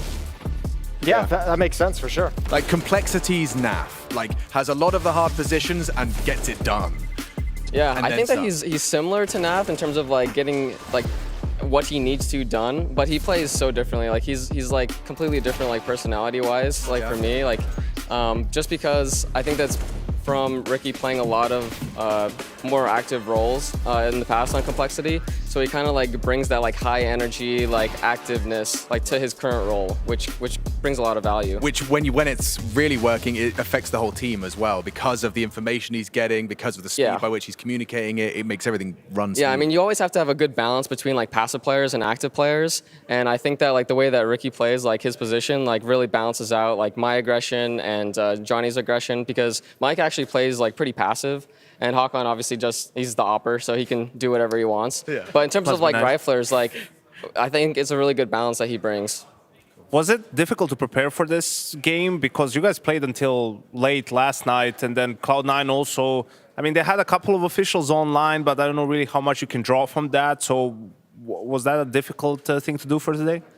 I think that we have a really good structure right now. Like James IRL has been helping us a lot with all the prep, and we're just doing it in a different way that makes it really efficient. We're pretty much just like having everyone, write down exactly what we want to know from the prep instead of just getting like random things like each time, or like just trying to like watch the demo and just see what you see. Because most of the time players, they want very specific like information. Like when you're going over like a certain map or like going over like an opponent, there's very specific things that she wants. And I think that the system that we made with James has made it very easy for him, especially when we're on a time crunch like this. No, go ahead. Without obviously giving us the juice, but could, just to help my kind of ape brain process that, could you give me like an example? Like, okay, let's say I'm the banana player on Inferno. What do I want to know about their banana setup? Like, what kind of questions do I ask? Am I asking about timings or like approaches or like stacks? I don't know. I mean, well, I'm not the banana player okay. myself, but so, I mean, I'm just trying to think about it. Yeah, if I was the banana player, like I would want to know like what's their typical re-clears on mid-round. Right. Are they a team that likes to fight super hard? What smokes do they like typically use? Just mainly a lot of like mid-round stuff. Like what should you be expecting? Like what type of micros? My question is there an understanding though from the side of players when it comes to this? Because I had this a little bit, but then it's like, this is what they're doing most of the time, but also obviously that can change and whatnot. So then the players are not like, oh, but I mean, I wasn't told that they can do this, and then you get surprised in an important round and everything goes to hell. I mean, I think we play a lot of our own game as well. Like, even though we see stuff on prep, like we still have to be aware of everything. Like, people know we anti-strat, so they're gonna do different stuff. They're not gonna just play the same game they played last game. So we still have to be aware of everything, but it's nice to have a idea of what they do each round or what they can do. Yeah, I'd say it's about getting the essentials. Like instead of, because we were having a problem where we were doing like a little bit too much before. So that's like where we had this idea to just make sure that we get the essentials of like, what do we actually want to know without it having too much influence. That's a great thing you've said there. What do we actually want to know? And I can tell you that right now there is one man who has a lot that he wants to know. He's actually come over here with an entire whiteboard. His name's I'm going to Chad kind Birchall. of ruin all the camera setup right now, but what I wanted to kind of get now that you're qualified as the 13th team for the playoffs, I can speak louder. If you can't hear me, I can talk up, so sorry. This whole in-ear thing, it kind of makes things a bit confusing. But what I want to do is get you two to tell us on a difficulty scale, not who you think is the best team in the world, which teams give you the most difficulty, and we'll go like a standard tier list. So we'll go like S tier, and then we'll go A, B, C, D, whatever, right? So which teams out of the 12, and here you are, number 13, qualified for the playoffs now, which team gives you guys the most difficulty? I mean, I think just ENCE in general is really hard to play against. They're a really good and structured team. Yeah. So they don't make many mistakes. So you can't really catch them off guard or whatever. So I will put them at S, definitely. Okay. We'll put F here. Maybe someone's really easy. Anyone easy to play against for you guys? Or you want to throw that gauntlet down for everybody that you may be facing? Give them extra fuel? Yeah, who's super easy? Who do we want to make mad today? I'm going to say Big. Big? You think Big? I think that I've just always like felt comfortable playing against them. Where would I put them? F or C? F feels really harsh now that I've put Bro, it's playoffs. You can't have an F team in the playoffs. C is always is the bottom. All right, hold on. I'll make a smiley face down there. All right. We'll do that. We'll be nice. So, smiley face? No, they're above C. All right.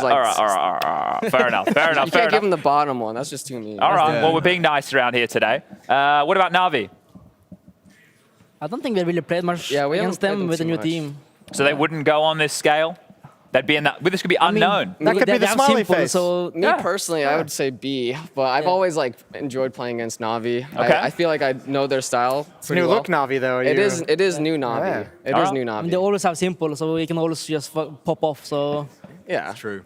John, does Astralis go in the S tier or not anymore?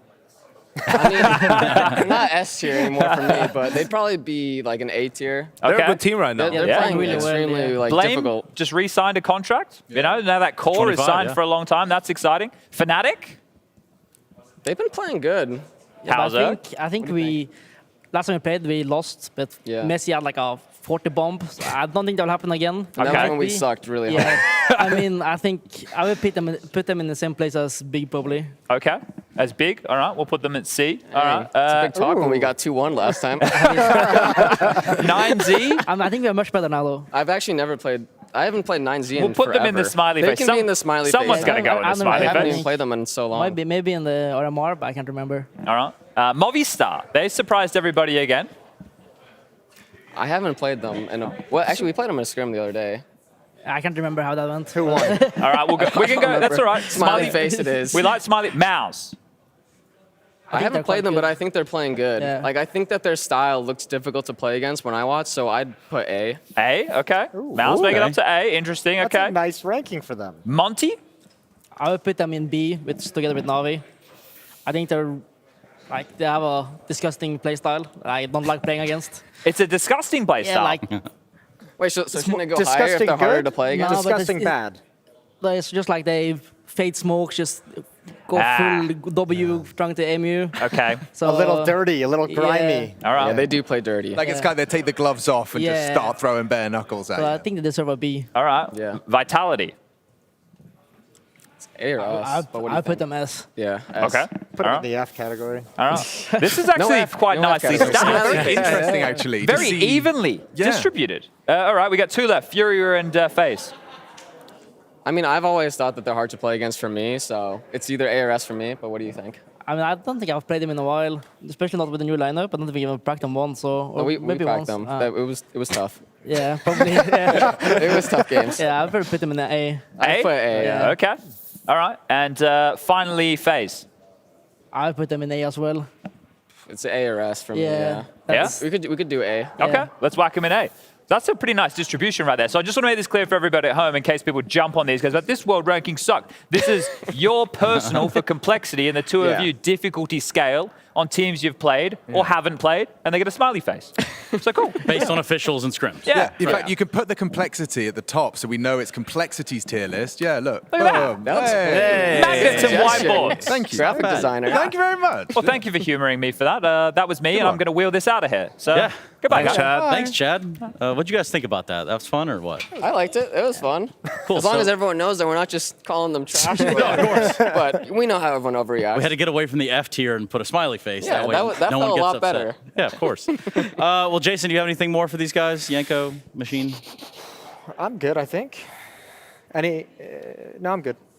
I got nothing.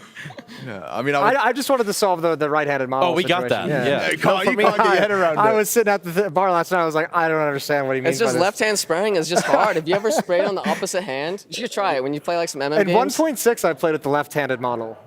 CS:GO, I played right-handed. So apparently, it's the science behind it's your dominant eye. Do you know which is your dominant eye? Yeah, it's my right eye. Okay, It's my dominant so one. to have your, would you want your model in your dominant? I think you'd want it You not want the on model on the opposite. opposite side of your Right. dominant one. And this is how you know, right? It's whichever one, Yeah, it's like if it whichever way doesn't your move. finger doesn't move. Yeah. You still on the God So res? my left eye is Yeah, my 16 dominant. by 1050, of Yes, course. yeah. It's the better 16 by 9. Say it again, 16. 16 by 10. 1680 by 1050. 1680, 1050. Yeah. 1610, isn't it? Yeah, 1610, yeah. 1610 res. Oh. It's the best. I have God, one right. question because we won't. Well, I don't know, but whatever. Basically, John, for the winners game, right? Like, it doesn't really, on one hand, matter all that much because you're in the playoffs. It's just the stage of the playoffs. So, how different is it? You know, because you've been in a lot of these games. So, how different is the approach compared to some of the other games? Or, I guess the approach is the same, but how different is the feeling when you play that game compared to some of the other ones? I think for me, like ever since I joined this team, the main goal is to raise the confidence level because, you know, when I joined, I think everyone on the team thought everyone was insane and that everything's going to be a tough match. So my goal has just to make sure everyone feels better about the game, make sure that they understand that we can beat these teams, and like the C9 win was extremely important for that. And the G2 or VP, whoever wins, is going to be the same thing. Like making sure that like everyone sees that they are beatable. We can win against these guys. All right, cool. That's awesome. Either of you guys fancy yourself KZ players? You got better stuff to do today. I actually didn't hear. I didn't hear KZ. You ever heard of KZ? Oh yeah, I Yeah, KZ. I like yeah. KZ. You do? Yeah. Well, Hugo just challenged you straight up just now, but if you feel Oh, like it, yeah? head on over. He's right there. I mean, ready to Floppy's go. actually the best KZ on our team. Oh, really? Yeah. He's buttery. I'm not gonna agree with that, but I mean, you can say that. I don't agree with that. Well, you think you're better? Yeah, but- Why don't we put them to the there's test? only one Both way. of you guys get Floppy over there. versus Hauser. There he is. Hey, Hakon thinks that he's a better KZer than you. yeah. Yes, We got but you. Don't worry. not with my sensitivity right now. If I have to play, I have to like turn up my So sensitivity. as soon as I sit down, he's just backtracks. Nah, you guys noticed that? I heard that a little Yeah, bit. he gave an excuse but my already. sense. Yeah, but I need like a 2.5 to play KZ. Okay. But now I got like 1.5, so it's like I can't move. You know? So we still haven't decided it though. Which one of you is the better KZ, or is it you? It's me. It's not even close. Okay. If you not see my other interview, it's not even close. Would you guys do a head-to-head? Would you do a straight-up KZ race at some I'd point? win. Yeah. Would you? I would bet on Floppy personally. Nah, I would easily do that. I wouldn't bet at all. Yeah, I let's mean- go right now. I've got a KZ set up. It's I've set got up right now. Ricky customizable- LJ's for fun. If you LJ for fun, like that's crazy. Yeah, like, LJ you're actually What's your good. record? What are you trying to say? I'm saying that you enjoy it. You're really good.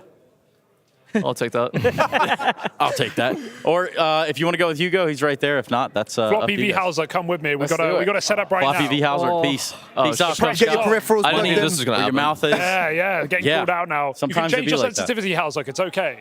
We're ready to go. Join us over here.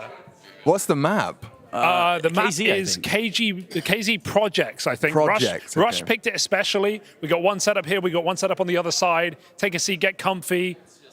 CS Go or CS2? CS Go. We're not crazy, but make sure your sensitivity is all right. Make sure your key bindings are good. Are we scroll wheel jumpers? How's it? We got to be scroll wheel jumpers. Always cover it. I would on up, on down. So I can do both. Customizable Floppy, same thing for you as well. Scroll wheel every day. Up, M wheel up every time. Not down. Not down. Okay, why not down? Because you go up when you jump. That's, I mean, gravity, yeah, verticality, it does work. So we can just 3, 2, 1 you guys and start at the same time. I think that's the best way. Collisions should be off. Hopefully there's no team damage. Try not to knife each other to death. We're looking good. Get your sensitivities, get your binds, and we'll race to the top. Need the countdown. I'm on the heaviest mouse I've ever held.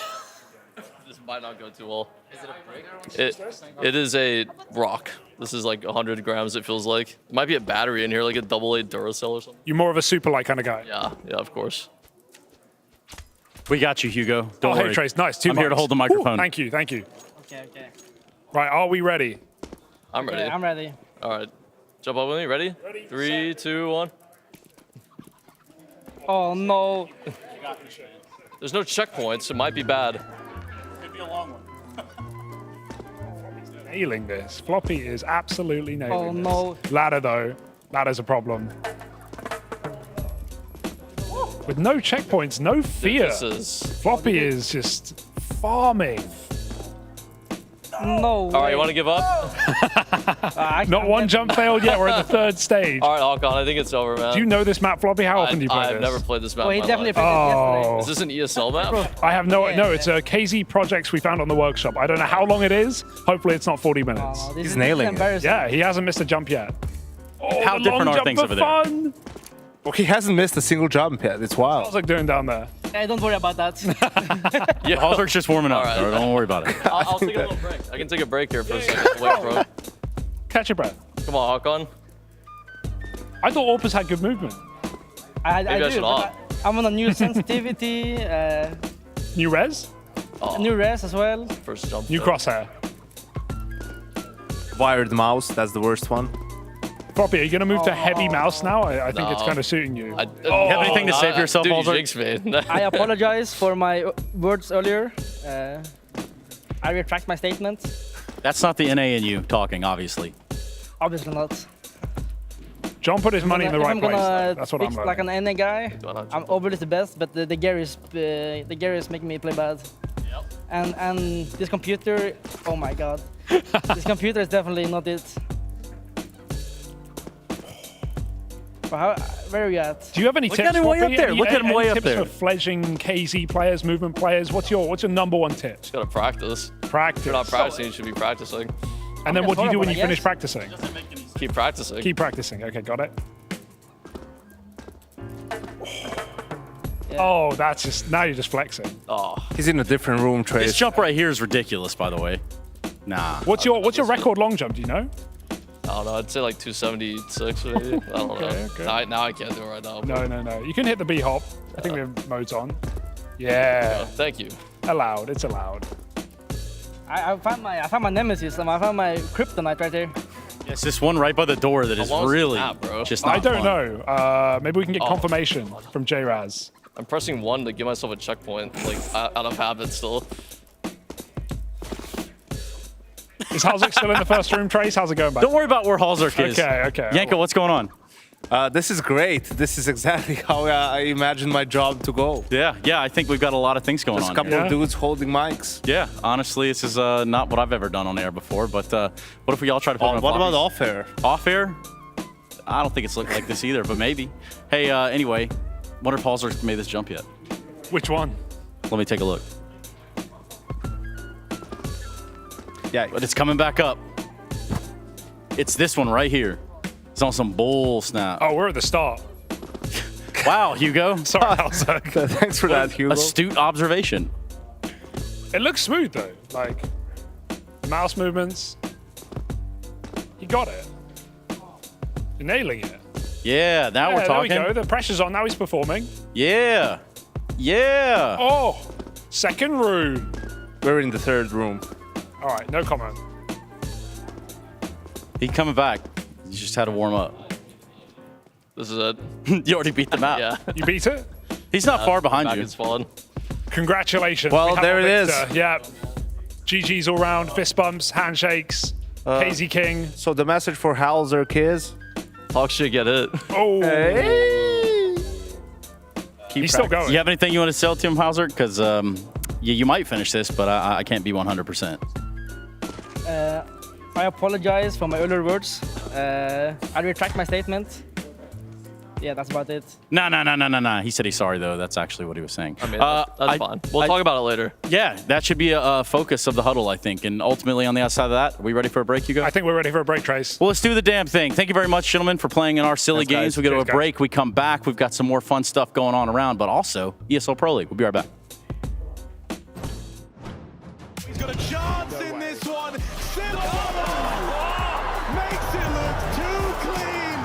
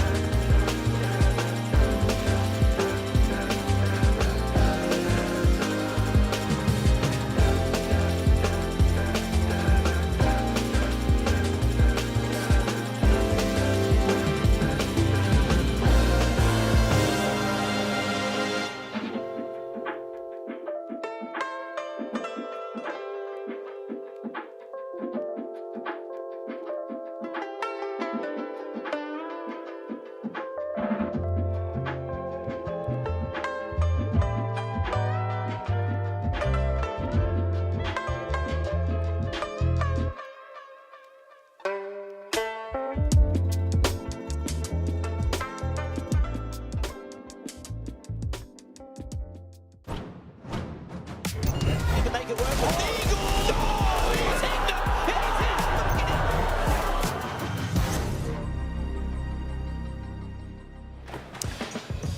All right, so we're back on the sofa. Yeah, we are. We're back to our funny business. Yeah, we are. Yeah, we are. Yeah, we were. We Something you could never be, not even in your We wildest are. dreams. Harry Russell, full of memes, and so is everybody on the sofa. We got another day of Pro League. James is here. Marcus is his Can we name. get him in? Yeah, but his alias is Come on James in, James. IRL. Come on in, man. Where are we going Come on in, pal. All right, well, Have a seat, there we would go. ya? All right, this worked out perfectly. Yeah, you walked right in here in style points even. Okay, so James IRL, or Marcus, as they'd have you know, which one do you like the most? Marcus, but James is fine. Where does your nickname come from? So my legal first name is James, and I've always gone by Marcus, and it was never a choice. So when I started gaming, I was like, oh, I should give my real name some actual usage. Some chance to shine. Yeah, you so know? like, oh, this is Okay. just like hanging on here. Like, let's do something with it. And then it's also a very confusing conversation starter. So Yeah, good point. I would say, yeah. What have you done to have needed to change your name? What was that? What have you done that you needed to change your name? What's your We rap can talk sheet? about that off the broadcast. Almost. I almost got it. No, but on a serious note, tell a little bit about the brief Counter-Strike history of yours, just so people know where you come from, because you worked in some broadcast work for the North American Pro League back in the day as well. Yeah, so I played a lot of 1.6, Yep. played against you back in the day. Was not as high up. This guy was in the original like in-crowd gang. So I looked look up. at He was a cool kid. Jason. I definitely looked up to Moses Look a how lot. far He I've loves you. fallen. That's why he set you up for that question. No, I remember the first time I got to scrim against him, and it was like, this is like the coolest day of my life. You know, Oh, this like, feels so good. Get out over here. Get him out. No, Keep that's going. Keep going. I'm almost That's there. how it was back in the day. That's how it was back in the day because there was no pugging, there was no FPL, so everything was like very provincial. So to like make your way up in the scene, it was really hard. Yeah. So like I'm a big proponent for like not having the revolving door of paycheck stealers. Like I cannot stand that. Like people need to work and they need to like prove their worth because I cannot stand that attitude. But yeah, so that's how I came up.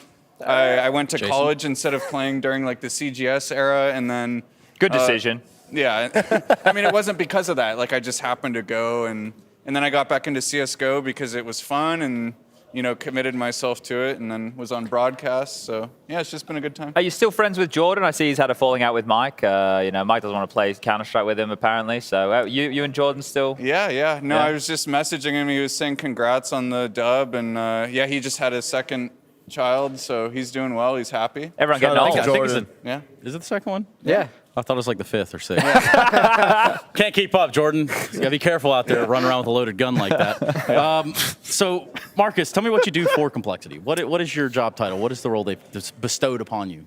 Water boy, fan, you know, just hype, adding zero technical value. No, I'm just kidding. I know the Been feeling. there, done that. Liege was just praising you. I was just telling you while Yeah, you he were packing was. up his gear. Oh, I was saying really? that Liege was praising you here on the couch. He was saying that the information that you deliver to them, it's what they're asking for. They're saying, hey, they're more tailored to what they want as opposed to just being presented like random, quote unquote, information. So it is difficult for us, though, to be able to go, hey, what exactly is somebody like you providing to the team? Because we never get to see what's on the bloody paper. Yeah, so it's funny as a coach, especially what I've been through, because like honestly, it's like kind of scary to be a coach in esports because you're not a prime mover of actual value. Like you're not the one winning the rounds, right? So it's really easy to like lose respect to the players if you're not putting in work a lot of the time, in my opinion.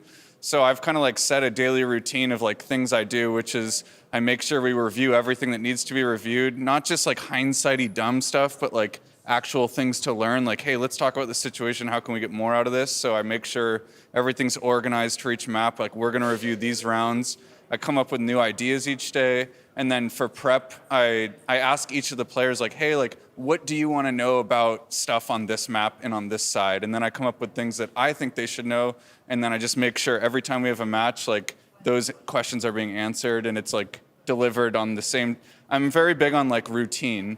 I think that's really important for like a sports or any kind of like team is like, you know what's coming. There's no like extra new Herculean effort each day. It's just kind of like we do the exact same thing all the time, you know? So where does the Anubis double swing come into the equation with Shiro 1v2? I don't know, because I don't have the comms. If you're the assistant coach, like I still don't even know what anyone said on any of the rounds, so I have to go sync that. You know, like I'm going to be hours behind in terms of the learning cycle. Okay. They called that. Let's do the James IRL. They were like, this is the Marcus. Yeah, let's. Yeah, that's what they said. Yeah. Yeah, let's throw this around like a lame coach would. I don't even think they could do that if they planned it. Like think about that. Like, hey, let's try to get collided. It'd be so hard to do. It was a fun moment. It was where we thought that they were screwed, and then they recovered from that, which was great because one of the things that we've noted over the years with the complexity is the very apparent tilt on some of the players' faces. Now, obviously, you're newer to the team in this role, but you've probably seen it watching at home as well. We see like the likes of Grim can get down from time to time. Floppy, he's a bit more reserved, but you can tell he gets a bit tilted. Elige as well. No secret, he wears his heart on his sleeve with his emotions. Is that something that you can contribute with at all? You know what's funny is the first tournament I was with them at Blast, I made a comment about that after, and then like some of the players like talked to me and they're like, hey, we actually kind of like to let out our emotions, and like we had a talk where we all asked each other like, oh hey, do these things bother you when somebody does this? And they're like, no, it doesn't bother me. And so we're like, oh yeah, just let it. Well, that's all right then. Yeah. So as long as it doesn't like bother people, then I think it's like not that big of a deal. So every single reaction in the 1v2. James can't hear Marcus, can't hear what we can hear going on there. But there's definitely some cheering or lack thereof on I like how Hobbit was just taking like a sip of coffee. He was like, Hero's going to save this for sure. Wow. James, Marcus, just dang it, Chad. Sorry, man. It's kind of Chad's fault, kind of my own, kind of yours too. Hey, I wanted to ask you a little bit about what you learned from this time in your life. If we could just go ahead and run that up 1 second. What you learned from this time in your life to where you are now is Burbank. Iconic. That is 2017. I really couldn't tell you what season it was, but it was a long time ago.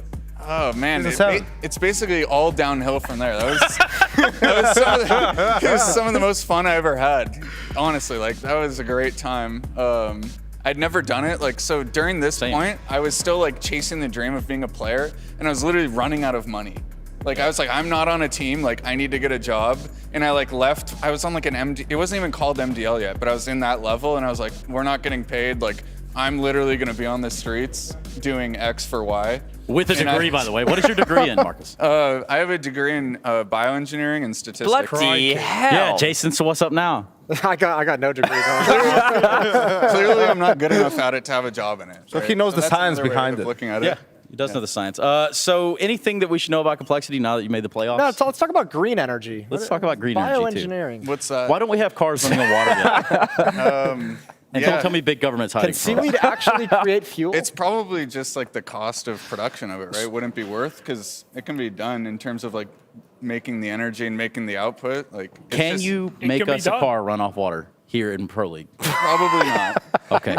But can you give us a statistical analysis to show us that Zybu isn't a choker in playoffs actually at all, or in big games? It would be time poorly spent for me to do that, but I probably could do that. Okay. Because maybe yes, I can, but I don't want to. Yes, that's a good answer. Are you pro-alien? Pro-alien? Yeah. Like, do they exist? Well, yeah, like Bob Lazar. Or do I, am I a fan of aliens? Well, maybe both. Can you tell me how you want?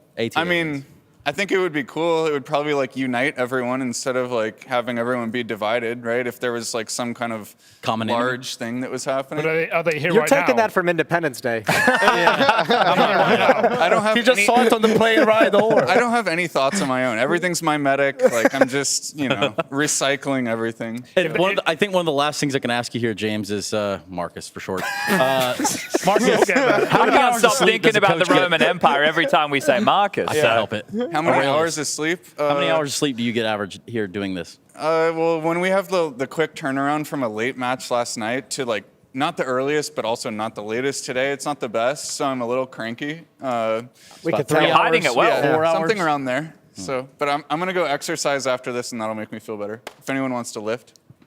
Well, I think we're all pretty still on. nice. I'm gonna. I saw you. Yeah. I saw you. Yeah, I see you every time. Yeah. Well, I saw you back at Cologne in the gym. Do you take the boys? You get the team in there? They're invited. Sounds like players. Yeah. I actually think yoga is really good for gamers because studies have shown that if you do like deep rhythmic breathing and meditation, you can actually come back from nervousness faster. Same with like cardio and VO2 max. So I think it'd be smart for gamers to actually like invest a little bit, not go too crazy, but get a little bit in shape, because like if you get nervousness on stage, like studies have shown you literally will come back from that faster. What's your VO2 max, Trace? Jason, how about I give you a VO2 right now? I thought that was a hairdryer, a VO2 max. The VO2. No. What is a VO2 for short? Or for long? Amount of oxygen volume you can get in like one breath. Oh, yeah, try it, Jason. Get out of here, bro. That's the oxygen squared divided by carbon monoxide. So let me ask you this, and you don't I try promise in you, class, you'll never I will learn. get you out of here, Marcus. How much oxygen James. or VO2 is required when being waterboarded? You know what? I'll let you figure that out in your own time. Roll this clip.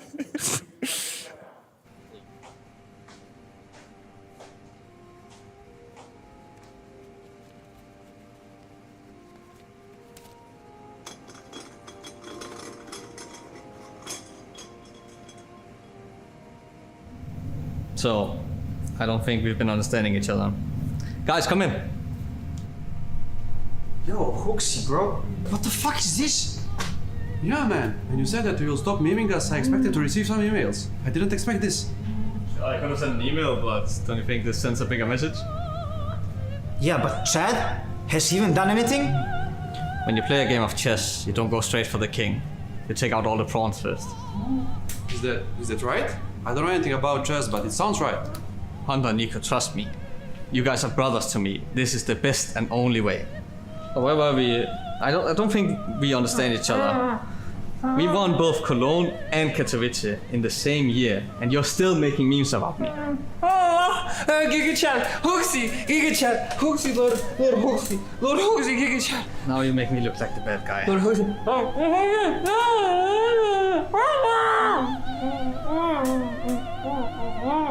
Wait, are you sure this is fine? Hey guys, what's up? Hey bro, nothing much. Why are you even here? Can't you just leave us alone for 5 minutes? Okay, sorry, I was just wondering if you guys have seen... Chad's not here. Yeah, it's just us three. I'm just looking for Ilya. Thank God, I thought you were looking for Sponge and it was gonna be a whole thing. He's in the lounge, you can go look for him. Alright guys, good talk.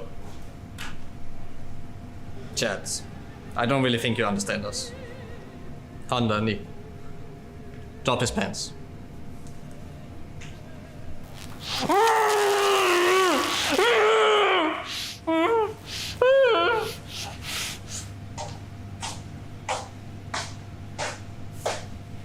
Look at you. Pathetic.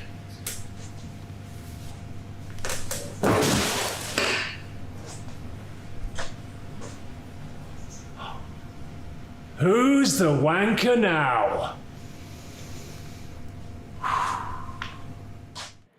Now, I've seen a couple HBO pieces in my life, but it holds no candle to what we just watched right there. Chad, I'm glad you made it through that. What was that all about? So I have recovered. There is some medical attention required to my nether regions. They didn't know you liked the electricity. No, yeah, there's some issues down there now, Jason. I thought it was just getting old, but I think the electricity has really caused the trouble. Oh my God, Chad! Watch out! Watch out! He's behind you. Giga Chad, Lord Hoopsy. He's coming for a second round. Chad, you've been murdered twice now at ESL Pro League. It seems to happen more often than not. Kind of, Who's the wanker now? This one wasn't so much of a murder. This just implied that I've been... just kind of an implied... A light electrocution. Enhanced interrogation technique. Yeah, exactly. Couldn't have said it better. A light roughing up. Jason probably couldn't have said it better himself. I couldn't have, yeah. I feel great right now, so, it couldn't have been that bad. Yeah, I can't believe Hoopsy just came over and even further committed to the bit. He's loving it. Yeah, well, this was more from the great mind of Quentin Tarantino right here. We just kind of crack him and Hugo's heads open and we see what madness is inside. And Sometimes a lot of the stuff that it's electricity to the testicles. Exactly. Here we are. It's always a guaranteed laugh, I find. Most of the time, it is me. So I'm typecast these days. I'm good at yelling and getting mad. I'm also have a good emotional range. If you need anybody to cry, I can do that. Chad is good at being crying. sad, mad, and glad. Those are the three. What else is there? That's really all the emotions there are, Venn right? diagram of emotions. Yeah. Well, the Giga Chad right back there, ready Marcus, to. I imagine you've got a couple of days of prep and maybe sleep, going ahead into your playoff game. Any chance we can get you on the cast this week? I don't know what your schedule's like, but throw you on the mic, run it back. Unpaid. Trace will volunteer half a stay rate. I mean, we got some euros right here. Trace has my number, so he can message me anytime. That's right. I hang out with bros. What's good, y'all? Wait.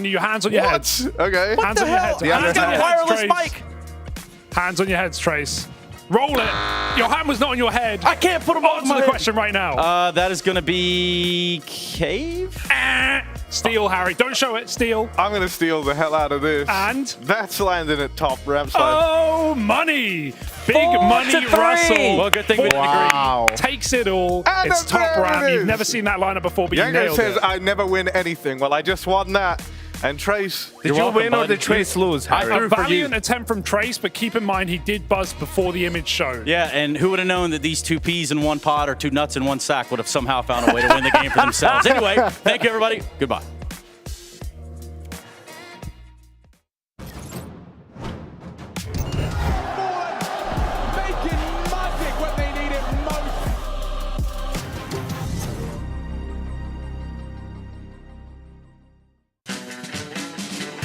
It's time for the DHL Drop. Every week, CSGO talent go head-to-head to beat the buzzer. You can join them by typing !DHL Drop in the chat. Answer the questions correctly to get added to the global leaderboard. The higher you climb, the closer to earning a prize you are.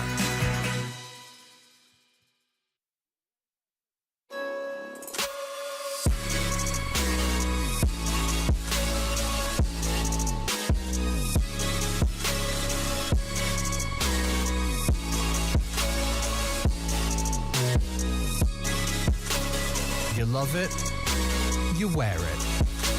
What's your style? Get your merch at shop.eslgaming.com.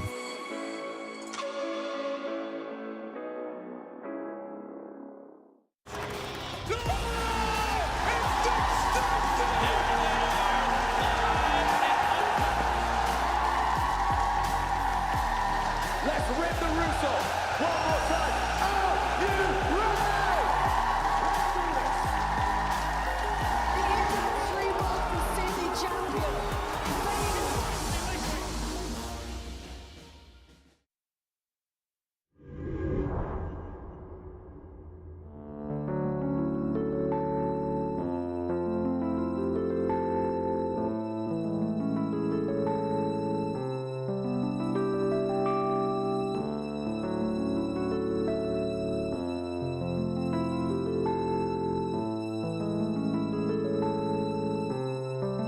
Fling the robot up.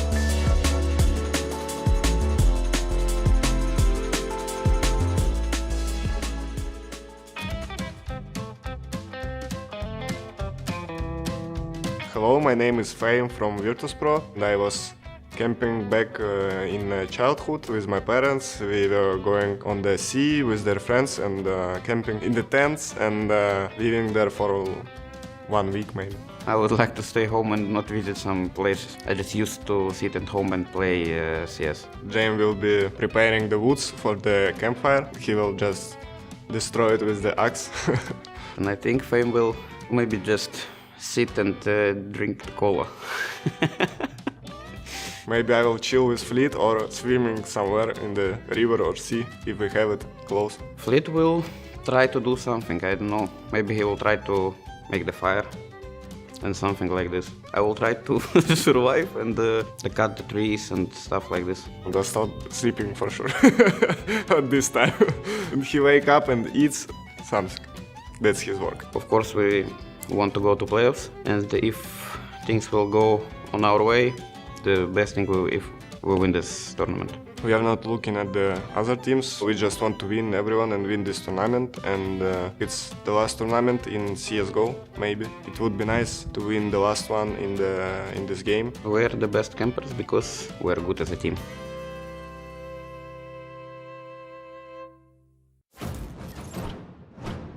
He's got a chance in this one. Makes it look too clean.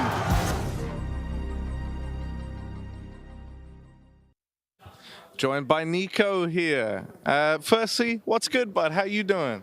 I'm doing pretty good, especially after getting a first win. It's always nice to start the event on a good note. So yeah, overall, everything is good so far here in Malta.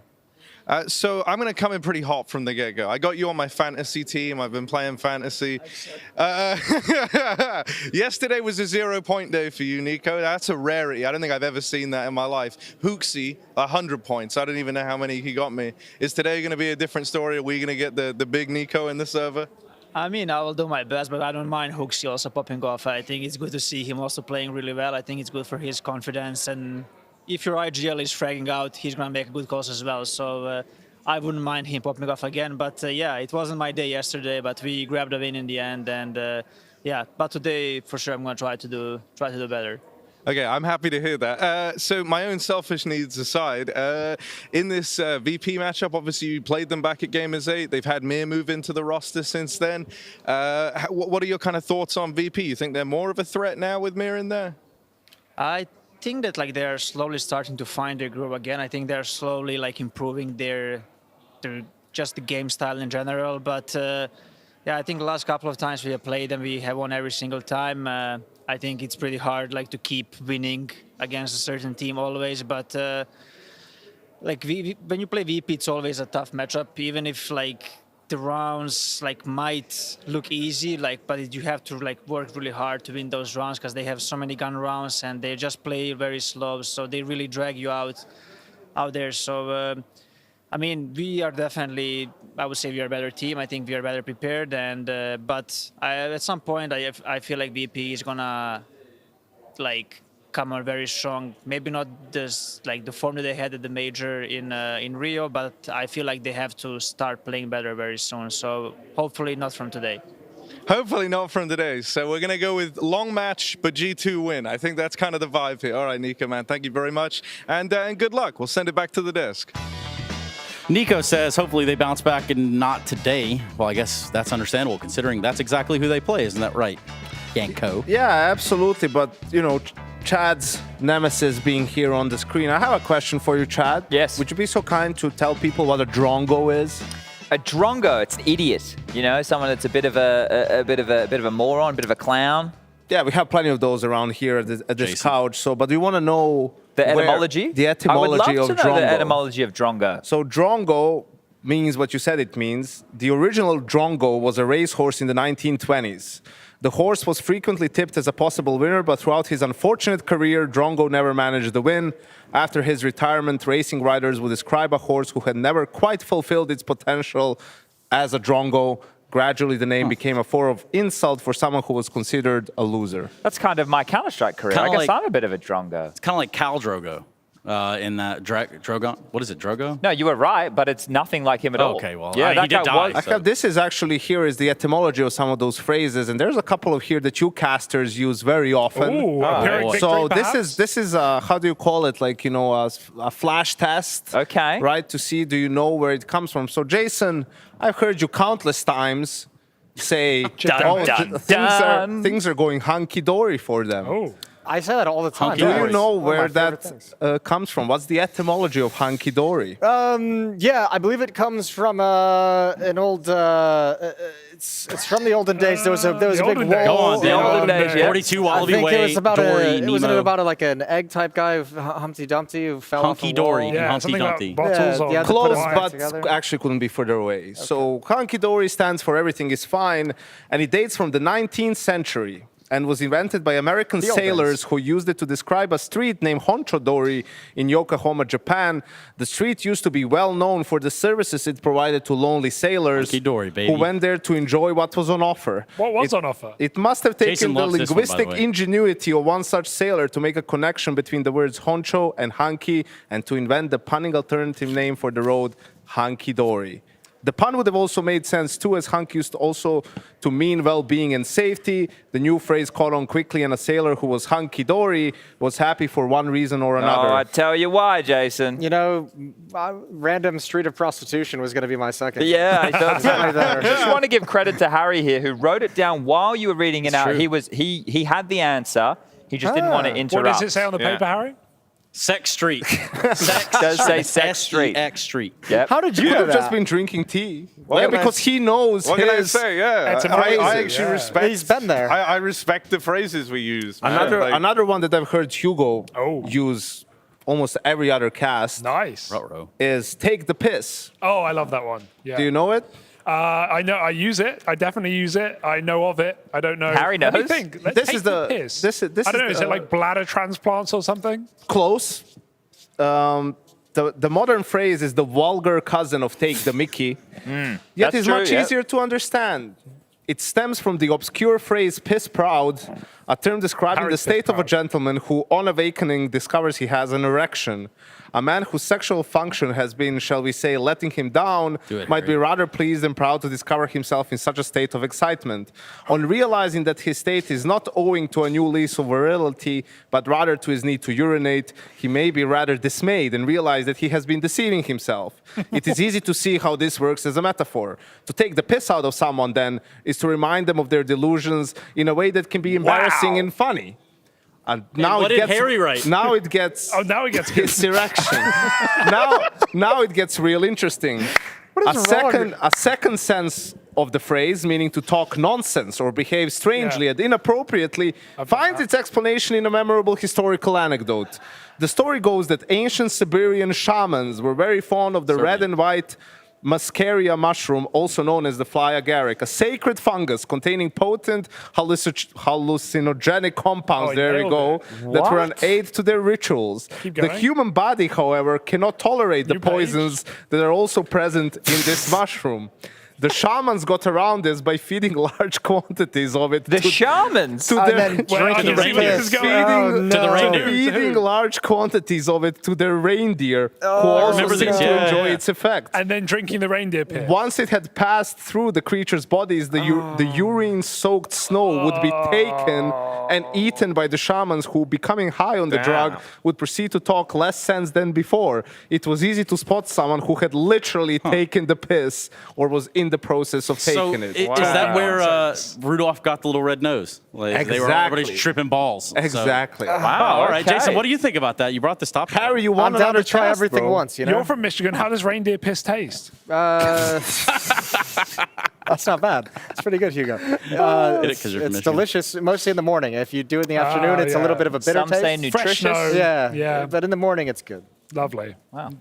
Okay, back to the Counter-Strike, I That guess. was, honestly, I think Mike is regretting getting you that book. I think Chad watching Virtus.pro play to him would be like taking the piss, the second part of the phrase sometimes. It won't be so bad. You don't really enjoy it, Chad, It won't do be you? so bad come MR12 though, Yanko. That's the day that I'm waiting for. Keep coping. Virtus.pro style in MR12. We're I'm not going far to from love that. it. And maybe, just maybe, we're doing that next Wednesday, but we'll save that for another segment because we may as well talk about this game. I think there is a lot to admire, a lot to enjoy with the way that VP do approach the game. I like the details. We love the pressure that are always applying to the economy. That's something that we're always trying to highlight here. But going against G2, the guys on your screen right now, some heavy hitters. The win yesterday, it wasn't without a few little slip-ups, especially on Anubis, but they took light work of them on map 2 Inferno. This is going to be a good game today. This is match of the day without a doubt.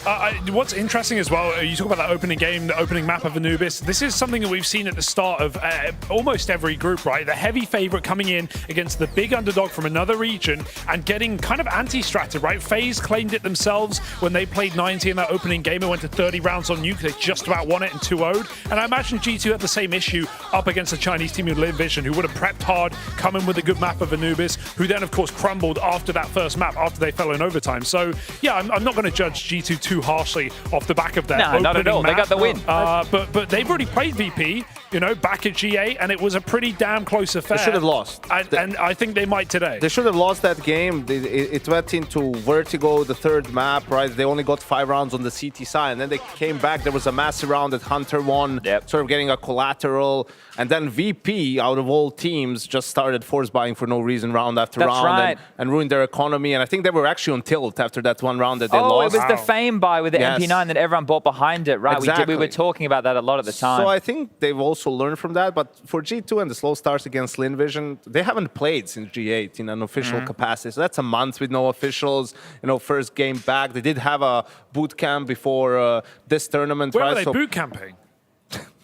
In Serbia. In a very nice boot camp in Serbia, Hugo. And we'll see if they win the tournament. It's only because of that. Of course. That's what I was thinking too, which is why I thought it was very important for us to know the maps. Mirage, so Inferno. you know them? I think VP will probably try and pick into a Mirage again. And Anubis third. There's going to be overpass ban. Here it comes from G2. That's their perma ban. So I think a Mirage pick. G2 really like Inferno, which makes sense. It's their bread and butter. They'll pick it again. Yeah, and it's a map as well that you can lock VP out quite easily. You know that they're going to save a lot on that map if you take sites concisely. So it should be an Inferno pick here. The third map. Anubis. You think? I think Ancient, maybe. I think VP will ban Ancient. VP ban Vertigo themselves. Ancient, okay. Yeah, it's a good map pool. I actually like all three of these maps. They all play quite well. Also interesting to see VP picks T-side Inferno, and I think this is also because, first of all, G2 is very good on Inferno on T-side too. Actually, their T-side has been better than their CT side lately, and we all know VP loves to have the CT side in the second half, right? Because then they know exactly how many rounds they need to win and when they can save, when they need to go for it, and how to manage their economy, which they're the best in the world at, really, aside from that game against G2 in Riyadh. Yeah, which they were under pressure, right? And there's no resale option in CSGO right now. I wonder, Yanko, if that happened in CS2 and Fame could have sold his stuff back, how that would have all played out, right? That's something we'll never know. I think definitely he would sell it back at least to give Jame a chance to call it. Yeah, true, because it was just like an insta buy, right? Yeah, it's one of those things you hate to see it. You give your in-game leader the chance to call the round before you purchase. I have to say, usually I'm... That's a red flag. Usually I'm like really on like the Virtus.pro train, but I didn't really like the way they played yesterday. I think it was a little bit too one-dimensional. Okay. Now, I don't know if it was mind games and, they think we're going to change, so we're going to keep doing the same and whatnot, but it was a little bit... I wish there was more changes of pacing there, a little bit more faster stuff. At times, they looked a little bit lost on Anubis too.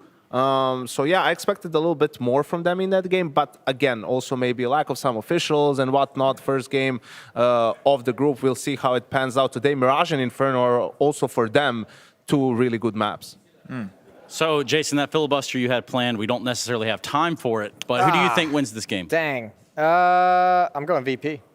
Okay. I'm taking VP in this one. I'm going to go G2. I'm keeping it Even safe. though Nico got you 0 points in your Yeah, fantasy. you got me. This is where the recovery happens. I'm not worried. 0 why points G2? day one. Why G2? Well, no, they're just the favorite team, right? Like, and I don't know. We were casting the VP game yesterday. I agree. Like, it kind of felt like old VP, and maybe the most like since old VP in a little while, but like I'm coming around on VP. Still is a little. I don't know. It only took you a year, Jason. Nice. Yeah, they haven't done anything in the past year. That's one of the major. They did disappear for a while. Yeah, ever since the major, essentially. Yeah, I don't know. I'm going to go with G2. I think that the form that they're in, the fact that Justin started the tournament well is always great, because if he started poorly and then it was everyone else having to carry, then I'd worry about him not performing again today. The fact he was getting online. They played one bad round yesterday. Well, they probably played a couple, but that 2v5. I think with what Nico said in the interview with Harry was actually going to be a pretty important factor of this game, where if you have your in-game leader playing like well individually, he's going to call better, but also like against a team like VP that's really good at denying information, changing the pace and playing a little bit slow, being quiet on the map. Like one mistake, if you get like tossed out of your game by like a bad individual level, you can be in a lot of trouble, because that one movement is exactly what VP looks for in those past 30 seconds. Yeah, well, they got some heavy hitters to deal with though, Trace. That's the thing. You got to go past big names. They make the game really uncomfortable for you. For everyone. Of course. Yeah. They're the best team at it. Everybody. That includes all of us. Gentlemen, thank you very much. I think Thank it's about you, time for us to find our reindeer pack. Isn't that right, Harry? Hell yeah. Okay, that's just reassurance I was looking for. We're gonna go to break. We're gonna way come too back. happy for that. It's just a little bit of VP, a little G2, and no And a more of that little other bit of discussion. reindeer piss. piss. Yeah, go to break.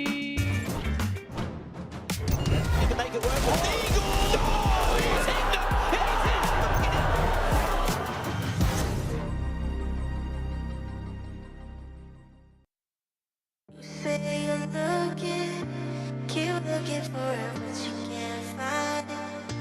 Can't find another one to get around with. You try and try, but never find someone who's mine. Keep looking for it, but you can't find it. Can't find another one to get around with. You try and try, never find another me.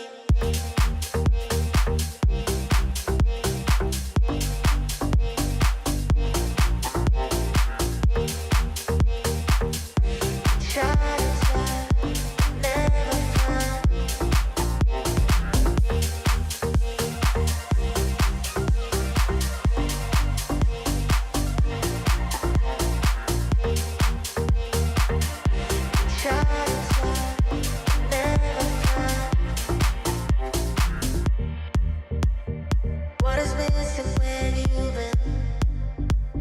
Tell me something I can hear. Body screaming. You won't admit that you will be close. I know you need, you know I know. When you're with me, you feel it the most on the low, low, low. My name is Justin, alias JKS. I play for G2 Esports, and I have surprisingly never been camping. One thing that I would eat for the rest of my life is probably sushi. I think it's just really good food, but there's definitely a fine line between good sushi and bad sushi, so it would have to be good sushi, not bad sushi. My name is M0nesy. I'm playing in G2, and we were camping somewhere on Inferno with my boys. Justin was cooking some stuff for us. He was making tea, obviously is the most important one, black tea. Hoaxy, he would be a fisher. He would have a pretty good overall view of what to do. Maybe, you know, talk to Nico about stuff and argue a little bit and see. And then we would come to, you know, a conclusion. I think he would just walk around, to be honest. Just enjoy the experience. I don't think he would have much of a role, to be honest, if we went camping. I think Nico would give us the responsibilities to make the team more disciplined, so we are doing our job, you know. And obviously like Hunter, you know, Hunter, how he cannot hunt. He's sort of like the father figure in a way. He's a kid, obviously, so I think he would be pretty good at like cooking and stuff like that, maybe. I think he would cook pretty good with Nico. Nico's a good cook as well. I think I can do a bit of everything in a way, but maybe finding the location, I think I'd have a pretty good idea of, you know, where to set up camp and stuff. Now I think our goal is just show the best CS and obviously leave the trophy. I think we would be the best campers because I think we have a good distinction between all the roles on the team.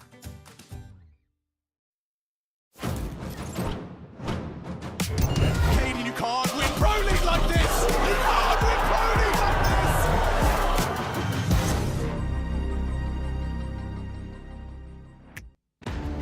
G2 taking on Virtus.pro. We're about to kickstart this one. I'm Harry. I've got Hugo down on the end and Yanko in the middle. I think this is going to be a pretty sick series. Yeah. Yeah, I think it has a potential to be a great series. It was really close at Gamers 8, so we'll see how they square up against each other. I'm looking forward to seeing how does VP and do they change their game compared to yesterday, right? I think Jame is pretty good at I don't want to say self-scouting, but sort of being aware what their opponents might do to prepare for them, to counter them, right? And then trying to be one step ahead to switch things up. So we'll see. Yesterday, T-side, slow, default, every single time until the first round of overtime, right? And mostly towards A. They didn't really go towards the B bomb side. Yeah. So we'll see what their approach will be. They will start on the T side here on Mirage. And for G2, I think last time around they had a decent idea. There were some early double ops being pulled out, but they lost a couple of rounds with advantages. They couldn't win the pistols and convert early on, right? So it was a little bit of just economy-wise and game getting out of hand more than just making some massive mistakes.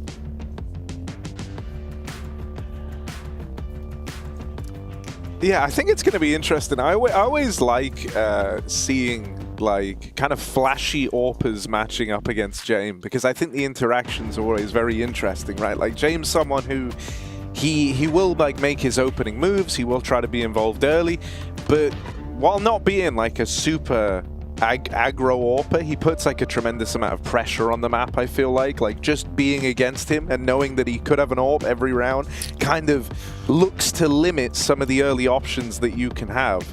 Well, here's the thing, right? I say this a lot. I love Counter-Strike because there's a counter to everything. The tricky part is figuring out what your opponents are doing and then countering them. But if your opponents have a specific style which they run all the time, well, then you know what's coming. Right, yeah. And then you can counter it. So, yes, if you know Jame is playing like that, well, what you need to do is, he's not really great at finding openings by being aggressive. He's great at finding openings by punishing your aggression, right? And I think that's where you just sort of have to limit your early aggression, because they will be slow, and then you can do it in the mid-round when you get a little bit more information, or you can just play to save nades, and then by the time they come to the execute phase of the round, you have a lot of utility to make it difficult for them to get into the site, or to just do so by taking many casualties. And that's why it's important to change the pace. So, if you're going to do that, well, we're just going to walk out 3 apps and catch you with your nade out. Or if you're not going to block us, we'll just take the fights, right, with a numbers advantage, sort of pick where the fights are going to be. That's the advantage for the Ts. They are the ones who sort of decide where the majority of fights are going to happen, because it's down to them to plant the bomb. And right now we're waiting for Mir to get back in the server, but this is obviously the latest addition to VP. It's been a while since we've seen him play at the higher levels of CS. And while yesterday we saw some really great aim, we saw some great individual moments, we also saw, maybe not inexperienced, but maybe ring rust is the proper term. Maybe you can find the etymology on that one for Mir. Some, slight mistakes, getting a kill, pulling a nade, some awkward repositions. So, what do you make of Mir back in this team? Obviously, he played well in G8 against G2, but this is a whole different level of CS. I think he's all right. He's still pretty sharp. One thing that surprised me a little bit with VP was that they made sort of fame change, right? Like his position. So Mir has sort of phases, Fame's positions, and Fame took over Kickert's positions. And I think Fame and Flit worked incredibly well as a duo, even on Mirage, right? Like Flit would be doing the mid control from top mid, Fame would be coming up underground, and they had that sort of 1-2 punch there. Now it's Mir doing the underground part, and Fame is over to the A bombs, and I think that's why also you've seen maybe his output fall off a little bit. That takes some adjustment, and also it's not an easy role to play. So I think down the line, if they feel like they want to change something, that could potentially be the change. Just let Fame go back to his old roles and positions and give some of these to Mir, but shows they have a lot of respect for Mir as a player, right? If they're fitting him in that well. He's usually when the fifth player who joins a team, especially a team like VP where roles are very established and a team that has had a core 4 for a while now, that fifth player will have to give up their favorite positions. Or maybe not fit in as a star, but they want Mir to be a star of this team. And Harry called him out for having attitude issues, not being a good teammate, and just I think that was me actually. And that's why he moved from team to team, and obviously in a team with Jame, there's no room for any of that, so yes, debunked. Well, I'm not sure if the past is debunked, but maybe the present, Yanka, maybe the future, maybe that is up for debate. Hashtag new Mir. And new Mir, new Mir, new matchup, folks. It's new Mirage as we get in between Virtus.pro and G2 Esports here in this upper bracket matchup to qualify for the playoffs of ESL Pro League. It's Season 18, it's next week, and we've got to find out our second team from Group D to meet Complexity there. Yeah, strap yourselves in. It just might be a long one. VP, T-side start here to open up the series. And G2. They're going to start with only 2 over the wards B, just playing the 2-1-2 to open this up. Hooksy does have this smoke, so that's going to come in handy, right? Maybe can look to stifle the B pop. What's Jame up to? That's what I want to know. He holds Palace early, but he doesn't do anything, doesn't make any noise. Doesn't have any util. And he resets. So checking for an early push. Might be seeing that G2 sometimes like to push apps early in some of their pistols, so just making sure, you know, if that's happening, maybe he would give the call to just speed up B. If not, they can wait, decide what they want to do. They're waiting, they're deciding, but ultimately they are executing on this B bomb site. Hooksy has a smoke, probably drop that front bench and try and stay alive. And he's going to go hide at the back of the site. Hunter gets cut off by Util as well. G2 can flood through market door, but everyone is here for VP, flooding the bomb site right now. m0nesy gets gooshed. Control here, no one dead yet. Finally the kills start coming through. VP patient for a moment, but then Hunter comes in with the entire round. 3 shots as he runs through the short smoke. G2 flip it back in an instant. Oh, that's what's so beautiful about G2, man. Like, you know, look kind of dicey there, right? Look kind of scary for a moment when they're 3v5 down. And then from nowhere, Hunter pushes this short smoke and absolutely destroys him. But I love this. I love the aggression on the retake. You know, we see so many teams just let them plan, then wait, and then go for late 5v5 retakes. The bomb didn't even go down. And Hunter, that's, you know, why I love watching him as a player, just going for that aggression through the smoke, understand that the call is, hey, let's just go for it right now, finds 2 great kills. They can't cover everything, you know, at the same time. And also, you're probably thinking about, you know, things like money and bomb plants more so in a game against VP where you know they're calculating everything to a T, so denying a plant there does have complications. Sure, VP are always going to fully eco this, come in with third round buy. And I think you can also see the awareness from G2, right? We see a lot of FAMASes. I mean, personally, I would have even bought an M4 with small armor on a couple of players. Really? Against Glocks? Yeah, but who cares? You know, it's Glocks. You just take the fight, right? Because you have 3 FAMASes in the next round against AKs. Sure. Yeah, I would maybe rather have 1 less FAMAS in an extra MP9 and then an M4 instead one of the FAMASes. I don't know. It's Is that not a hindsight call, though? Because what if m0nesy has an M4 Kevlar here and he gets 1 Glocked? And then what we'd be saying is, why didn't he can't play around the idea that you're going to lose an M4. m0nesy got double dinked in this round. He got headshot twice. He would have been dead. Yes, but it depends on which player you would get it. You don't have to get it on the guy who's in window or fighting.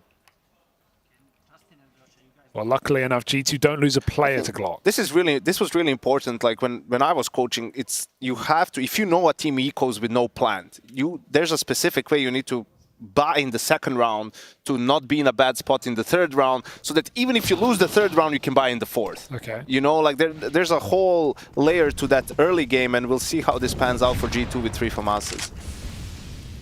Pressure's on immediately. Window smoked. Con as well. VP storm out middle. Look at that from Mir. The pacing is well up and truly in G2's face. Double kill. Coming from under. Hunter needs and looks for a trade down below. Mir won't give it. What a blinding opening double. No one even looking. And these timings getting missed by Hunter as well. Mir might just catch a 3rd kill. His team is setting him up for it. Another re-smoke comes in. Hunter plays towards ladder, and VP can just split this A side. There's literally no one here. G2 forced to save. They're about to find out. Yeah, rough way for this to start for G2 in the first rifle round, but fantastic for me. The first of many saves in this series. Yeah. And it's not even VP the ones to do it. I don't know if we can see Nico's POV in a replay or something, but he sort of peaked lower and then came back and he didn't catch Mir. I don't know if he didn't maybe swing wide enough or what happened there, but the pace from Mir caught him completely off guard. 2 easy entries for him. He had a great game on Mirage in particular yesterday on the T side, working that underground area, coming into connector, just having really good timings, winning a lot of fights.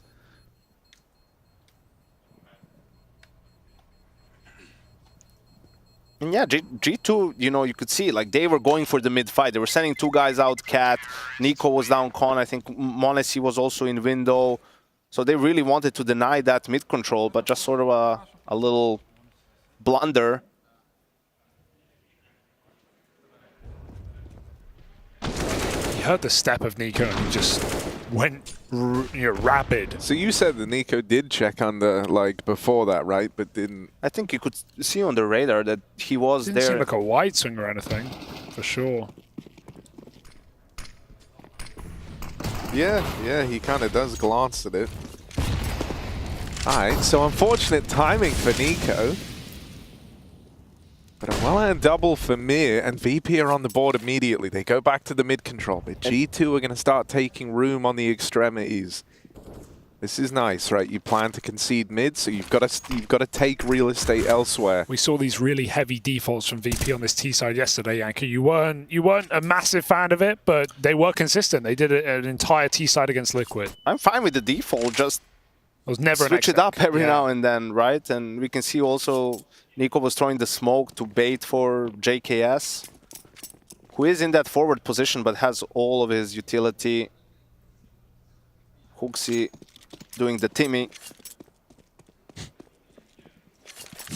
That's a good reference. I like that. Yeah. JKS is wide. He's committed. He's looking to fight for this, and Norbert will clear it. So nothing for Justin. It's down to NiKo, down in spawn right now. He might even get smoked off. They're throwing an exec. Flash goes high. NiKo won't be smoked. He can fight for this round. Essentially, the whole round rests on NiKo, but he gets mollied out of position. No palace swing. He will survive for now. HooXi's going to try give them this this smoke to fight around. Molly forces Jame into a weirder angle, and yeah, he just has to move off of it entirely. They're saving. But they can't justify going for this, so it's a 9 alive save round here. Strap in, folks. HooXi has a kid. Yeah. HooXi could try the big ninja. Now, to be honest, with 5 up. To be honest, it's crazy. With 5 up, no one expects. I think he's waiting maybe to get a kill by some chance and upgrade the rifle. I don't know if he would really try to defuse with no kid. All right. VP already making bank. That's what I'll say, right? Couple of very clean rounds on this T side. 5 alive and both. And forcing G2 to, meet them. That's the thing. VP are making G2 play their game, right? Like, even though that's the right call, making the save in that position, you're just thinking about the economy in a matchup like this. You're thinking about the longevity. I also think, like when we came into this series and we had that kind of little tech delay to kickstart this, we were talking about how with VP, like the way that someone like Jame starts rounds is kind of by punishing your aggression, right? So you try to not give those moves as often. But I think in a way, right, that ends up with you almost having to subscribe to the way that VP play their game, right? So I feel like it's hard. I feel like you always have to fight VP on their terms. G2, they've got the rifles back out. m0nesy tried taking that AWP over into mid. He peeked under off spawn. Held it for a while as well, but you can't stay there forever. VP late mid take. And m0nesy, he's in the right spot for this. You would kind of require a kill here just to soften up the VP entourage, but a missed shot could have been a collat. A VP brazen enough to reface they are, and they will pay the price. Yeah, G2 are very happy now. Securing the 5v4. HooXi pushing up through the apartments with his flashbang. And even though Norbert's blind, he's still going to get away with that trade, with the equalizer rather. So a 4v4 now bestowed upon VP thanks to that push. That was a good play from G2, just unable to get the kill. And you'll see now they creep up back towards connector with NiKo in jungle. 20 seconds. He's in. VP have got to move. Even a kill here, dropping the bomb, could throw this round into disarray. There's a gap. That's enough for NiKo, you would hope. JKS helps with the crossfire, commits and drops the bomb. Jame looking nowhere, and no time to do it here for VP. They are going to get absolutely burnt alive. What a round for G2, and what a round for the Savage. 4 under the balcony. Puts it on the board. That's just too late for VP. Yeah, I mean, they wanted to split B, but that aggressive move ruined it a little bit for them. Also, m0nesy with the op. It's funny because VP won 2 flawless rounds, but that also means m0nesy knows there's no op in play because Jame still has the AK from the first gun round. That gives him a little bit more freedom to fight on mid. That's why he re-peaks from Con, and 3rd round on the board for G2. Double AWPs out now for G2. Yeah. Huxey's been running it a lot recently, right? We've seen it on Anubis B site. He's been loving the big green. We've seen him whip it out early against VP at Gamers 8 too. I think it's just sort of against this default slow style. Double up is a good. Oh, mirrors. Oh, he just burned almost 90 damage and under. But double up is a good counter to it, right? You can pick off the T anchors on the extremities, and also it's not super utility heavy, so you will get some good shots off. Nice, important kill for Huxey there.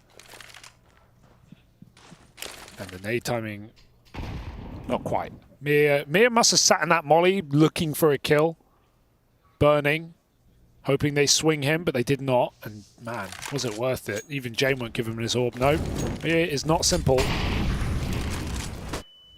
Jame looks for his B pick instead. Oh, just missing that boost timing as well. They get up on the balcony. If he did see something, he could molly it, but I don't think he caught that. Jame looks for this AWP, but at 35 seconds, are they calling it? I think they might. That would be mad. Even for them. Surely you throw Fame in for a fight. If he gets it, this whole round could unravel. But 20-second smoke, something's happening. Something is happening. m0nesy, with that kill, that seals the deal on the round. Now they save for real. I like that they tried, though. They could have called that off. Oh, God, split. Don't die after time. Oh, yeah. At least it's before the clock. Jame won't be happy. No, Slap on the wrist. Yeah, Jame won't be happy with that. Could have hit it in under, bud. It's a different game when you watch Virtus.pro. But, you know, they tried, like, kind of 2 opening moves in the round, right? Admittedly, the play out through A was a little more desperate. It was all just hinging around, like, finding someone pushed up at ramp. And that kind of gives them the second win to go for the round. It's actually Huxey who locks them out of it with his AWP over towards B.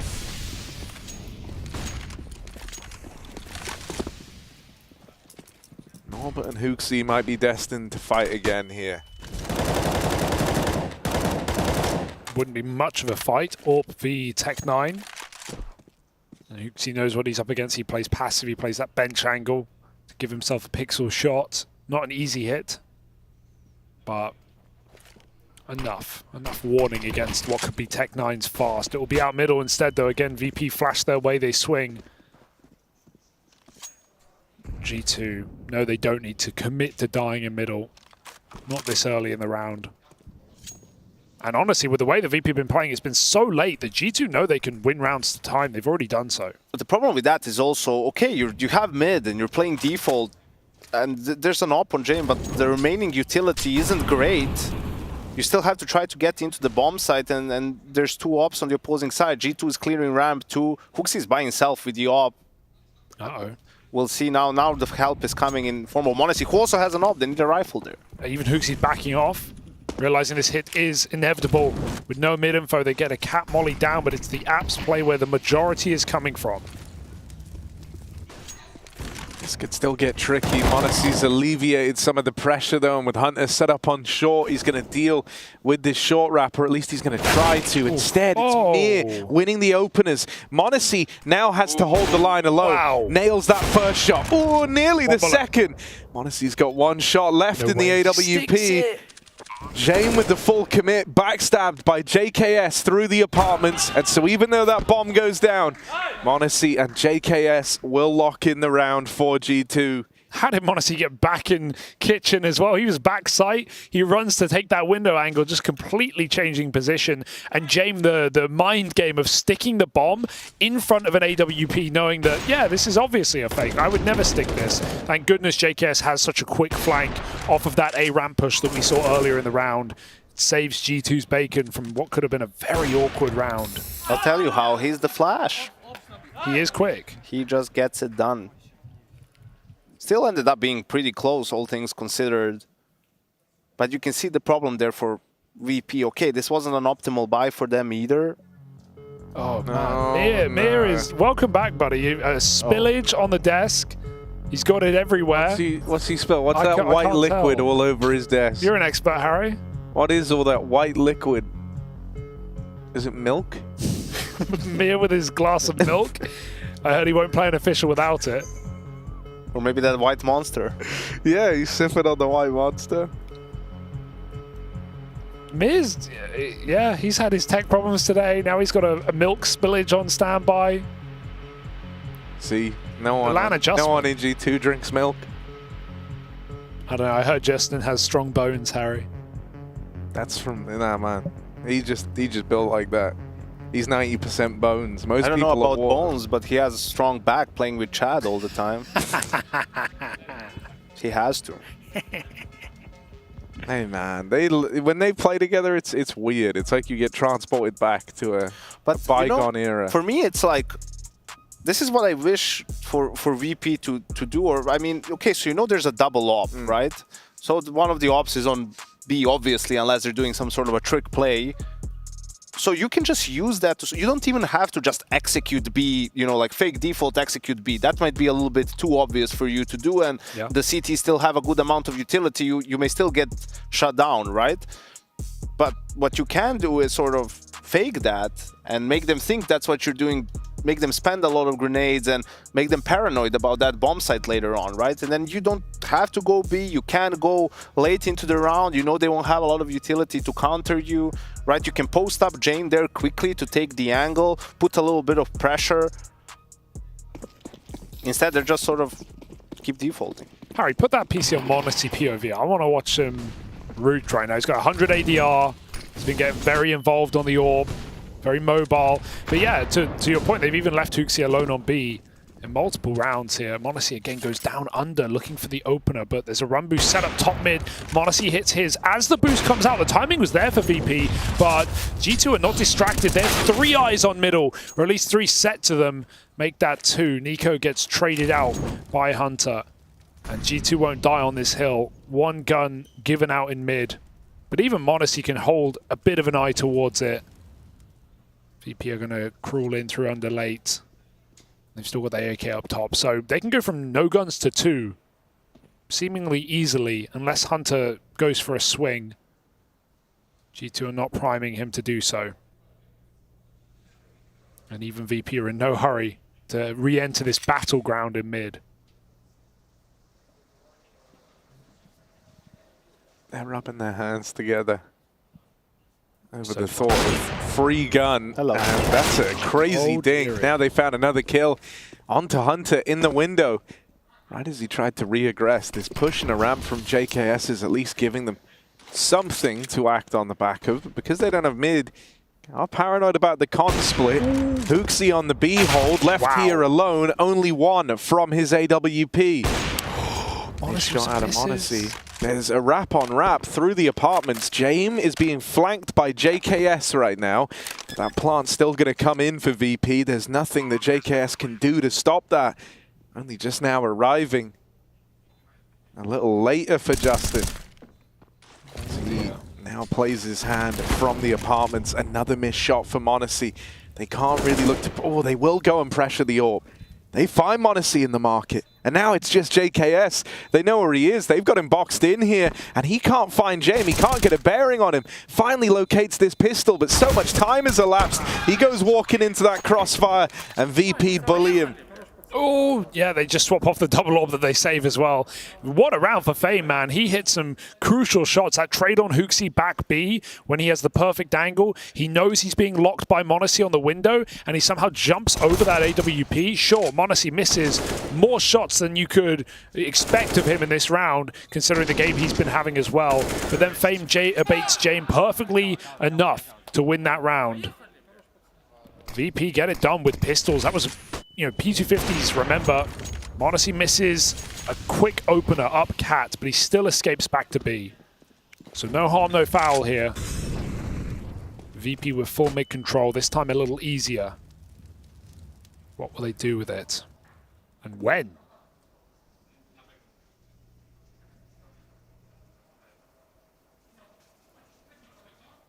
Do we believe in the HooXi pixel shot orb? Yes.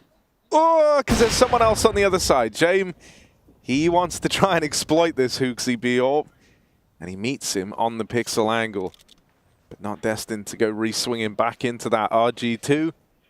And so once again, they're going to try and take some space on the extremities over towards A. This time it's not ramp, it's Palace.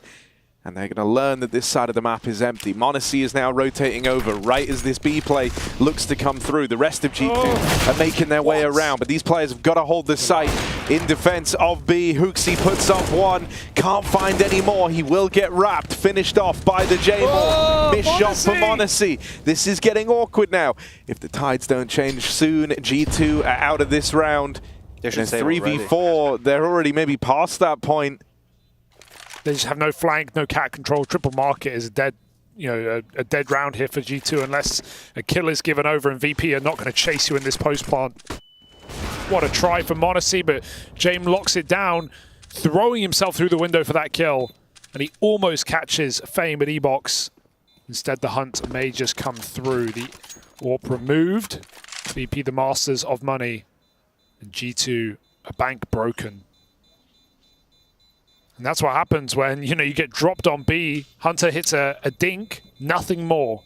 But I think, you know what the problem there is? There's one thing that, and I know it was weird for Hunter because he's in that cubby, so any noise he makes, they know where he is. But I think he should have used his smoke, because when his teammates are making the play on A, right, and gathering information, as soon as they get that info, that's when you just can use your utility and make it more difficult for him. He could either block Cat or maybe just throw a defensive smoke, on the ground that he can play around and make it easy, be more of a nuisance. h0nesy sort of did use his utility at the last minute. I think that could have maybe helped Hunter.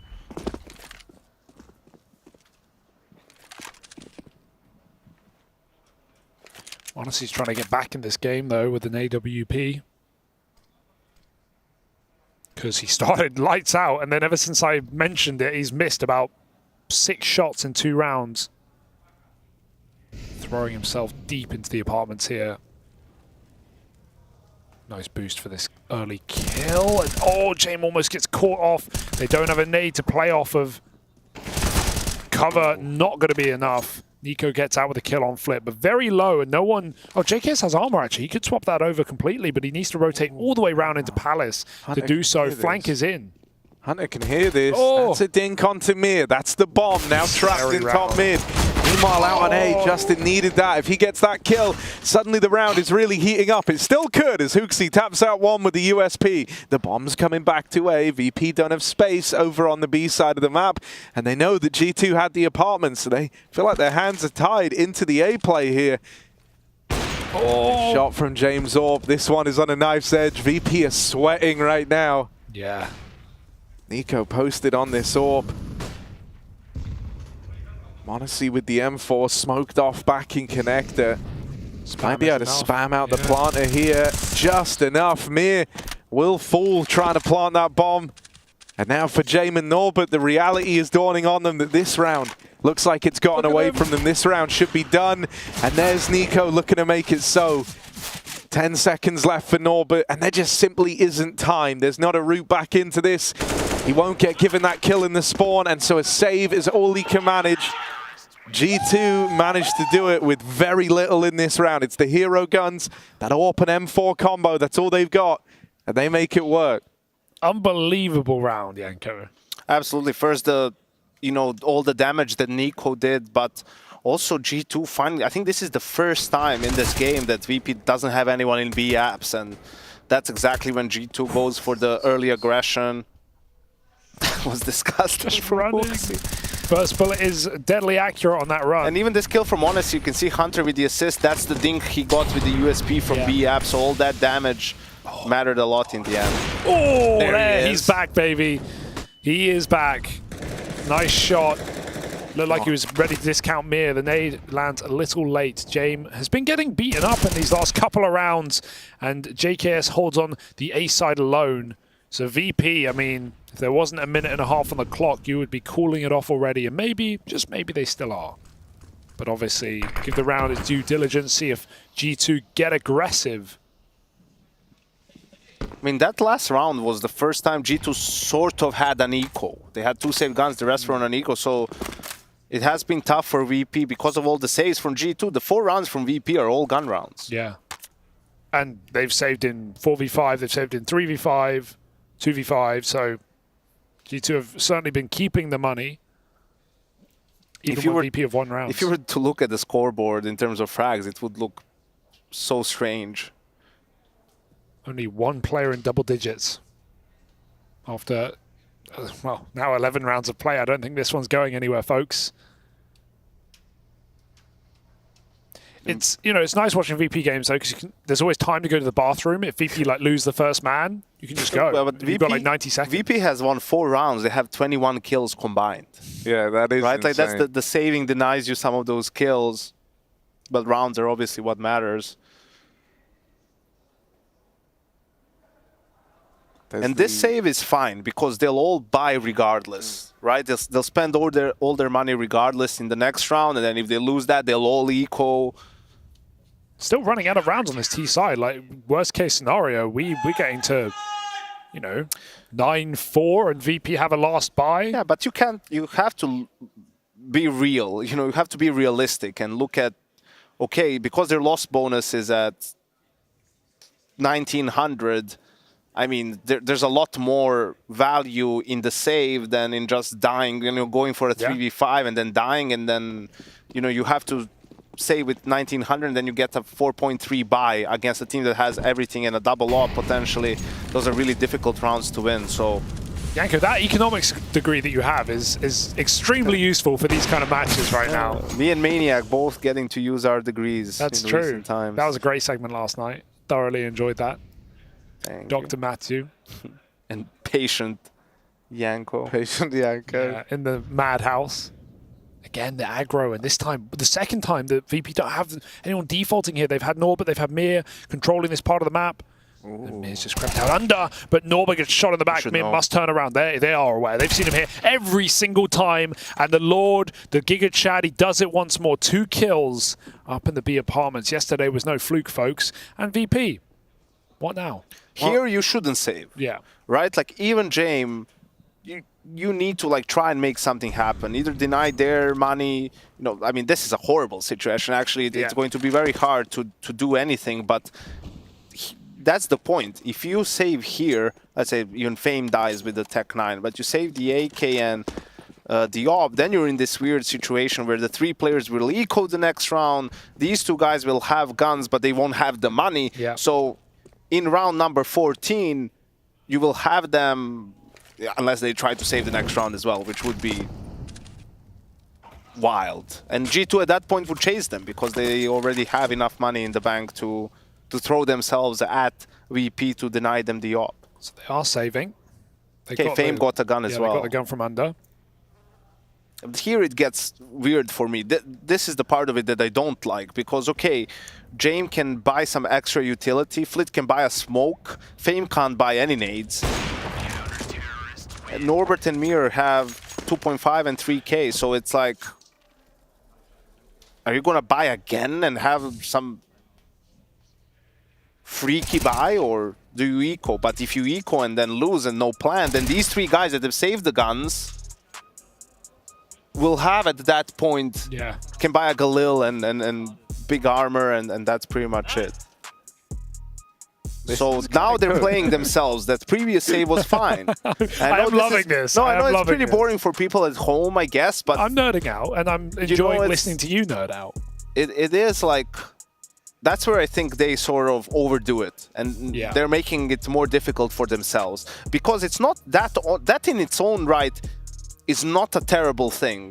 But when you combine that with the fact that they are repetitive in their calls, right, and they don't throw anything different, go for the Tech 9 quick. If you know that it's this buy and you can, with a good percentage, guess what it is that they're going to do, well, then it's very difficult for VP to win some of these rounds.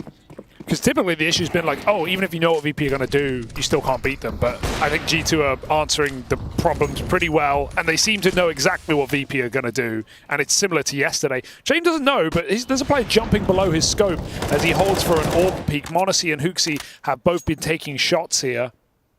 G2, if they can lock VP out of this round, they've got them cooked in the half. You can see G2, 2 rounds, they went for aggressive plays in B apps. VP thinks, okay, they're just going to keep doing it. They send Jame there now, but G2 plays it more defensive. And so that early phase doesn't really work out for VP. Ooh, he hits this. No, he doesn't. M0nesy gets faced by Jame, and that's what they wanted. Finally, the captain steps up with a crucial opening kill, his first attempt in the map at round 13. And it comes up for Jame. So how will G2 respond? They get that AWP out of there. I think this also might be just, you're playing against, you haven't done anything for 3 rounds. Yeah. You've just been saving around and you're like, you just want to see some action. You just want to do something, you know, and then you get a shot, you miss it, like, Be execute though. Committing 2 players cat. 40 seconds, only HooXi here. Yeah. We might have a 7-8 half. Yeah, this actually is huge for VP. They only have one guy to get past. Nico seeing Mir up through Con doesn't help, you know, uproot this ruse either, but it will free up Hunter to rotate around just a little bit sooner. There's a second player here. The molly in the way with 20 seconds left.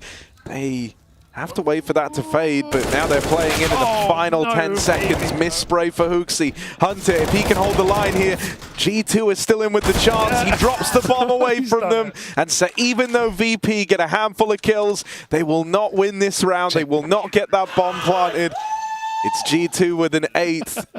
Thanks to Hunter's heroics on the B-hole. No, not Hunter's heroics on the B-hole. Thanks to the Giga Chat. Yeah, and with that his use of utility. First the smoke and then Granted, it was Hunter in the end that actually, you know, with this kill. It was both. But it was both. Hunter and HooXi. Because if Hunter doesn't get the double kill, Yanko, VP get the bomb plant.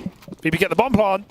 Who knows what we're watching? Yeah, of course, no. But I mean, that was a great example of just using your utility preemptively based on what's going on the map. And that also bought time for Hunter to come in. They couldn't push through the smoke because of the incendiary, and in the end ran out of time. That looked like a kill for Jam both times. That was one of the first kills in this game where it felt like just some real Nico BS. And so I'm really hoping this is him about to kick it up a gear, because that was crazy. Jame thought he had him dead to right. Tries his hand at the flick in mid, but dead now, of course. They're out. M0nesy, just back in time as he sees that. This kid's nuts. One bit of util come out. That was enough for him to look back over. Hunter pushing through the B apartments, doesn't want to give this fight away, and so he is allowed to back out. That's a big one to not get stuck in. Minute on the clock, 2 players with full belt of utility each in a double AWP round. Like G2 know what they're up against. They're not throwing it away. And VP don't have the longevity. They have 1 smoke between this team.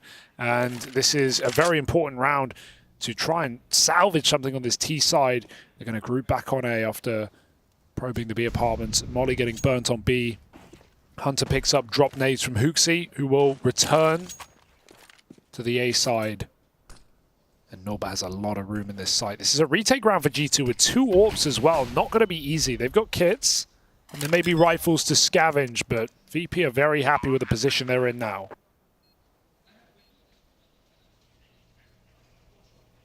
Oh, HooXi doesn't want to die and give up control of jungle here. Makes a little bit of noise. So they know where he is on the AWP. Hunter is late through short. This is a slow retake for G2. Gonna run out of time. Gonna try and build into this right near the end. They need these kills to come cleanly on the mid fights, and M0nesy's missed that. Player tucked in over towards connector. Hunter could deal with this right now, but he never saw the reposition, and so M0nesy's got to do it alone. Even though he's good for the first kill, there's no win in this round. M0nesy is out of there. And so VP get it done in the 3-on-3. That slow play up in A ends up working wonders. Somehow, from all those saved guns and not planting the bomb and the lost bonus being all over the place, and Jame dying early with the AWP, VP finds a way. Yeah, they always find a way, don't they? A 6-round T-side would be pretty tasty at the end. But G2 still have their own money with all these surviving rounds where VP don't challenge them. So double AWP will remain.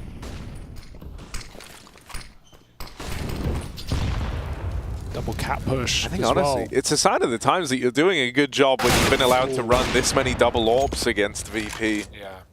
Because that in and of itself is hard as well. Like VP aren't just good at managing their own money. It often feels like they're good at keeping their opponents broke from the fact that they get to play more buy rounds. But here, it's the double AWPs delivering for G2 to open up this one. Round 15 gets off to a good start for the G2 squad, and the AWPs just keep challenging, keep probing middle. Hooksy just looked really good on the AWP, right? Fast reaction time. I mean, it's the easy gun. We all love an AWP, but it doesn't. I don't know where I'm going with that. It's great to see him, having a lot of impact on CT sides. Can play fullback routines. Not seeing any awkward Hooksy misses. Like, sometimes rear their heads with rifles. Flitz lurking with the bomb in B while Fame tries to sell. But it's versus Nico. Well, you say that there hasn't been Hooksy misses. This is one where he could have the shot that defines the round here as to whether or not Flit can make it awkward. Will Hooksy Apparel, hello. let him make any madness happen here? Fires off with the AWP, lands the tag. He's done his job. He did what he had to do, and Hunter will come in to finish it off. Double digits secured for G2 to open up this series.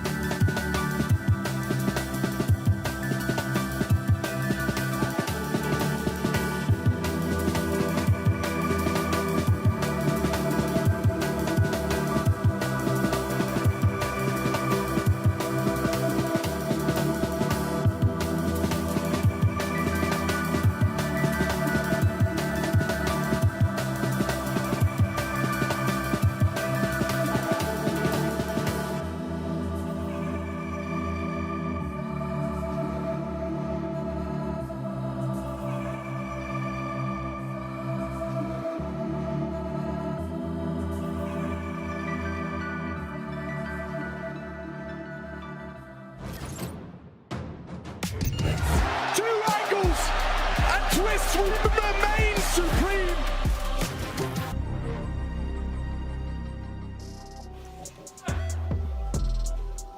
VP trailing behind by 5 as they only put up a 5-round half here on their T side of Mirage. It was G2 coming in swinging with strong performances from the likes of m0nesy and Hooksy on the AWPs in that first half. You know what was one of the main reasons they were able to come out on top 10-5? Go on. Because they saved the first 2 gun rounds that they lost. And they had, VP didn't have a single anti-eco, really a clean one, or to play against pistols with armor. The one time G2 was on an eco, they had a saved op and a saved M4 that did a lot of work. Yeah, they won it. And VP even won a PT50 armor round in there somewhere. Yeah. Keep in mind. So only 5 rounds is not perfect. Pistol could save their bacon. Hooksy entering B with the flashes. He's gone deep into the back of the site, and Flit hits a banger on the swing. Can't escape though. Man, somehow in the middle of the madness, Norbert jumping through smokes. They found him out. M0nesy from bench side denied, and Hunter needs this trade. It's quick flank stopped by JKS, who remains alive in the apartments, causing nuisance as Jame, the captain, is left in the clutch. Bomb's getting stuck. 1v2. And G2 trying to face it together. Jame attempts to isolate, but JKS picks up that pistol round, repeating his strong performance from yesterday as G2 set themselves up to steal VP's map pick. Now look, man, I'm just gonna say every time we play together, I drop Juzzy a P250 in those in them pistol rounds. And what did he do to close this out? 2 kills swiftly with the P250. Only 2? Well, yeah, you know, that's all he needed to get. There was just 2 guys left, you know, like, kind of did all he could. Hugo, I'm sorry. We'll allow it. G2, oh, if they just storm B right now, they win the round. And they might do that. They just might. It's only Mir here. And it's a save. Well, you don't know that yet. I absolutely know that. Unless Mir kills 3. I've seen it happen. Will. Yeah? Just like this? It was around kind of like this one, honestly. Close B. Flank up Cat. Blinded. Dead now. Of course. And it's the none and done for Mir, so that save call will come in. VP, this is not the start they wanted. They're going to be left with these guns again in the next round, in the round that they would usually be ecoing in, so that's fine. They essentially get a second go at the force buy.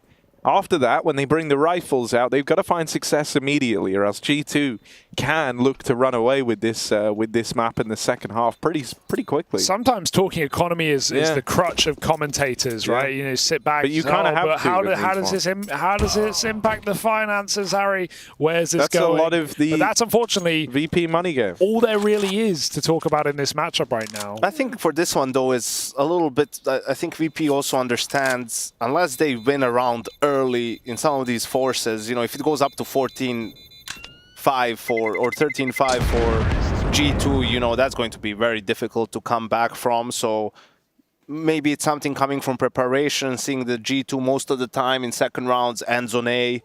So, okay, let's just stack A, and if they come B, maybe Mir can make something happen and we can, you know, go for a rotate. Maybe we kill the lurker, he kills one, we're in a 4v3, we can go for the retake. I think now, though, I would be surprised if I see them again go for sort of a blind stack, go for a gamble like that. Maybe try to just fight mid with the bodies, try to do something to get some early control. We see them also take a timeout to decide what to do here.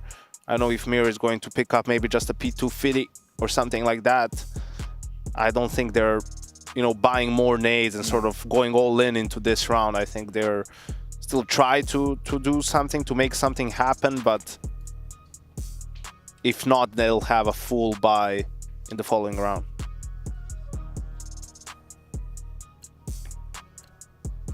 I remember talking to M0nesy in Rio because Fnatic played them 2 times at the major, right? And talking after it, and it's very, he says it's like so much strain on his brain to have to call, because constantly what's in play, what isn't in play, do they have an op, how many pistols, and now they found 2 early kills out of nowhere, just storming out middle and ramp. This is what VP was playing against the previous round.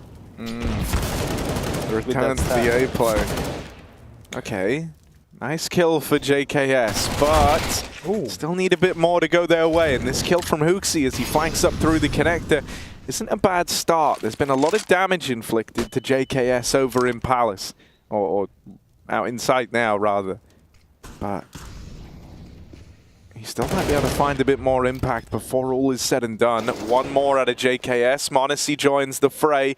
G2 just might have salvaged this one from the initial 3v5 start they were left in. They've now got it down to just beating one man. Well, it's not just any man, Harry, but it is a man that is known to beat himself. I was going to say, is it harder to beat a man who has beaten himself? More than once. Maybe right before this game. Who knows? It's time, Jame. It's time.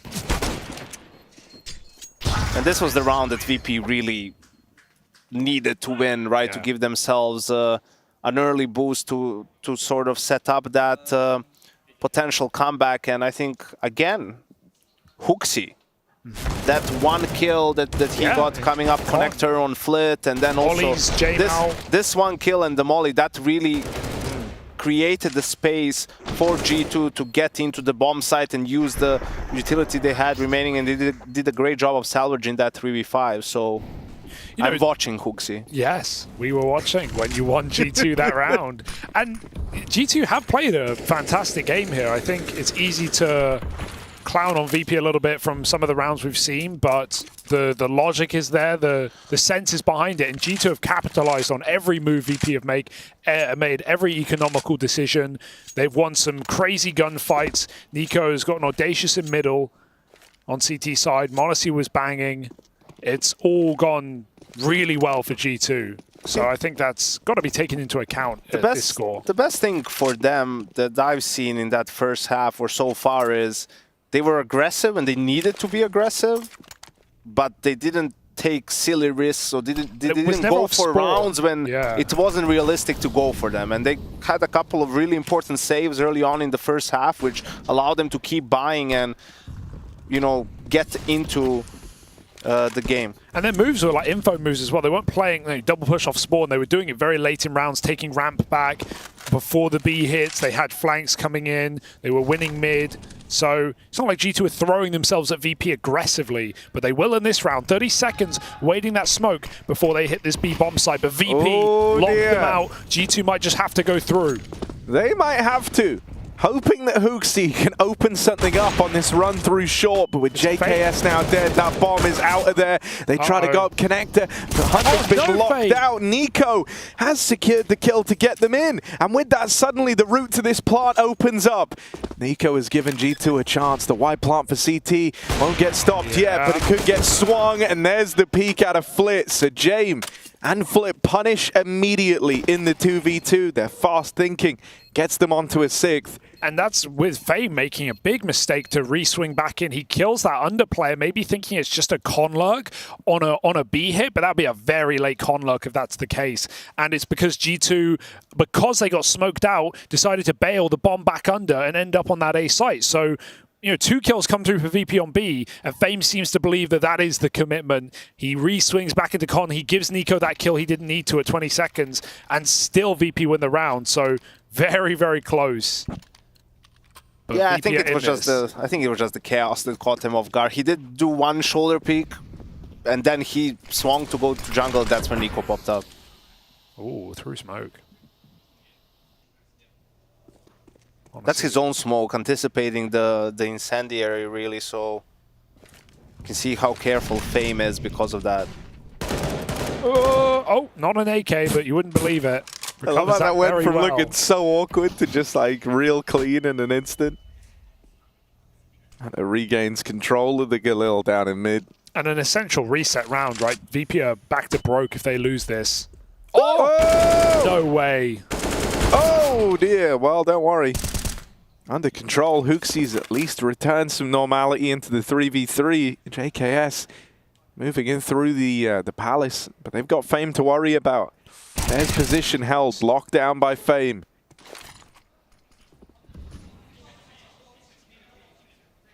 Even though JKS gets out, he's still got to win this fight ahead of him. Well secure, it finds this 2v2 for G2 to work with. But he is hurt, he is wounded here. There's not going to be the fast ending to the round the VP got last time. No one's nearby to punish or stop that bomb plant. You know what they say, Harry, wounded animals That's when they're at their most dangerous. That is true. He's backed into a corner. He's hurting. The claws are out for the Savage. Jame is sneaking in ladder right now. My guy, you got to speed up. You're going to be left to the wayside. Oh, dear. And it's only that Savage Animal on low health with another headshot with a bomb not for him. JKS has to stop this cross as Jame attempts to get back in the site with limited time. He gets the kill and G2 find 14. I told you, Harry. A Savage Animal indeed, Yanko. It's not what you want to find yourself. And look at him smiling away. Yeah. One could say he's a beast. Yeah? Never mind. Going somewhere with that? I don't know. But never mind. Like, I don't know. There's something nice about watching a JKS clutch like that. Just gave me PTSD. I remember he clutched around like this. We played Renegades at the Berlin Major, the 1-2 game, and he had like a 1v3 clutch from Tetris that broke our back, like ruined our money and everything. We lost like in overtime that map. We lost the series. Oh, it's all coming back. What was your best event? Was it that Zotac win in Hong Kong or? Thank you, Hugo. No. Won a couple of blasts as well. Yeah, you know, it was a paycheck event. A couple of semifinals at the major. Yeah. All right, yeah, Zotac. I don't know. You mentioned it like 3 times. Yeah, this because last it was 200K Yeah, that's first what I place, mean, bro. Yanko. The money, man. I got paid. You want the Harry, money? man. You want the glory? That was What do you the want? money of my life. Damn right. I want the glory. Okay. Obviously, I'm not in it for the money. Where was the Hugo. most glorious, Yanko? Coming 3rd and 4th? Winning blast. Yeah, okay. That says a lot in itself of my achievements as a coach. Okay, well, 15 rounds now. Let's just go to Inferno. I think we've had our taste of Mirage. That was a full buy, by the way. Yeah, G2 have finally lost respect, and I commend them for it. Not quite. Nico will allow it, and Hunter not clearing it, but Nico. So 15-6, and how long has this game been live? That's an hour-long 16-6. Pretty good. That's wild, actually. It's pretty good. But that's crazy, actually. 60 minutes. We're almost at 60 minutes for this score. But the game felt a little bit more intense, especially in that first half in the beginning. You know, there was a couple of small decisions that really helped G2. We talked about the saving. Also winning both pistols, I mean, it's huge. Imagine if they lost the pistol and then we saw how the gun round started for VP. They could have been off to a 6-0, 7-0 start. We're talking about a completely different game, but that's why they matter so much.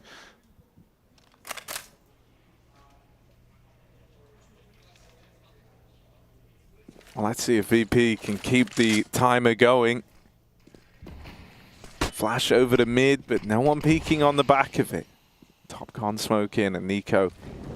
G2 haven't minded a little trip up through the connector. Instead, it's going to be the boost into window. Now, Flit's got the light to play around, but not crossing early. M0nesy won't be learnt about, nor needed to get too involved till a little later on. G2 now posture.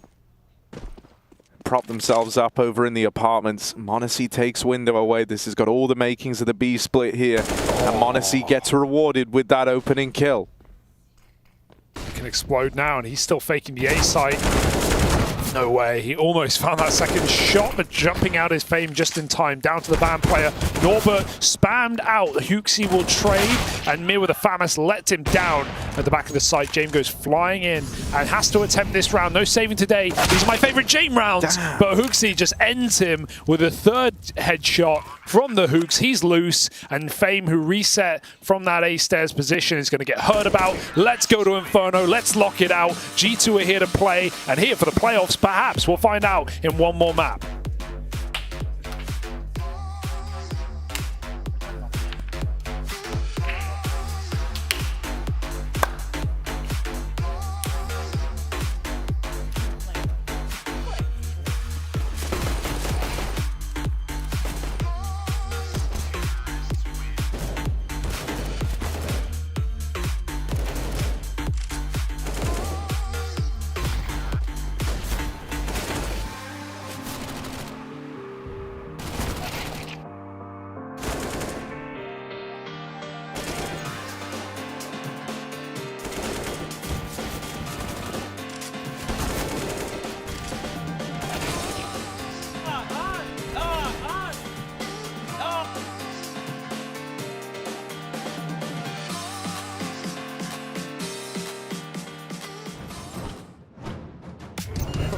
Nice. Cadian nails the shot. 3 kills from the captain.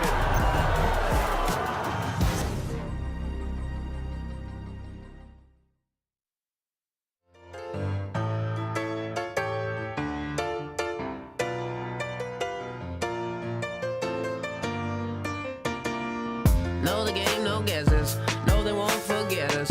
Form a roll like dominoes, they wanna get that precious. Follow me now, cause I know where to go. All the phones they lit up, look at how they glitter.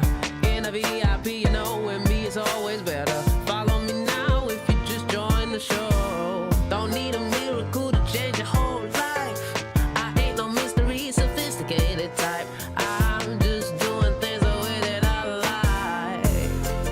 Ooh, I just do my own thing. Ooh, I just do my own thing. I don't care what they think. All the way, no pressure. No, my taste is special. When the light goes, let the night go, light the highs forever. Follow me, cause I know where we going. Bag your phone, no pictures. Won't forget, won't miss it.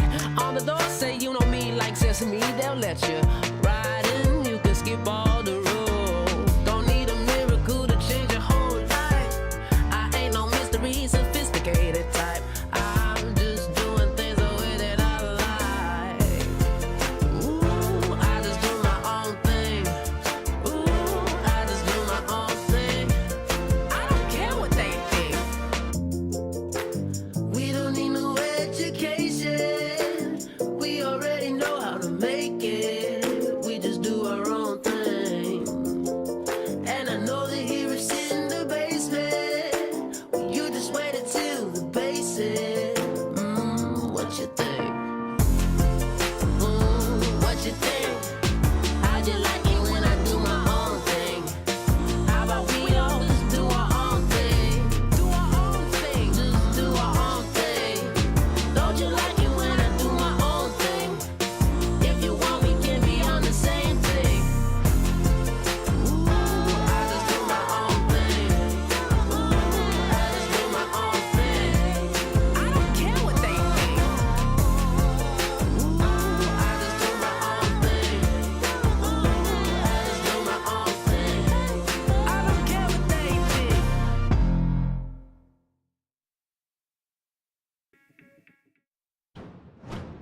He's got a chance in this one. Cerebral makes it look too clean.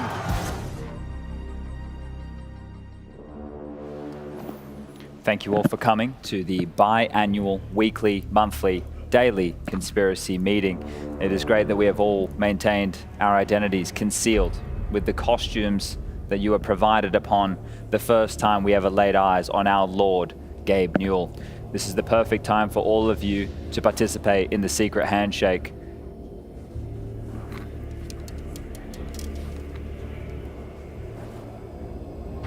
Wonderful. Thank you, gentlemen, for participating. And obviously, as the rituals go, if we could all please kiss the ball mouse.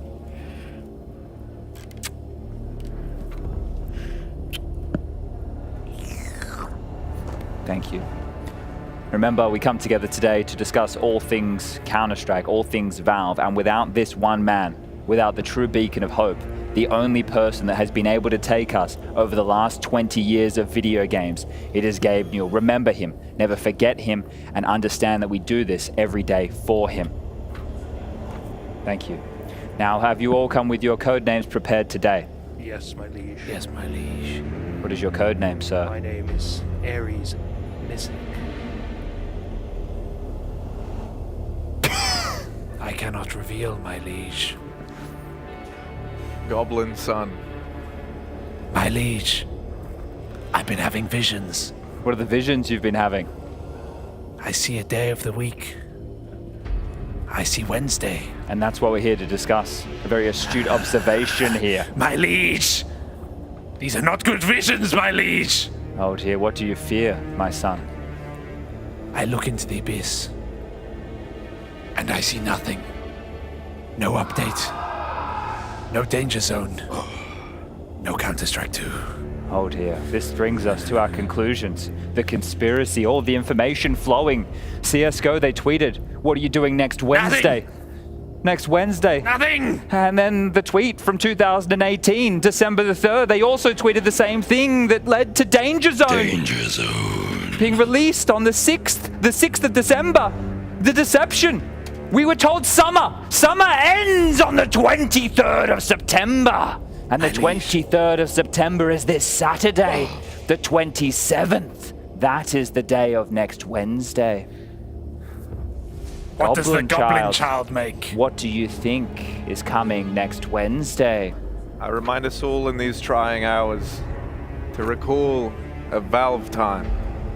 A time before the clocks and watches of modern yesteryear that Valve operate in exclusively. And I believe this could be that.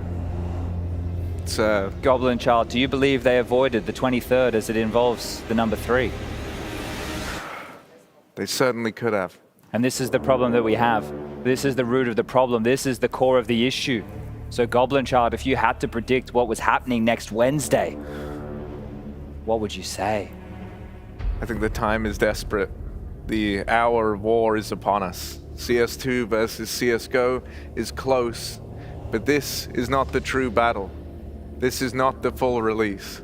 I think this is something more minor. I think this is a bait for the ages. Do you think more game modes, Goblin Child? More Danger Zone? More war games? More Flying Scoutsmen? Flying Scoutsmen! What do you predict to be on the 27th of September? I hope this is when they open the gates. This is when we get the call to arms. All the allies amass within the 3 kingdoms, and we can all converge upon CS2, perhaps in new games. Even the cheaters? The new accounts? The fresh accounts? Maybe not those. Maybe we don't allow Fuck them! Oh, we can deal with those. Not in my Goblin game. Man, will they fix the laggy shit movement? That one's pending. That's not for us to discuss either. We will never know. We can only pray to Lord Gabe. But next Wednesday, I believe, as does young Goblin Child, that it'll be open to all current Counter-Strike players. An opportunity to play CS2. A chance for more game modes. Maybe more functionality with inside the client. But no. I do not think it will be the full release. I do not think the game will come out yet. I think we are still saved. My liege, what beeth of global offensive? Gone? Doomed? One day it's here, the next it will be gone. But for now, we still have it. Perfection. The perfect game. Remember it, bathe in it, enjoy it, because the future, as we know, and as Lord Gabe has told us, it is coming. I curse thee who cancels global offensive from my Steam library. Does this mean we play playoffs on CS2? No. How can I trust you? I don't believe that would be the case. They speak to us from a higher power. Why? Why do you believe that on the 27th it will all end? What has led you astray? What has stopped the faith? My liege, what are you doing next Wednesday? My liege? Where are you? My liege! Does the council accept this answer? Nay. Child King, please. Goblin Child! Do not My sigh. liege doesn't know your name. Cast your bow in his direction. I can't aim this at one of my kin. Should we go to a break? Yeah, I think so. Yeah, right. Yeah, let's go to a break. We'll be back with map 2. Inferno? Yeah, I think it's Inferno next. Peace. Two angles, and Twist will remain supreme.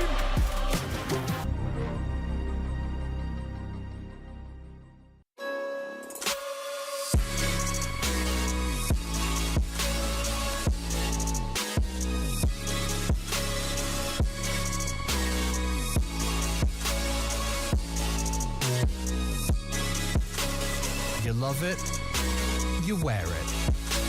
What's your style? Get your merch at shop.eslgaming.com.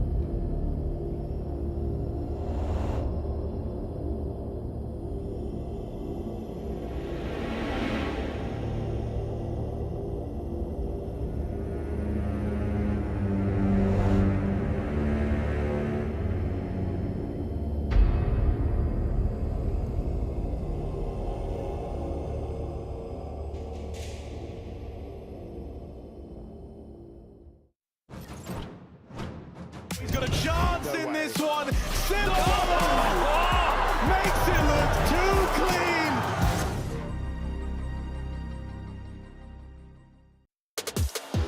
Y'all know what time it is. It's Jame time, it's Inferno, and it's VP taking on G2 in map 2 of the playoff qualification match here at Pro League. It's ESL Pro League to you, though, as we enter our 18th season and we finish our final group here in week 4. Group D, Group of Death, Yanko. Is it living up to the expectations?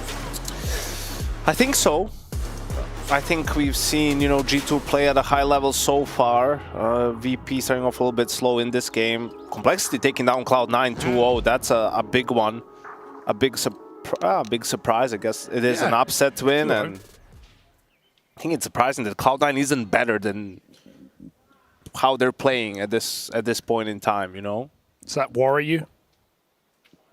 Or are they par for the course? I mean, it's almost impossible for me to fathom that team not being amazing. Yeah. Eventually, right? Like, even if it's not right now, but also on the other side of things, how much time do you need for a team of 5 guys who speak the same language? They're all, at this point, experienced playing Tier 1 contract. You have champions in that team, major winners too, right? Like, it shouldn't be a massive issue to make it work, right?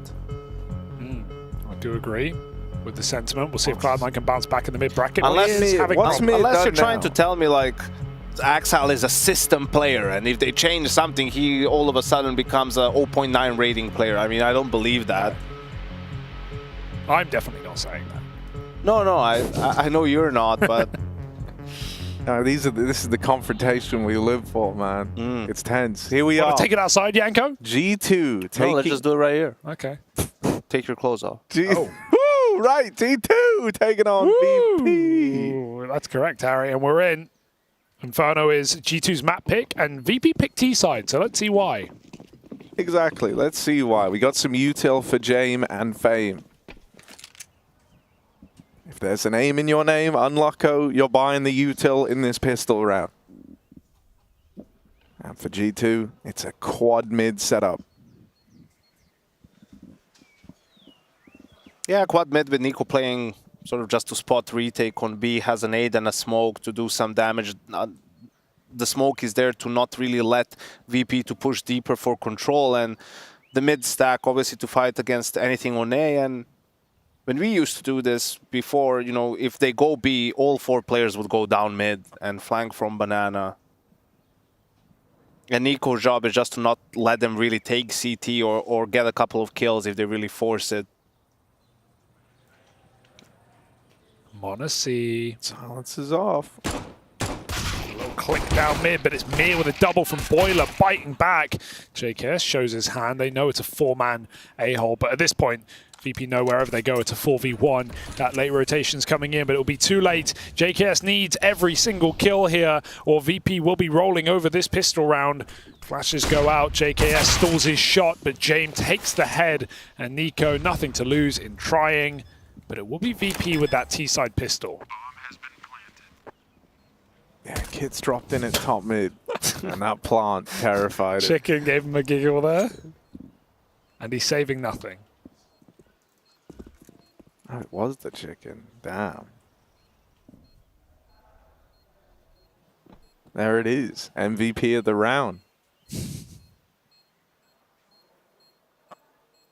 Maybe G2 is trying to psych VP out, with all the saving of their own. Like, well, we can do it as well as you guys can. Maybe even better. Ooh. This is tense. What's happening? What's happening?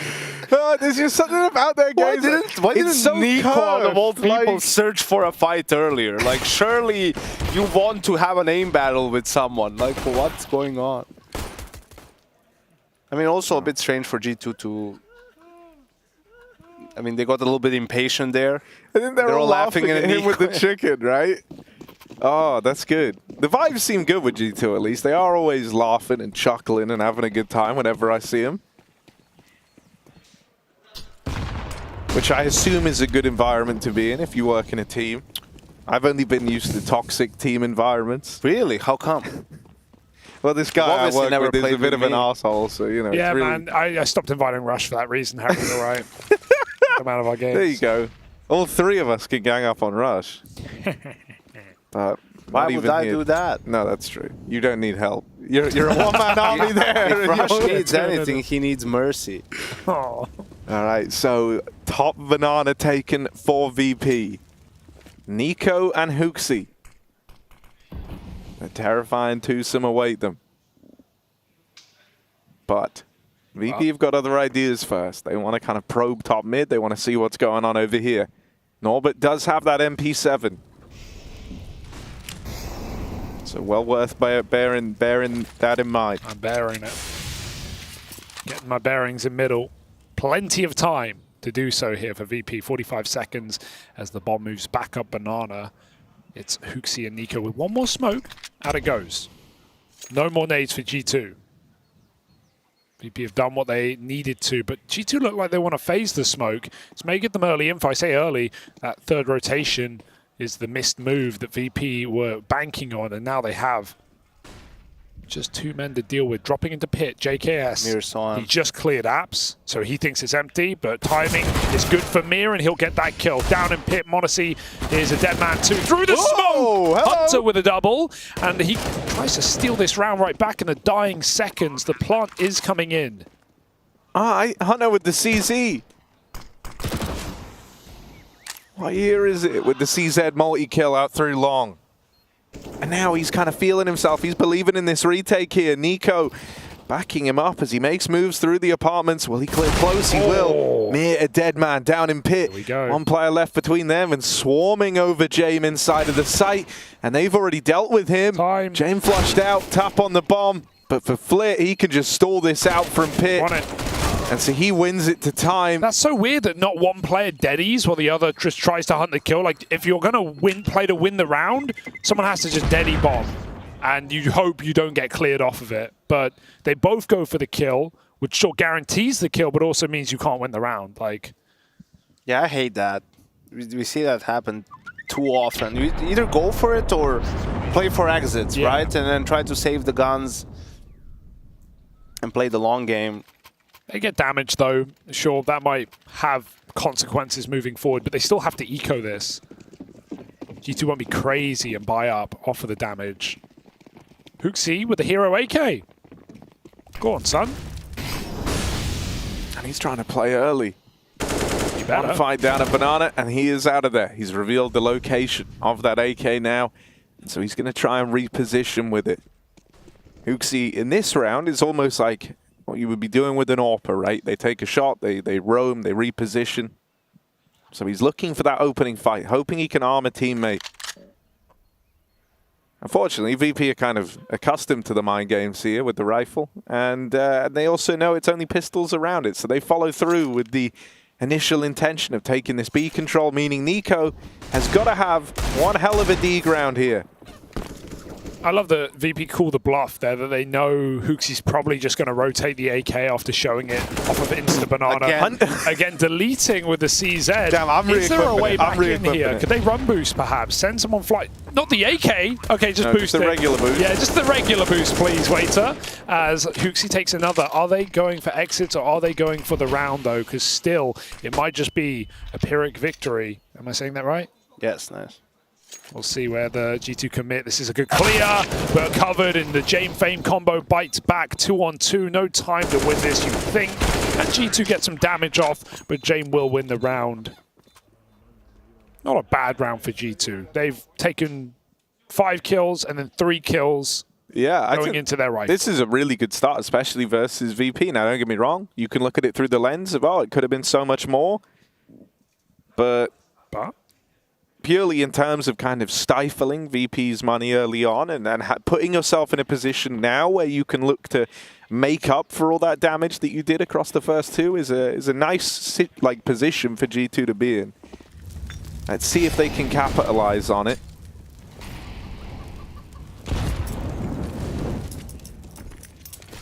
Damn. Felt good about their nades for a second, only to immediately have the damage done back the other way. That's Banana for you.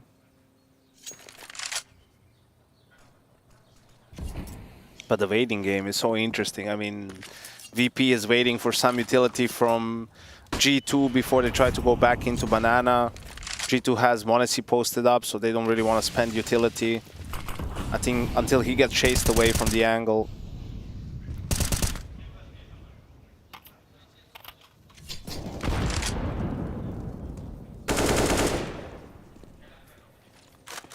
Not many nades for G2.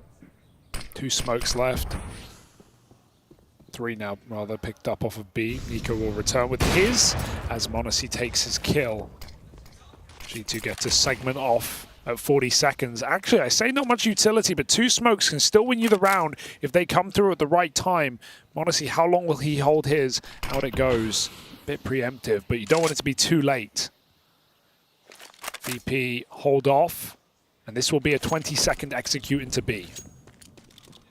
Nico up close. Round-winning position, perhaps. Yeah, 1 kill onto the right player wins you the round here if you're G2. Nico is insta-cleared immediately. m0nesy now has got to stop this bomb in its tracks. 1 kill from the point man, and that's the end of the line for m0nesy, meaning this plant goes down with seconds to spare. Not an easy retake at all. VP have an AWP in a post-plant. They have time to take positions, and G2 have no util as well to cut off any positions from VP. Jame Dark with an AWP holding Banana, that's GG, but he will reposition quad, and it doesn't matter. G2 are saving. It's not the wrong call, but it really accentuates the game that we're in. A save-heavy map, certainly. G2 must accept their fate.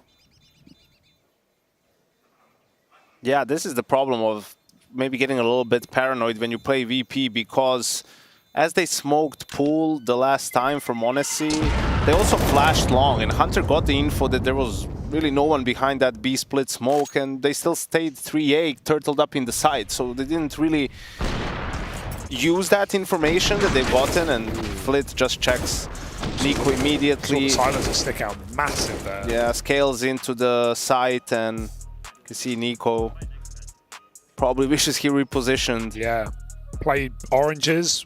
Could be a very different round there for G2. But you learn the hard way. You call a timeout. You chat to Swanee, and you get back on the horse here with a bye. And sure, G2's T side is great, but against VP, who is going to be obnoxious in terms of stacking and saving and all that, that's going to prove really challenging. Last time around, G2 did start on the CT side. I think they got 7 rounds on CT, and then they won 9-1 on their T side.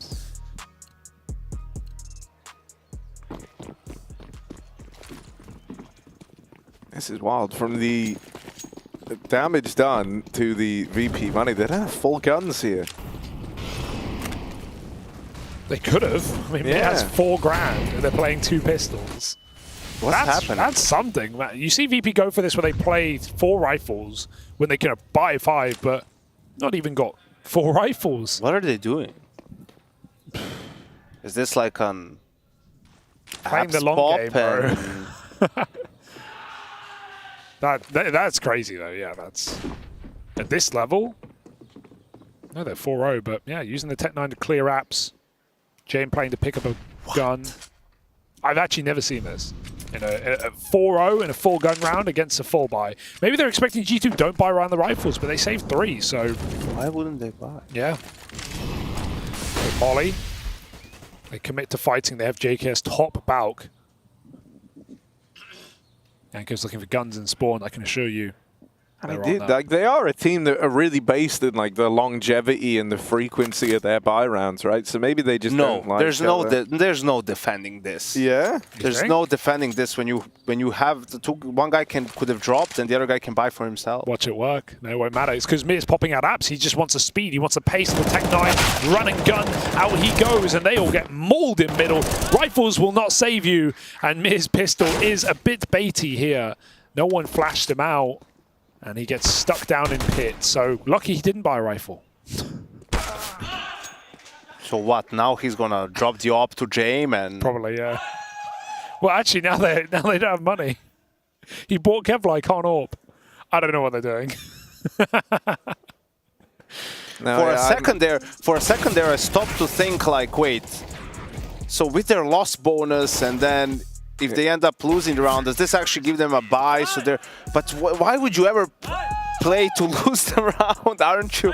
You know. Well, yeah. Plan for the worst. I can understand. I can understand one player playing with a pistol or a Mac 10, right? But I mean, why not buy a Mac 10? Yeah, off the apps pop. I agree. Yeah, because it's more money. You know, so but then you have two guys. So what? Two guys are counting on picking up a rifle? Like, what is that? Yeah. Like, what is that? CS or what are you really doing? I mean, I don't really understand this. I'm really dumbfounded by this decision. Like, if it were one player, I could get it. Like, let's say it's Jame because he wants to maybe have for an op next round or something along those lines. I could maybe justify it, but you know G2 is buying. They even don't have an op, so your rifles, your AKs mean more.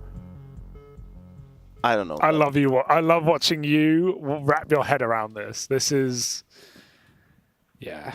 And now they have two guns. Well, they will have some guns. There will always be guns. Were available for purchase here. Daniel Day-Lewis, there will be guns. There's that to look forward to. Yeah, but now they're going, if they don't plant here, they have to have buy again. Yeah. Because they get 1900. Famous armor Glock. He'll pick up a gun. He'll pick up a gun, all right. Please die in range. And to be fair, Fame does get to have the best job now. Just follow around someone else. It's like court-mandated baiting. Yeah. Ooh. Ooh. Hang on a second. Ooh. M0nesy Both guns dead on long? might be able to reel it in, but we'll get traded after the first. Fame, get out of ramp. We need you.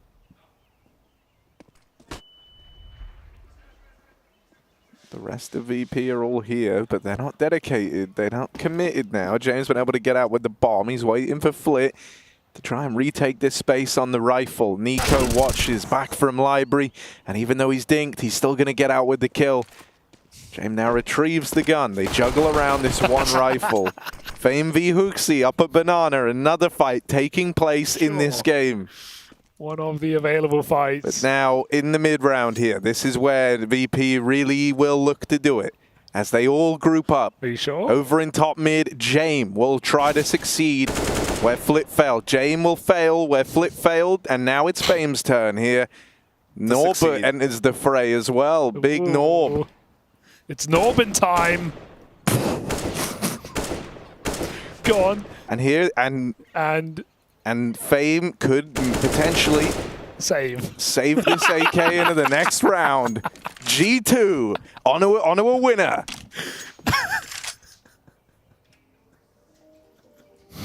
The music is perfect.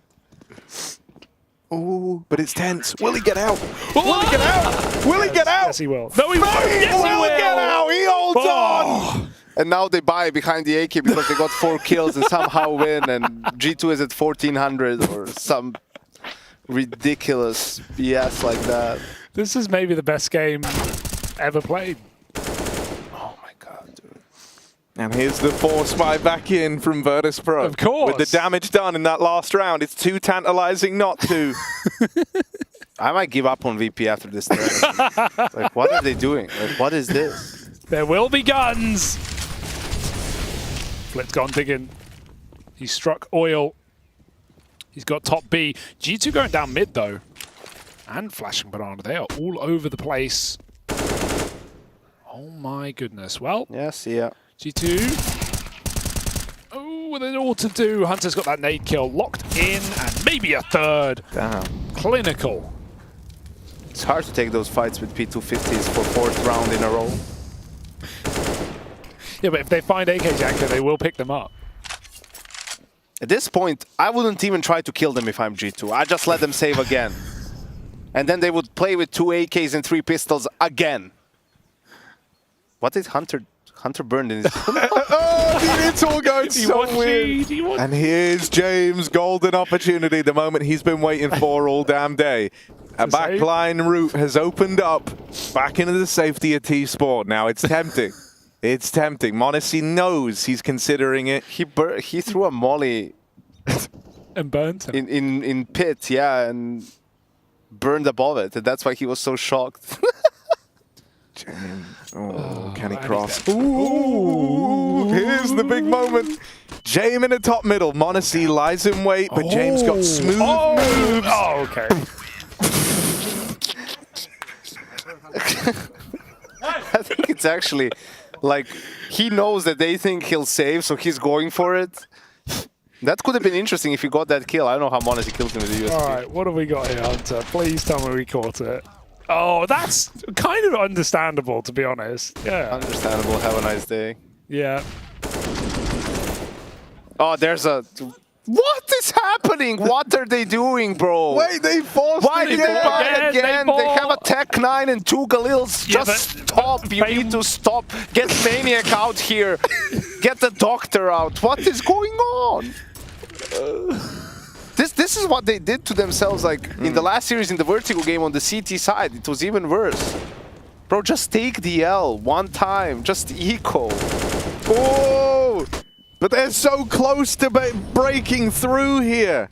So close. So the apartments will be the goal, but 2 players lie in wait. Oh, they might win the round. Hang on a second. They actually might win the round off this position. James going to lob a flash. Could get weird.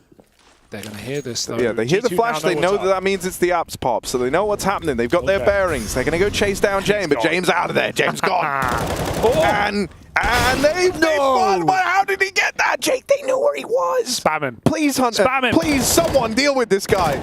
Someone get rid of him. Hunter can't. He's slippery. But he will finally find James. Okay. 4v3. It's G2 that are favored here. Couple of smokes still left in place. We're re-smoking at Moto. There's another one to follow on Norbert once that fades. However, Nico boosted up and over the smoke, gets out with a kill. Further tipping the scales in G2's favor. Norbert holds the line with a double, and Faye's gonna finish the job. VP, it all works out as they win that one to finally break on through. This is not CS. I don't even know what this is. Get with the meta, Yanko. I mean, the round was good. Like, the round is fine. But you could have done this two rounds ago with the Tech9s, you know, and if you lose, then you have the AKs. And that's the thing. How did Norbert get 2 kills with the Tech9? Great question. Well, he's so used to playing it, you see. The grunt.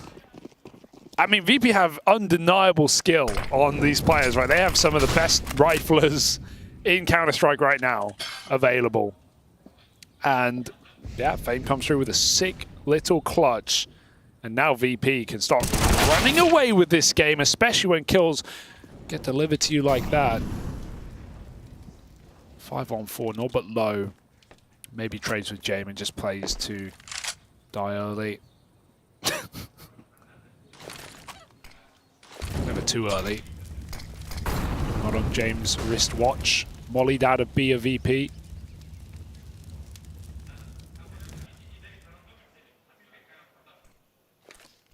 Three strong. Oh, the re-aggro. m0nesy, shoot the wall. Go on. They never do. I'm communicating to him telepathetically. Oh, God. Oh, dear. This is awkward. m0nesy only gets out with 1. And that triggers Nico's re-swing. Trying to regain control of the top banana. It's all left on HooXi now. They're not ready for a 3rd man. And having to go back and get the bomb means the spacing's a little off here. They're wrapping through spawn as well. So no one's nearby to trade this immediately. HooXi has a little window where he can reposition ever so slightly. Oh, they're on left side. But it's in these silences that VP do their best work. G2 have got to account for everything. The idea that this could still end up A. And HooXi, even though he gets out with another kill, it's all in vain. It's not enough. And JKS is just too far removed. Surely. I'm so mad they won that last round. This one or the one before? No, the one before. Okay. It's like when you... Right, have you ever done it? Oh, hang on a second. Justin actually wants to try this. Let's see what he can do. Kit? No. Justin freaking Savage, offering himself up in the clutch. Probably going to save the AWP, right? Get a kill. That's what you think. Instead, he's gonna try defuse. He tried. Nice try, Justin. Because they did, you know, Hunter dies in his own molly and they give a few kills here and there, so G2 doesn't have 10,000 in the bank, and then one round is somehow won. And now no one's going to remember all these ridiculous, and it's going to be, oh, you see, it worked all the time. They were pressuring their economy. You don't know what you're talking about. They're just playing 7D chess. You're talking to your demons. Jame is still on Tech 9. He's saving for all of them. At this point, you know, the opponents are just on pistols. But buy a Mac 10. I don't know. Maybe he just doesn't like the Mac 10. Well, actually from how he plays, it would be useless, so... Yeah, I mean, he's never at the front of the pack on these rounds. So play supportive flashes. Maybe get a Deagle then, for the long ranges. He still likes to run and gun. Deagle, I would prefer Deagle, especially if I was his teammate. Yeah, Because if I get tagged and then a Tech 9 player says like, hey, yo, trade with me, it's like, great, thank you. Hooksy with the CZ. Dude, the CZ's making a comeback. They've been wrecking them with the CZs in this game. Need this kill. Nico out on an island, but a lot of damage done. And Hooksy. The CZ still waits. Good luck. 0 conditions where this should work, but out on top of the fountain, Hooksy now spotted, is removed from the pool. I like the spot. It's different. And he almost finished Norbert. Hunter dual Beretta spam. Got every pistol in this round. 1. Any more. Hunter still ready and raring to go. But with m0nesy dead, this should be a VP round, although it's somehow still going on, so you never feel that safe until they win it. Hunter waiting for their swings. They're not on the bomb plant yet. It's just Hunter left standing. 1v3, and they'll finally deal with him in the closing 10 seconds of the round. VP waltz forward onto 7.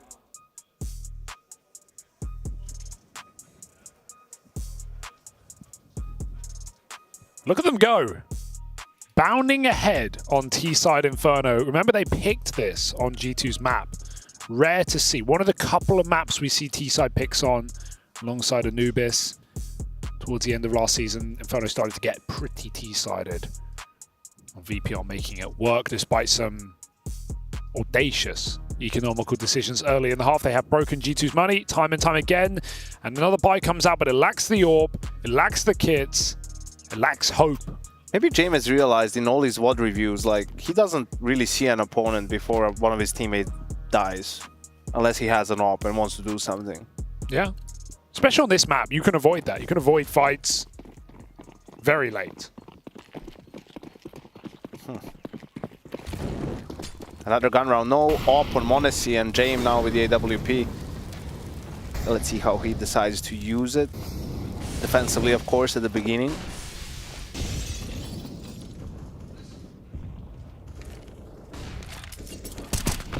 Still holding down top mid from ramp as G2 fight for banana. They rotate Hunter back. Already lacking util, but holding smokes is crucial for G2, knowing they won't be needed until the end of the round. Space taking utility is gone though. Nico with a jiggle, just trying to stall as much as he can. It's going to be a rifle peek. He'll get out safely. Minute on the clock. 4 smokes remain. VP deny middle info. It's the first round of utility here. Of a potential 3. But it looks like VP want to execute B and go back.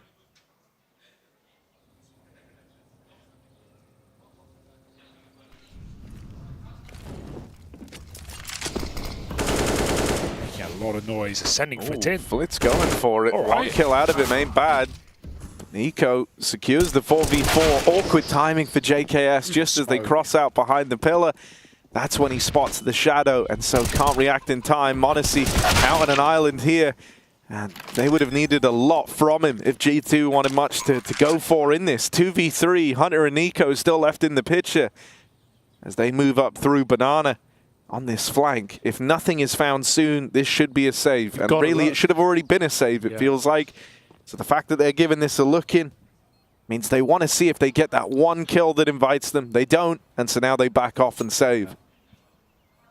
That's a reasonable save for G2. At the same time, the fact they're even looking, probing in that 2 and 3 is a sign of the times, right? VP are running away with this T half. And I like that round for VP, right? They force G2 into passive setups, thinking they're going to play with their smokes. They fake a BXEC. That draws a long rotation over. And VP just send not only fade through this short smoke, and it's really frustrating, I imagine, for JKS, but they do the same thing on the long side. And m0nesy, he reads it as well as he can, and he knows exactly what's going on. But that split timing for VP was perfection into what was essentially a 3-on-1 in A. So, yeah, VP, beautiful late round there. And Money is no longer the conversation because they are owning it. And G2 are constantly just making the most of what they've got. It's not a lot. I think the problem is also a little bit there. JKS, he threw the smoke, so wants to play close to it. Him and m0nesy probably when they're alone play a little bit more together. m0nesy maybe a little bit closer to JKS. But yeah, it was just a good call from VP. Hunter going towards the B bomb site, and they had the numbers over on A. So we'll see now. For G2 now, it's about salvaging this half, you know, getting as many rounds as possible. We're obviously not winning it at this point, and this round is going to be tough. But if they could get it to 10-5 from this point, you know, that would feel like getting the most of it.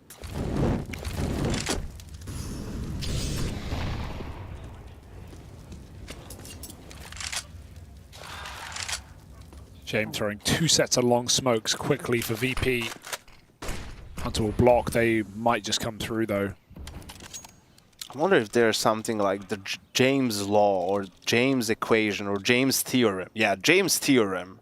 Yeah. Right? Where he just has found the optimal balance between, like, okay, so if one guy always buys a gun or 2 guys, but we change those 2 guys every 2 rounds, the other 3 guys buy the pistols and drop the nades for the gun, you know, like something like that. Yeah. Where he's like, we'll always have 2 guns. And is that enough? And 3 guys with nades and pistols. Yeah. There's something there. And we can win with that. James Theorem, get in the demos, do the maths. 15 seconds, time is not your friend. VP need these kills right now. m0nesy stalling in Graveyard, looking for a headshot. He hit it through the wall. He's trying to finish the job. He's trying to finish his meal, but G2 aren't hungry. They're hiding, and VP is saving. Yeah, locked out by the handful of hero guns. Oh. So that's how G2 find their route back in. Jame got 1 more on the way out, of course. And he saved his AWP. Hooksy trying to get in their head. I don't think you'll manage. You got 4 rounds.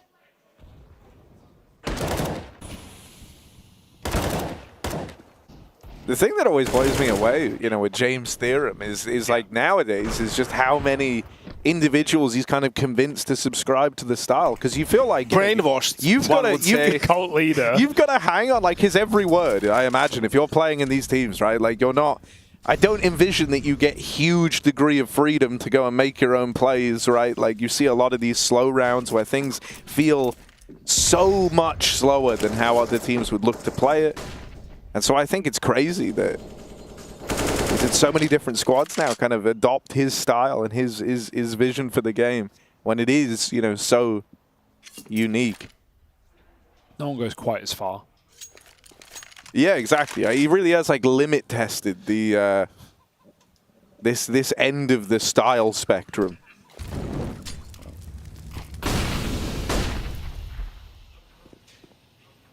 I mean, if I were Norbert, I might just be like, Jame, please, just 1 round. Just 1 round with an AK is all I ask for per half. Just 1 round where I can maybe do something. Now drop it the op every other round, I swear. He just dropped his AK to fame. Norbert had an AK. He just dropped it. He just had to give it over. Is that too much to ask, my liege? Jump, my liege! Jump out of apartments, Norbert. Jump.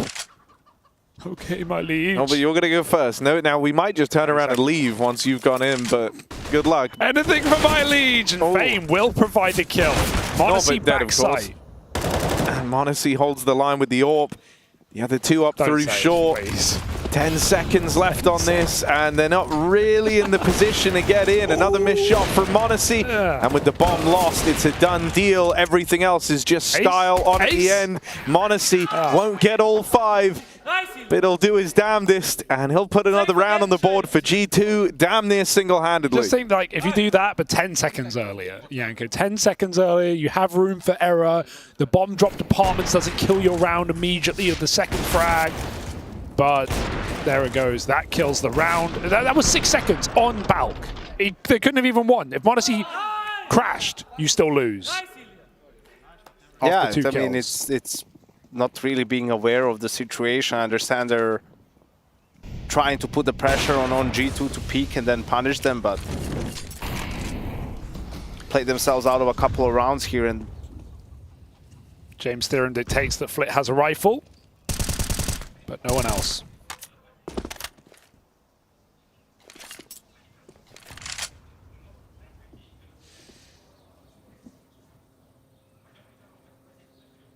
I wonder if it's still like a raffle.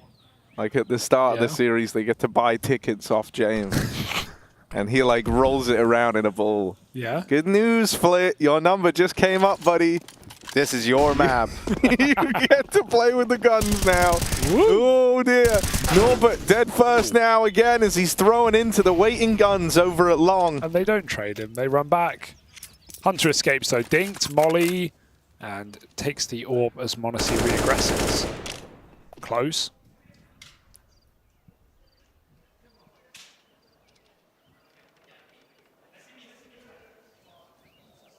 I'm so interested. Like, anything could happen in this game. I don't know who's going to win it. I don't think VPSA... He's going to show bomb now, and 3 guys are still in brackets. He's showing bomb B. Can he show it? Molly, smoke rather down. 30 seconds. You can't show it at 15 and then go back. He's walking back now. Oh, that would have been so, like, smart if he got spotted. But he didn't. So he's just got to run it up A with 15 seconds. Harry, take it away. Yeah, this one, it's going to be a pretty fast ending to the round. They run up short, and well, there's the fast ending. Yeah, so 6 on the board for G2. Listen, no, on a serious note, there is indeed, like, G2 has to be paranoid. Yeah. Right? Because you see Hunter, he's taking a fight, and in his head, it's like, okay, they're going to eco, like, pistols and maybe a couple of nades, so they have money for the last round, you know? And then you peek, and you don't go for that full fight because, oh, what? This guy has full armor, I hear an AK, what's going on? And then maybe you turtle up and you play the, you know, you mind game yourself and you give them space which they otherwise shouldn't be allowed to get. And now the final round, it's 2 pistols, a Galil, and 2 AKs.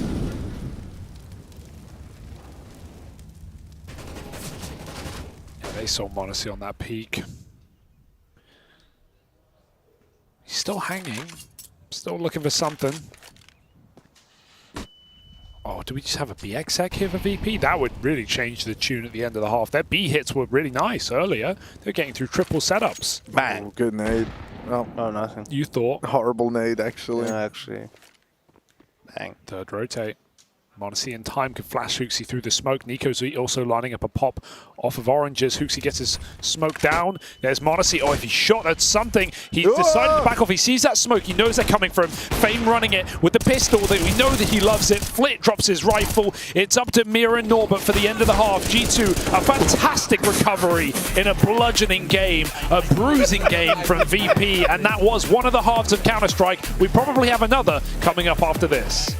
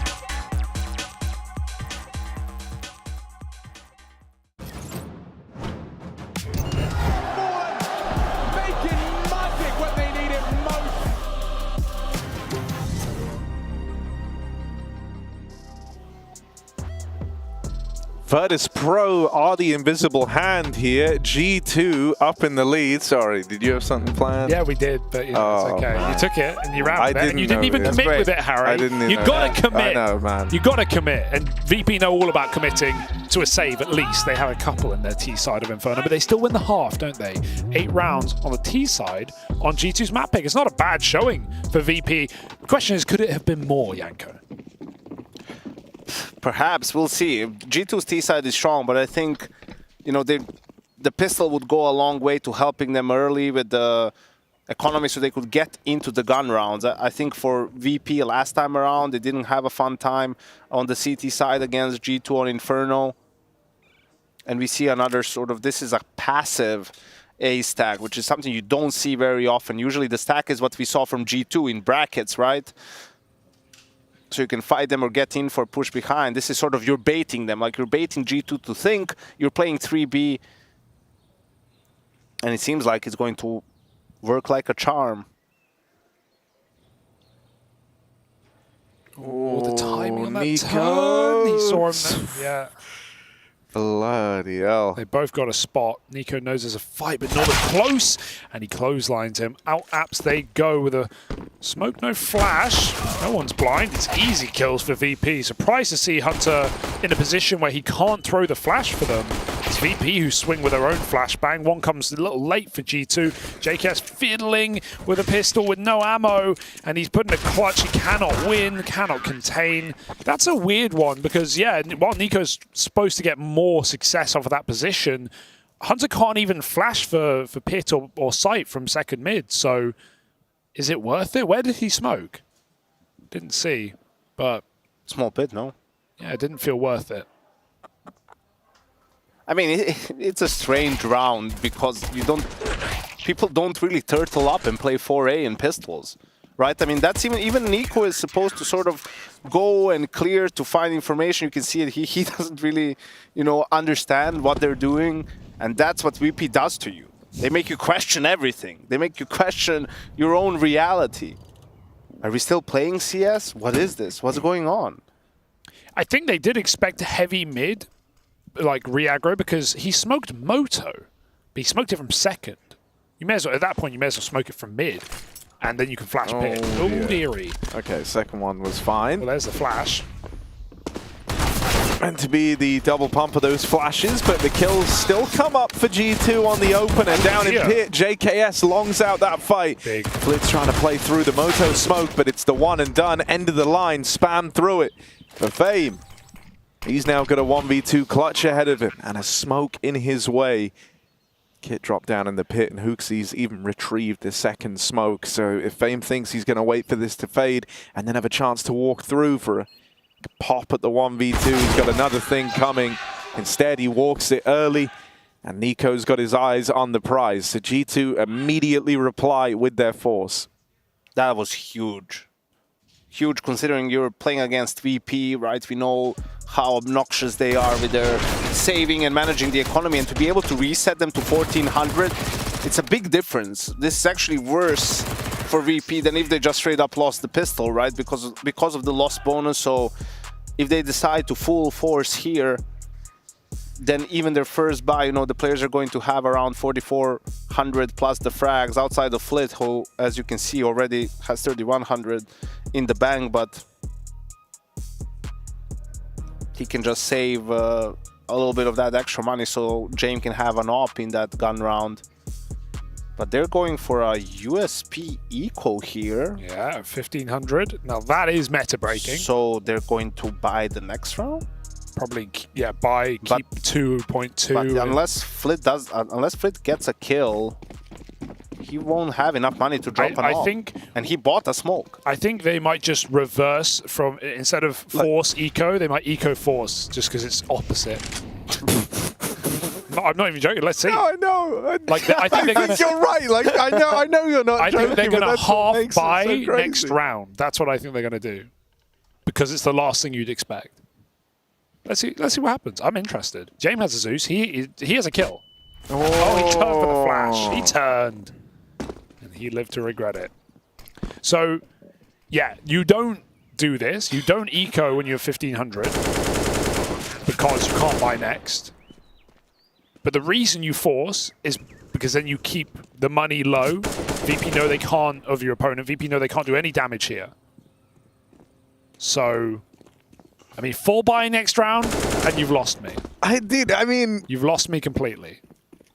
It's crazy. I'm learning today, though. I'm learning something. I'm not sure what I'm learning, but I'm learning something. The only thing that there is like, okay, if they force here, then eco, then bot, it wouldn't have been great. Yeah. So if you force now and then lose and then you eco, well, then that buy will be great. Would you why buy are you here? counting Would on you losing full buy? rounds? Because I keep 2. I would keep 2 in this round, and you've just but reversed the order of your forces. No, what I would have done, I would have forced in this round, I would have left some money in the bank for all players, and I would have made sure that Flit has enough money after the eco to drop the They're off. doing neither, Yanko. They're doing neither of those options. They are keeping 2K, and they are buying full on Flit for a rifle. Flit won the raffle. Because Flit won the raffle earlier. So Flit gets a gun. Them's the rule. I don't make the rules. The raffle makes the rules. I know, bro. Maybe this is like some... My God. Maybe this is like an experiment from VP. Yeah. Maybe they're trying stuff out for like, not necessarily CS2, but maybe Jame just has a theorem that he wants to try out. And it's again the same 4A setup like in the pistol. All right, they're in the right place to deal with this then. Oh, they're going to win. Already 2 kills found. Mir and Norbert. Now Flitz M4 gets involved. Yes. As they tear through G2. Yes. G2 knocked out on the short side. It's just Nico. There's guns everywhere for VP to pick up. And Nico is left scratching his head. Why buy he's not. guns? He's playing the game. Here he is. Why buy guns when you can pick them up? That's the VPT side etiquette. Or this was the force where it's a force into a stack, and then if you're wrong, you just save. Yeah, and then you save the nades and the armor, and you will have enough money with the loss bonus to buy rifles. But all of this is obviously so convoluted and complicated. I mean, why take all these extra steps? What, just to confuse your opponent? And Nico has somehow threaded the needle in a 1v4 and has the bomb. Does he win it? Call it right now. Yes. Yes? No. Oh. No, because it's like so weird. Why is no one B? He's not ready for this. He doesn't really expect that. And surely, well, actually, VP doesn't even. They know that there's no bomb. So now they're realizing he might have the C4. Okay, he's winning this. He's winning He's winning this? There's All no right. kid. There's no They have kid. 2 mollies, No Janko. kid. They have 2 Nico won They're so before. far They're away. really far They're away. so far They away. are really far away. This is a Okay. round for the Nico. history books. Right. Nico rubbing his palms together. He knows that this is going to have to be a round that's talked about for a long time if G2 won it. 1v4 out of Nico. I think he's got it. Pushed in through ruins. A lot of util about to come his way, but no kit. So he's got that in his back pocket. 1 for Nico. 2. Oh, no more as they shut Nico down out of that 1v4 attempt. NT. Virtus.pro steal the round away. Not even close. They're like pits. They're 3 pits, and he's planting B. Oh, you jammy dodgers. Oh my God, they win it with less than a second. Less than a second. Not even close. It's so mad, like the way, I don't know any team ever who's like as willing to play with time as this team is. And it just works. It's so crazy. If he was even just in the corner Yeah. and didn't swing for a fight, like they wouldn't have had time. But I mean, obviously he doesn't know that. You have no idea if they have kits or what they're know what they're doing, buying. or maybe an auto sniper in the next round from Norbert. Jame has an orb. Jame has an orb. But that was important for G2 to be able to have a proper buy, and m0nesy has an op with full nade, so let's see. This looks more like a Counter-Strike round. Yeah, I like that game. We should play it sometime. We should watch it. Because right now, this has just been something entirely different for a whole map. At least Mirage had a sense of normality to it. Inferno, nothing of the sort. James' theorem living rent-free in the minds of G2. A round down now, and it may get worse before it gets better. Nico picked up top B, forcing an A execute. Frustrating way for this to start for G2. Those are fights that Nico normally excels in, and to feel like he was so close, but instead now they're a man down. Leaves them in a bit of a desperate spot here. They're crawling their way up through short and long. They're at least in good positions to try and make the A play work, but VP have already got a fourth player over here, already stacked over towards this side of the map, and so as G2 go in, they are going in. The 4 waiting players from VP. Not even the back lines are secure, so M0nesy's picked up, and this one never even gets started for G2.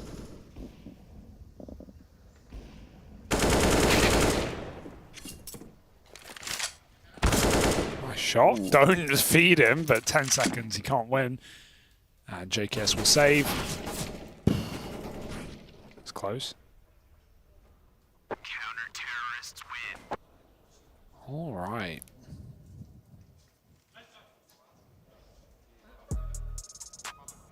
That's a good timeout from G2, you know, sort of calm things down. A couple of little bit frustrating rounds for Nico especially.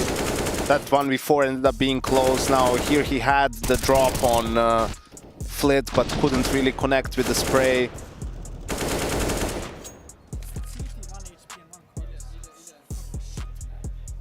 So I want to talk things through, really figure out how you want to approach. Now that you know 100% that they have a full buy and have all the guns and have the op, what do you want to do in these rounds? Save the AK on JKS. Rest of the G2 players, surprisingly, just buy a couple of pistols and some utility. That doesn't sound like the right. That's not what Jame. What? That's all wrong. It's crazy. 60 kills. And they'll all have money to buy in the next round. What? 60 kills on all the G2. This is ridiculous from G2. And just to let him know, someone knifed Hooksy in the back in spot. I was watching. I was watching someone while you knifed. Yeah, I don't know who did it. So I guess I wasn't watching that hard. Hooksy getting backstabbed by his teammates. SMH my head. Nico and a Dream and a Deagle up through Banana. We've seen this one before. Boost up for JKS. They want B, and there's none of this weirdness in the mid round this time. This is looking like all the makings of just a B exec with the smokes for Coffins and CT ready to go in. Flint and Fame also don't have util to slow this down. Outside of the smoke that's left on Fame, they don't have anything to like pull the momentum out of this. They don't have the molly to slow it down. They don't have flashes to support. So they've got to nail this in the fights. First kill goes their way, and a lot of damage done downrange through these smokes. Good spot for VP to be in, and they're even going to get more on this smoke spam. Nico's feeling pressure to try and make a play, and that leads to him falling now as well. It's Hooksy and Hunter 2v5. Not really long for this world in the retake here, or in the post-plot. Surprised Hunter's not saving, to be honest. He's going to swing, and they will be just holding in the 5v2, won't they? Hooksy falls with a Glock, and VP get a clean 5 alive retake. They minimize losses to quite the extent. 12-9, and G2's bomb plant was really best case scenario. So we can have an AWP if M0nesy wants to substitute head armor. And we certainly have a full buy for G2, but do we have longevity on the T side of their map pick? Or will Ancient be calling?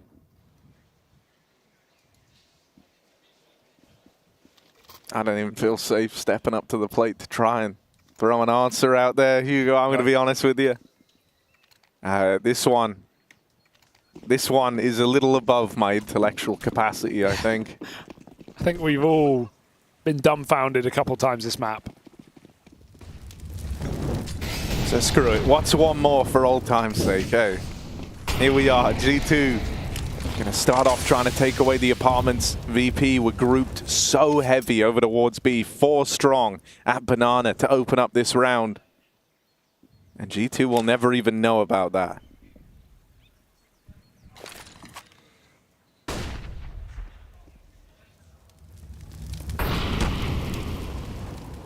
Jame just backline AWPing the CT side so far.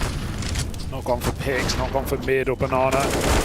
Nico really gets cooked in B. They force him out with a Molotov and he fights to the death. Hooksy doesn't realize he just ran into someone inside of the smoke. They get through long side. There's a chance here. They need this pick kill though. Norbert, a multi-kill, almost a requirement here to keep this round in VP's favor. Otherwise, G2 can plant. That's a big frag, but he gets burnt out. And with a bomb plant, the tune may change. That bomb's dropped in the open. Jame hits the wall bang. He's out of ammo though.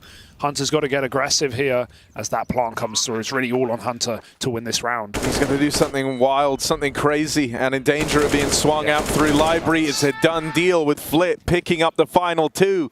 Virtus.pro now sprinting towards the finish line here on Inferno as they take their 4th in a row, successfully beating back the G2A Explode here. And you can see the move. The point of 4 players starting B is so that in the mid-round they're able to pull off that move with 2 more incendiaries, right? Nico really doesn't expect it. He's counting the utility that's been used so far, and they're really able to isolate him there, get banana control and the kill. So that was that's a great move early against, you know, a team that, you know, likes to play a lot of default, or just a way to take banana control. Sure, it's risky if the T's do something fast on A, right, like an A wrap. The round is going to be very, very difficult to win. But if they're taking it slower, then you have a really good chance of putting yourself in a good spot. Risk is the name of James' game. And with it often comes that tantalizing reward. Third map, the prospect of it right there for Virtus.pro. G2 running out of runway. Tech9's out, fast around, perhaps lots of util to double pump or to go back. But they're going to start with a quicker B approach, try and overrun, look for an entry. VP won't give it away. So now Hooksy tasked with piecing this round together, and it seems like they just want to go get him.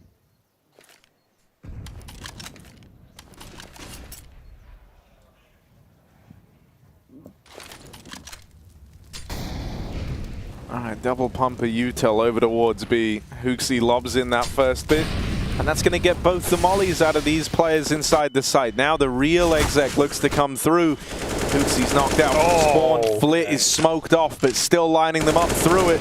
Even goes back to spam more. Flash through now. Doesn't actually commit to that fight. Instead going to allow G2 to have the room in this post plant. Giving up the 5v3. Letting them have a little bit of time to get set up here. But not much. Never too comfortable at G2. So a fight's about to take place for the Ruins. M0nesy caught swinging into the spawn, and Justin finished off last by Jame back at the spawn. Leaves Virtus.pro just 2 rounds away from a 3rd map in this series. It's impressive, like, you can't deny it. The CT side has been rock solid. G2 have not been able to get into any comfortable post plant. Every post plant has just been ones allowed by VP or ones in significant disadvantage for G2. 4-on-2s, 3-on-5s, on eco, giving up sites. So it's not like G2 have had any good positions in this map, in this T side rather. 14-9. And one of the stranger games of Pro League so far. But one that VP will just be happy with. That's a big pick. Hunter running up mid. Finds Mia first. Will that be an unraveling frag? Jame just waits for Hunter to re-swing back into his scope. Madness. But VP was rotating both of their players to A, right? They have a 14-9 lead, so this is where it becomes really tricky for G2. They're going to start doing some of these more risky gambles because they have rounds to play with, and they also have a lot of economy in the bank. And it's really, really difficult to almost impossible to read all those moves.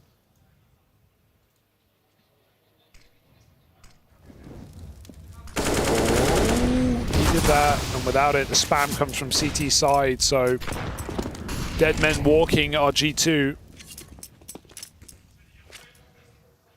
45 seconds. Oh, that's good for G2. Jame repositioning gives JKS the window. He takes it. This is very fortunate timing. The bomb's still coming back. Bloody Norbert down in his bloody pit. Look at him waiting for this. Here he comes. This is his moment. This is his chance to show Jame that he deserves this AK every damn round. Smoke down at Moto. Norbert repositions into the mini pit, ready to deal with this bomb as it tries to come up the short side. The initial flashes are good. Norbert now swings out, and it's no kills for Norbert in the sight hold. JKS finds him, and the 3-on-3 now opens up for G2.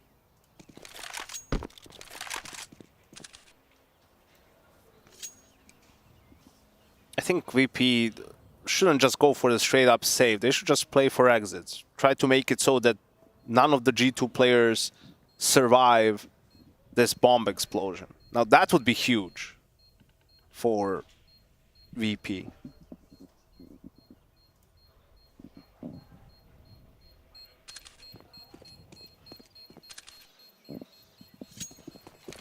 But seeing as how they don't have an HE and the bomb is planted deeper in the side. They got one kill.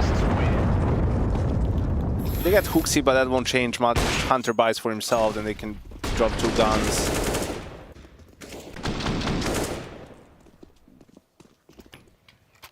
All right, so G2 finally break the streak. That was 5 in a row for VP. And now they're on the board, but they're first in a little while. The problem for G2 isn't just the score, it's the fact, you know, they're usually good at finding openings in Banana and on B, whether it's Hooksy or more likely Nico, but that just wasn't really the case so far. VP doing a great job of stifling them. The pace, I love the G2 pace change these last couple of rounds. Again, they find the gap, but it's only by design. Jame waits on the long side, and coming through the smoke is Mir with a crucial trade. Could have been a 3v3 otherwise, not meant to be. M0nesy thrust into a clutch. A 1v4 at 120. He's got time, but he's not got a face. So 15 found for Virtus.pro, and Ancient awaits. That round there from VP felt really, really nice. You know, that one gave me real, like, twinges of old VP, you know, like, in terms of up until this point in the game, they've been pretty passive in a lot of these engagements. G2 have tried looking for early fights and haven't been given them. That round there, they get all this space at long. Things are feeling great. And then suddenly, it's like you go from seeing nobody, you get all the way down towards like Arch and Long and Moto, and then suddenly you're being peeked out library by James Orb, you're being run through the Arch smoke. It's like you go from seeing nobody to the entire enemy team in a second, it feels like. Yeah, Norbert's position was also huge in Boiler, right? Because he gets the early information, and it's very hard to trade or kill that guy if you're doing a fast mid-take. Think about Nico's banana half. Banana, yeah, all right. I'm imagining it now. Think about Nico's banana, Yanko, if you're familiar. Like a wine bottle. Yeah, I had to stroke it many a time. Ah, interesting. He has been getting I usually naded. hold his banana, he holds CT. He holds CT. Okay, that's a good trade. He's been getting naded, mollied, and rushed all half. He has had such an uncomfortable T side. Goes logs there. First time in logs, double naded. Boom. Trapped by Molly. Can't leave, can't avoid it. Dead in one bullet. This is surely an opener. I don't know how he's just survived it. They saw his feet, and now as they go forward, of course, Jame falls blind. Hooksy will get it, but at what cost? A Pyrrhic victory for G2 as they're locked out. They might get the opener, but go no further. VP long this out. It's now a 3-map series as VP burn this one late into the night.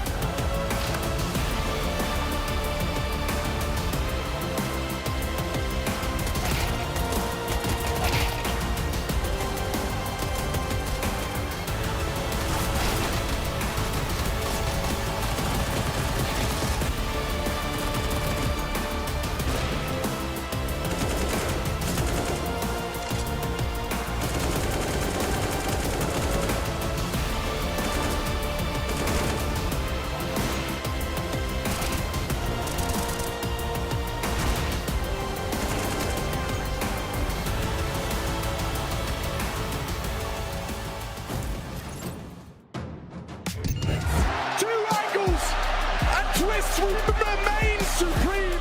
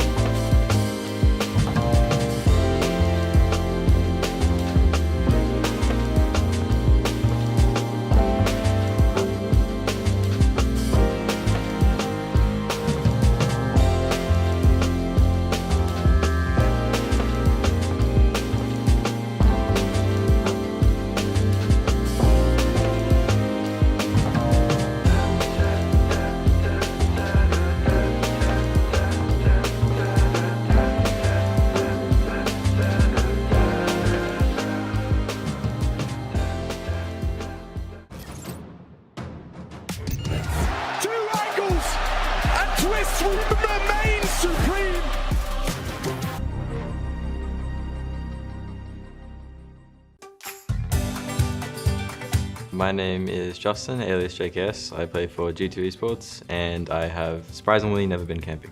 One thing that I would eat for the rest of my life is probably sushi. I think it's just really good food, but there's definitely a fine line between good sushi and bad sushi, so it would have to be good sushi, not bad sushi. My name is M0nesy. I'm playing in G2, and we were camping somewhere on Inferno with my boys. Justin was cooking some stuff for us. He was making tea, obviously is the most important one, black tea. Hoaxy, he would be a fisher. He would have a pretty good overall view of what to do.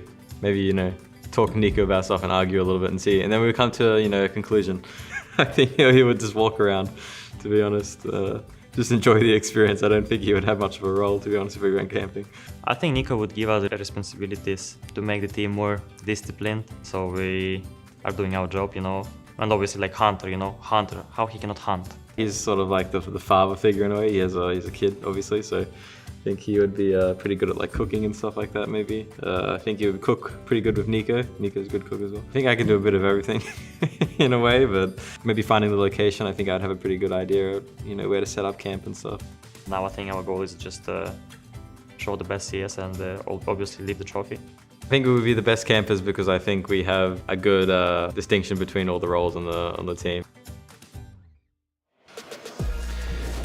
We have arrived at the end of the SEC map. Can you believe it? G2 didn't win it. Ha ha! Spoiler alerts to everybody at home. That would be 16-10 on Inferno. And too easy. That's too easy. Come on, man. We're going the distance. It's VP. As you guys know, you sat through the whole game, and hopefully you at home were watching. So we're not going to talk about the game more, because guess what? VP games give you plenty of time to talk about it. Now, we did a meme segment. Harry, Hugo, you're a part of it. Rushley as well. I just outed you. You were all in part of the conspiracy meeting. Who was saying my liege? Oh, there it is. Yes. Okay. Look, we've unveiled everybody's identities here, but I do want to talk about this, about what is going to be happening next Wednesday. Now, this is important. It is actually a big deal. Harry, Harry, you and I spoke about this late last night, and you and I kind of bounced off of each other what we thought is going to happen. Now, look, we don't know. We have no idea. Quite genuinely, we have no... You can hold it if you want, Trace. I was going to put it up here. We have no idea, but what we do know is they also made a tweet back in December of 2018, right? On the 3rd of December, and then 3 days later, Danger Zone came down, right? So the speculation is quite,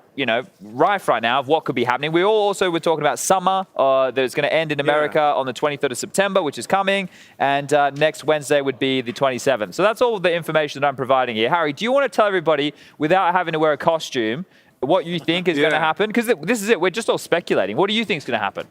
So my theory is that so firstly, I think the whole Wednesday thing probably don't mean anything. You think it's a decoy? You think Wednesday's a decoy? I think Wednesday's a decoy here. Officially, summer ended when? It's on the 23rd, which is this Saturday. This Saturday coming, which would put it behind the deadline for Wednesday anyway. Sure, but the game is technically available to people. Look, what I think is going to happen, I don't think it's going to be the full release yet. That's just my theory. Okay. I think it's going to be something else. Maybe they open the beta up to anyone who owns CSGO in any capacity. I agreed with that sentiment. Yeah. Maybe they're adding something like case opening is finally in the game. Is it majority? It's majority. It's majority. I think it is a lot. Yeah, it's a lot now. But it was like edging like 40-50%, right? I don't know if we ever made it over that, right? Yeah, but I kind of agree with that sentiment. I think it'll be open to everybody who has access to Counter-Strike now, as is. This is all speculation, wild speculation. I love that. And I think that then everybody who currently has access to the game will then have access to CS2. And the reason that I'm with all of this is because I don't think that it's ready to push yet into everybody's world. I think it's ready to push and show more game modes. Maybe if they've worked on Danger Zone for CS2, push that into the game. Yeah. Give people more. Maybe the workshop gets pushed for CS2. Do you think the transition period will be kind of like we saw going into Go? No.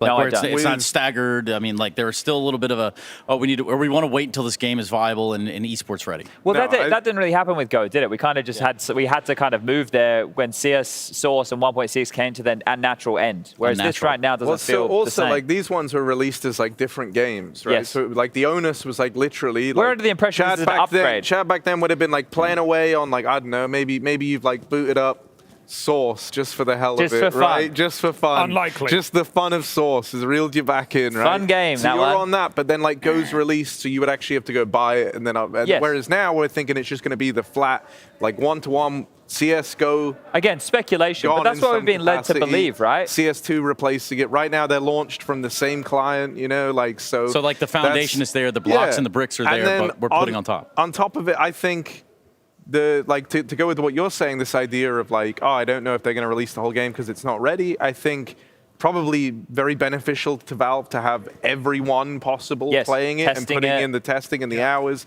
seeing what that does. On top of that, everything that they've done so far has been pretty slow and measured. One map at a time when the beta was more private, kind of drip fed in as they worked and bug fixed each and every individual map and change that they did.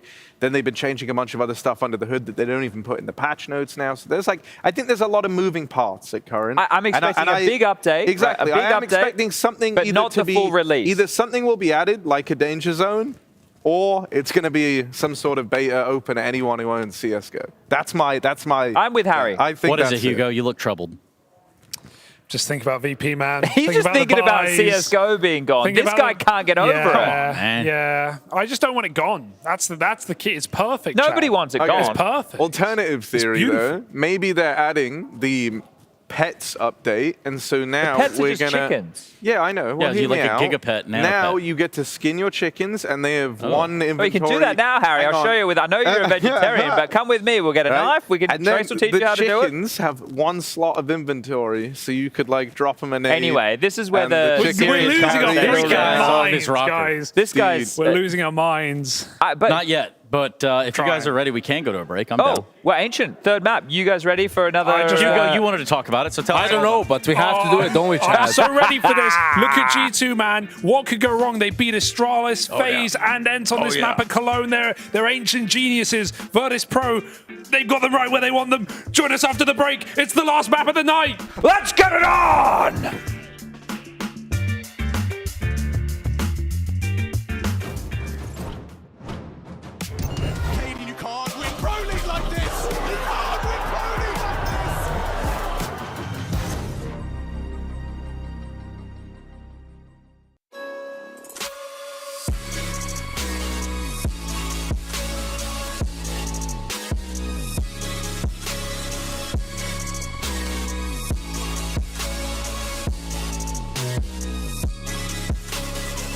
love it, you wear it. What's your style? Get your merch at shop.eslgaming.com.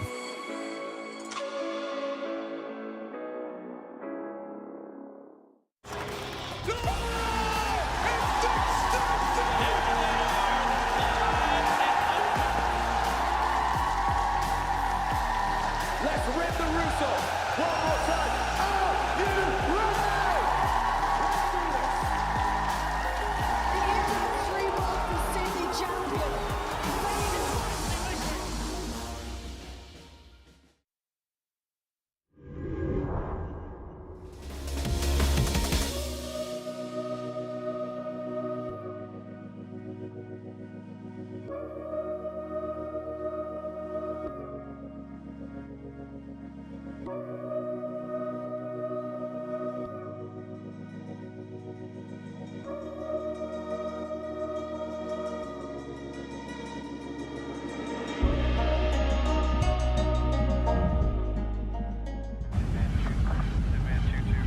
"50 people used to live here. Now, it's a ghost town. We believe a local crime syndicate synonymous with stunts like this is behind it.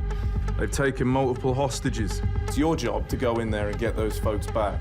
So here's our location. M0nesy, as the sniper, you're going to be posted over the road. We already know the position of their lookout, so it's up to you to take them down. Bro, if you need an upper targets, your options are limited. I'm in. Once they're down, we're going to need someone to step up for a few entries. Any volunteers?"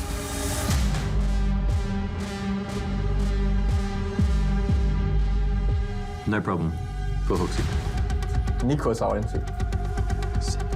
Don't worry, we'll trade you. Trade me? Can you hear the guy? It's a real life mission. Chill. You can always find the new IGL. Solved. Hooksy to entry, and you guys trade him. Can we stop saying trade? That's a chance I'll pull it off. Apologies, Hooksy. Guys, you'll trade him if he goes down. Thank you. Now, Hunter, when Hooksy goes down, you'll need to trade him immediately.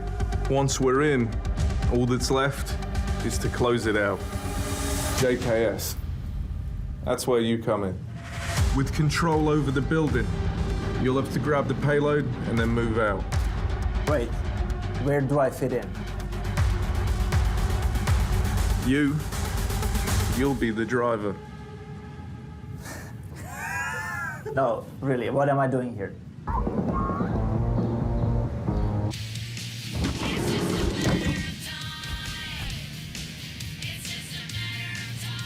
Well, I guess we'll be needing a new IGL then.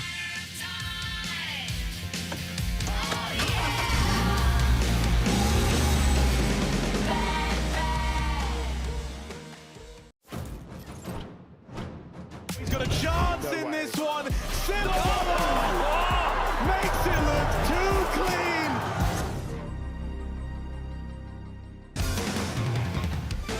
G2 taking on VP has gone the distance. All 3 maps required, and maybe even some bonus rounds sprinkled in there for good measure. It's been a pretty bloody, brutal battle here between these 2 squads. Inferno was squeaked out in VP's favor. I'm Harry, I've got Yanko, and I've got Hugo joining me on the mic for this 3rd and final installment in this hotly anticipated series to decide who will be nabbing a spot in playoffs tonight.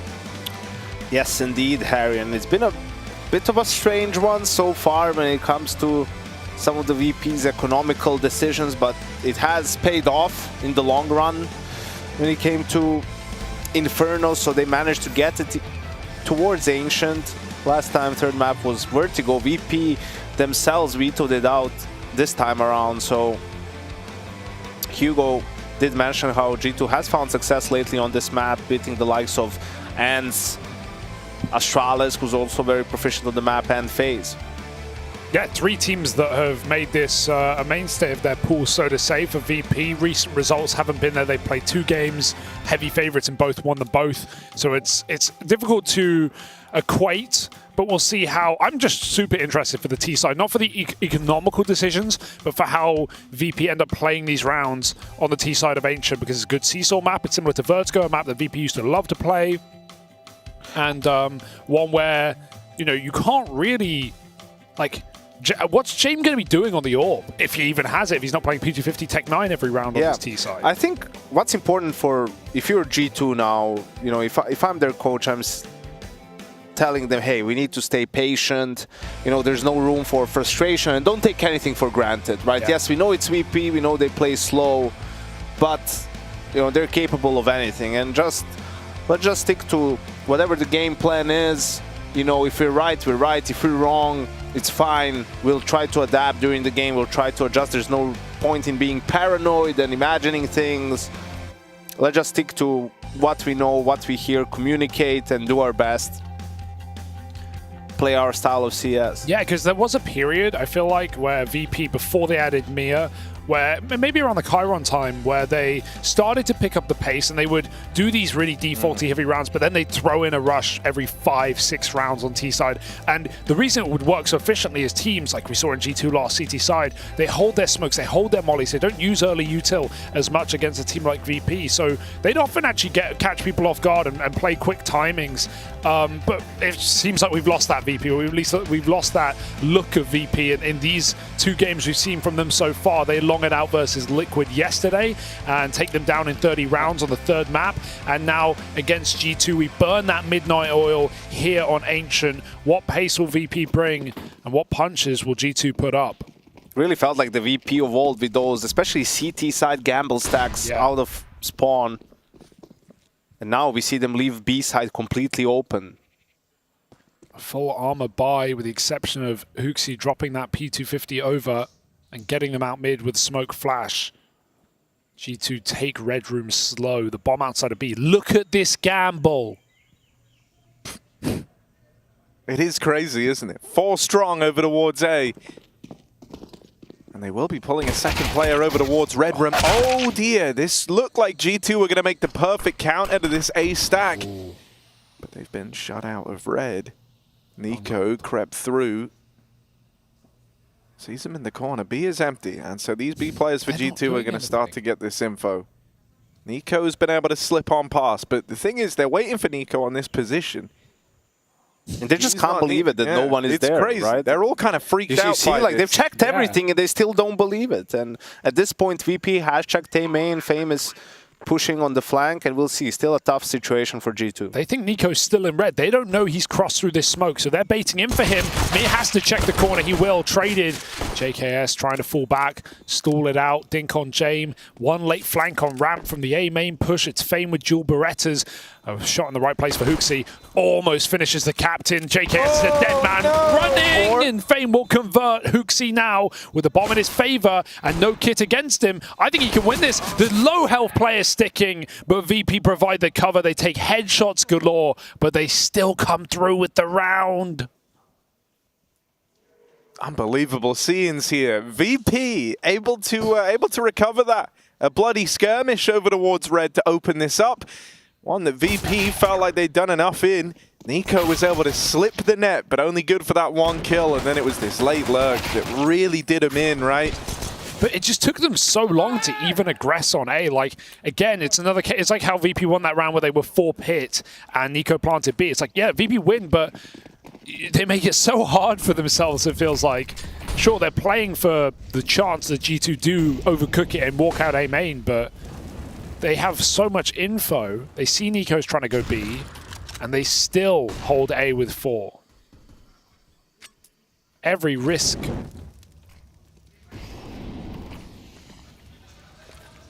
But again, B is free.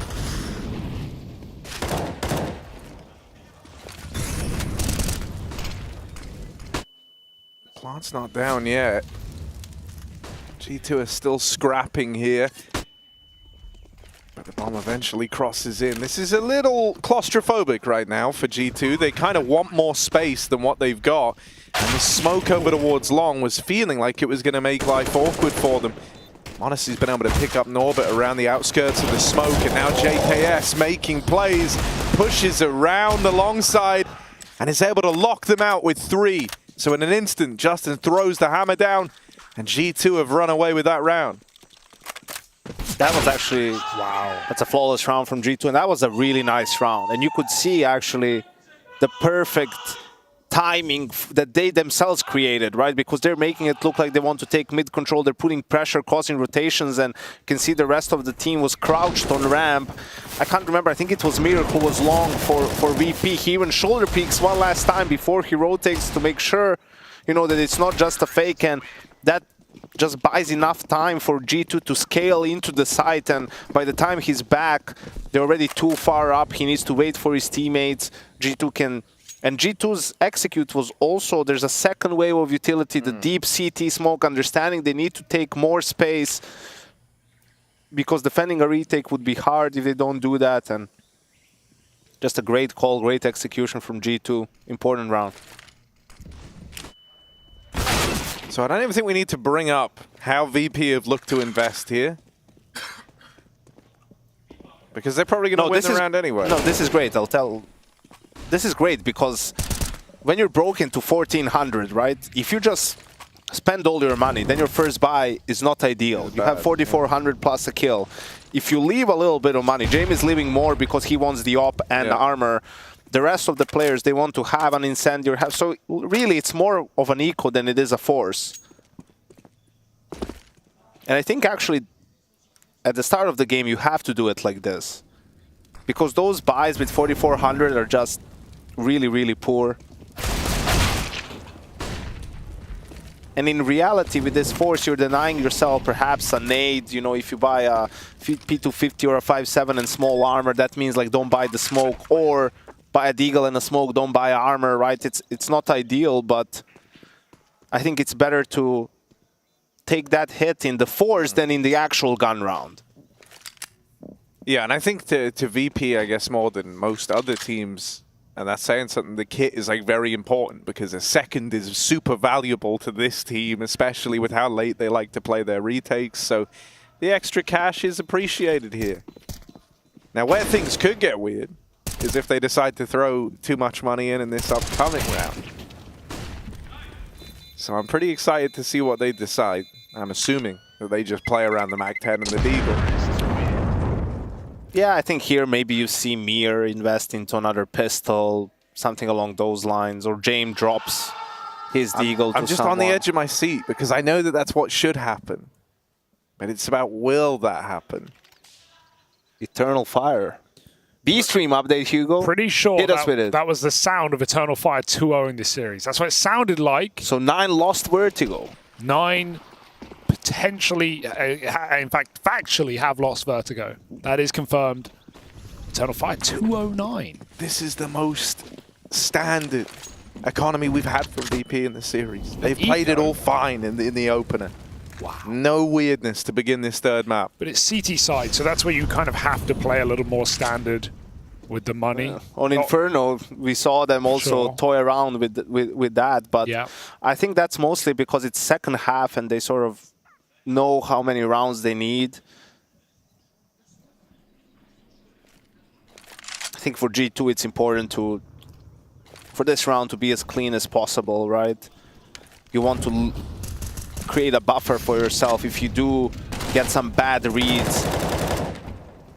And VP do gamble correctly in some of the stacks, so that doesn't cause you to really have to play with pistols. Nice exit. Nice execute for G2. Bubble in the throat. That was the craziest bubble throw I've ever heard you get, yeah, man. I need to... Those swirls. This baseline is precious. There you go. That was Gollum's brother. Deagle. Deagle. Oh, yeah, he actually does have one. Well, I'm not sure they were brothers, Harry. They were close, though. Almost as close as you and Hugo. Oh. But not quite. But not quite. I'm not sure anyone can be. Oh. And M0nesy dies. Me and Hugo would have shared the one ring. Yeah, we have slightly different girths, though. So I don't want to imagine how, but okay. So here we are, VP. What happened on that B stream, I wonder? This is what happened. This is straight from the pipeline, Harry. This is straight from it. Cast it, Harry. Oh, damn. I don't want to cast.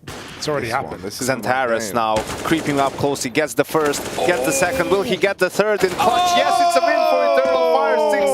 16-11. They take down 9 on Vertigo. What a feed from Eternal Fire in that mid bracket. Incredible play-by-play, Anchor. We're gonna channel that this map, this half even. I'm gonna call it. We'll wait till G2 are in a power position. Right now, still defaulting. m0nesy boosted. Jame patient. And the doctor looking to dish out a prescription. He gets flashed off though. They saw him on that jump across, so he's got to go CT for a new angle. He will try and he will get denied. Smoke, molly, smoke. Everything thrown at this A site except G2. They're still staggered in main. With Nico hoping for an aggressive B take. VP, aggressive B take, not in their repertoire. So it will have to be a rotation for G2. Back round the other way. And maybe a late execute. Nico jumping and spotting, sees him on long.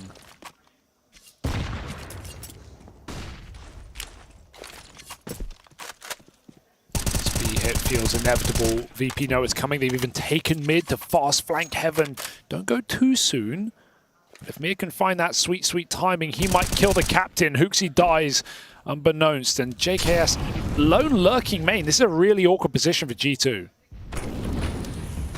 Yeah, this one is kind of odd. You know, JKS is going to struggle to play another round. They could try ducking out and going A, but this leaves them having to get past Fame, and they've got to check for him, and they don't check for him. And now the bomb's dropped. Jame rotates in. It's done. Bomb out in the open, and no chance. Yeah, the tag slowed him down too much. And so there simply isn't time. If he didn't turn around, I mean, there is a world. I think he got tagged. That slowed him down, and then... It was the tag. But I have to say, that was pretty brilliant from VP, how they handled that round, right? Because James sees m0nesy with the op and then hangs around for a little bit, falls back. So you know they're really close. G2 even threw some of the utility, but VP didn't flinch. Jame even rotated straight to mid, and just the timing for them to re-aggress mid, it was so quick, so fast. It was the perfect call, and G2 did as good as they could, but VP was just better in that round. Hooksy tries his hand at the opener. In behind him's Hunter, who spammed through the window smoke. And so this one has not gotten off to a good start for G2. 3v5 straight away. And a tenuous grasp over mid at best. It's not even like they get real estate for these two deaths. JKS has to go back and grab the bomb as well, so all they're left with is this quiet walk up the B ramp.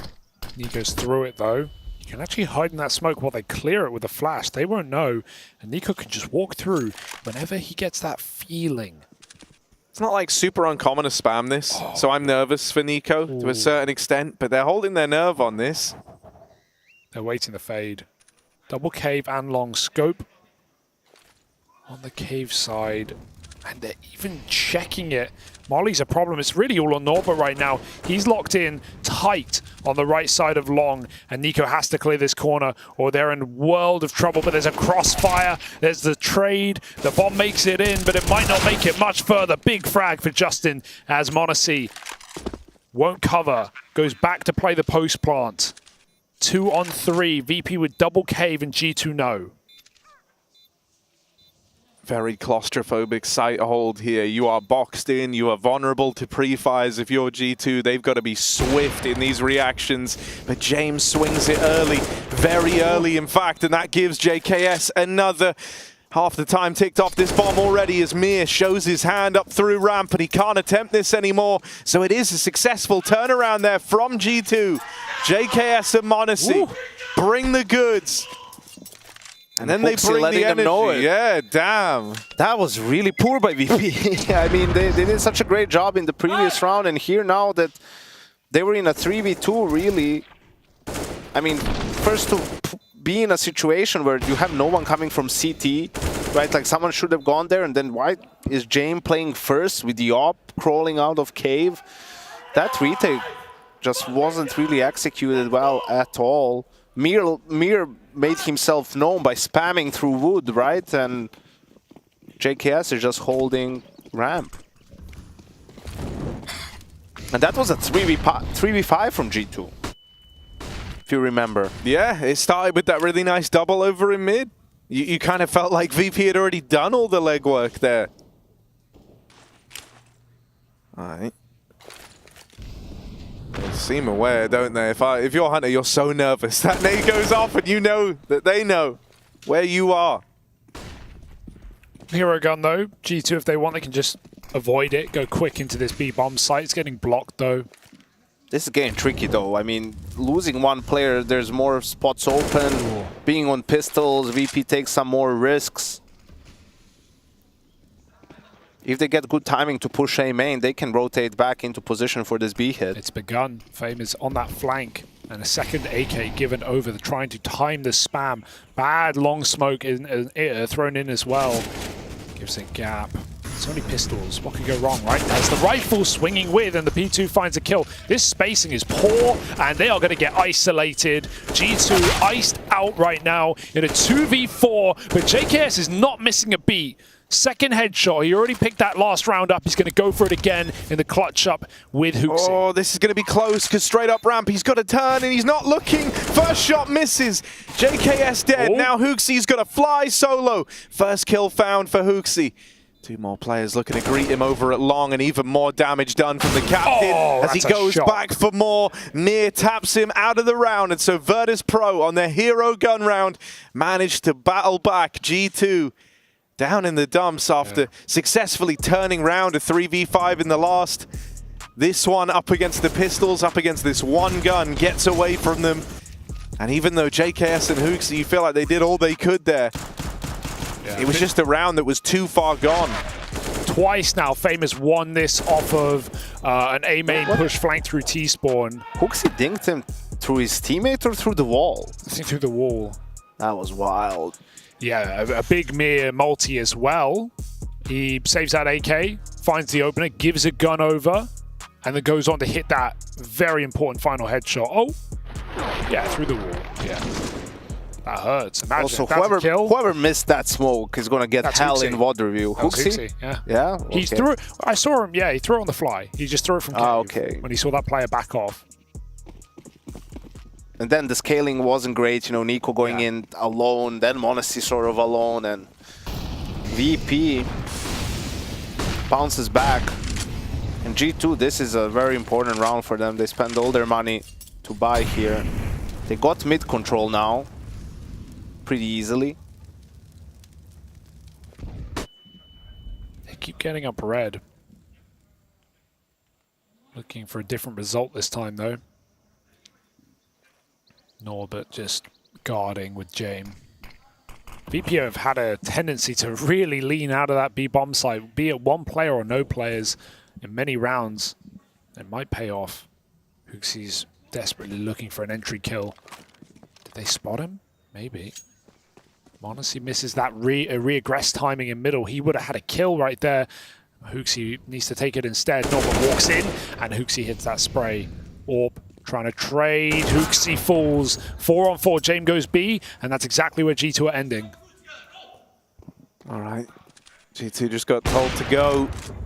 And he comes through ramp. Yeah, he really did. And so now they're in the site. Smoke's down to cut this AWP out somewhat. Little gap for Jame to look through. No, a pretty big gap at that, actually. But they still get away with the plant. These retakes from VP have often been pretty slow.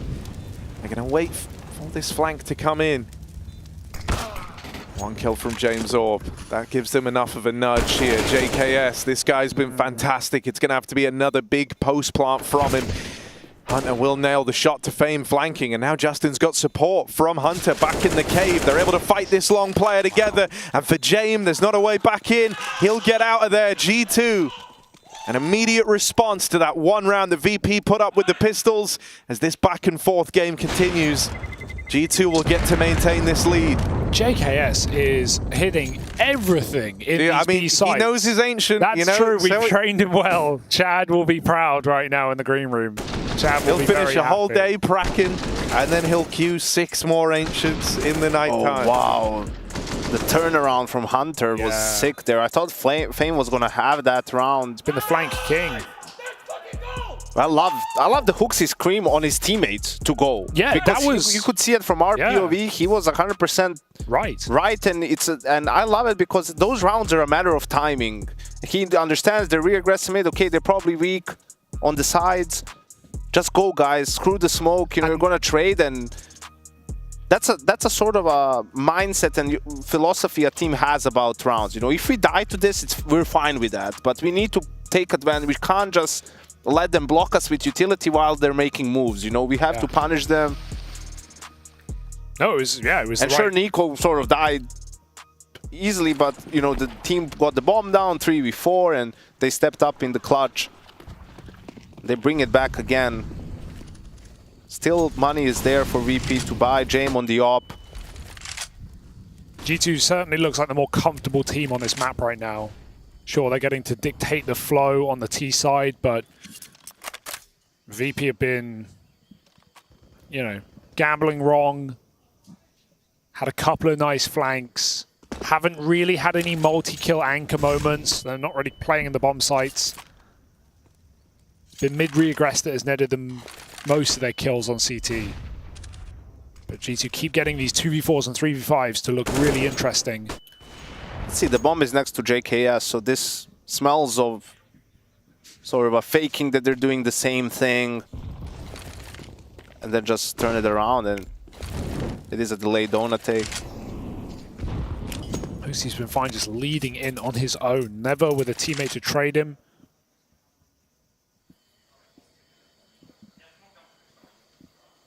They fake the donut take, they go back to a BXX. 40 seconds to do so. G2 poised to pop. Deep smoke thrown. They'll get blocked on ramp as well by Norbert. Yeah, Norbert still has his. He's been jiggling with it this whole time. This is a problem for G2. They're going to have to play through one of these smokes at least. Yeah. As that ramp one goes in now, cave space is at least given over for free. VP don't try and fight for that. So G2 have got a bit of leverage out through cave. Yeah. Norbert is really tunnel visioned on those cave fights, and so is exploited up the ramp. G2 have got this round in the bag. As long as they don't lose anyone over the next few seconds, VP will save. There's no one even in position to punish.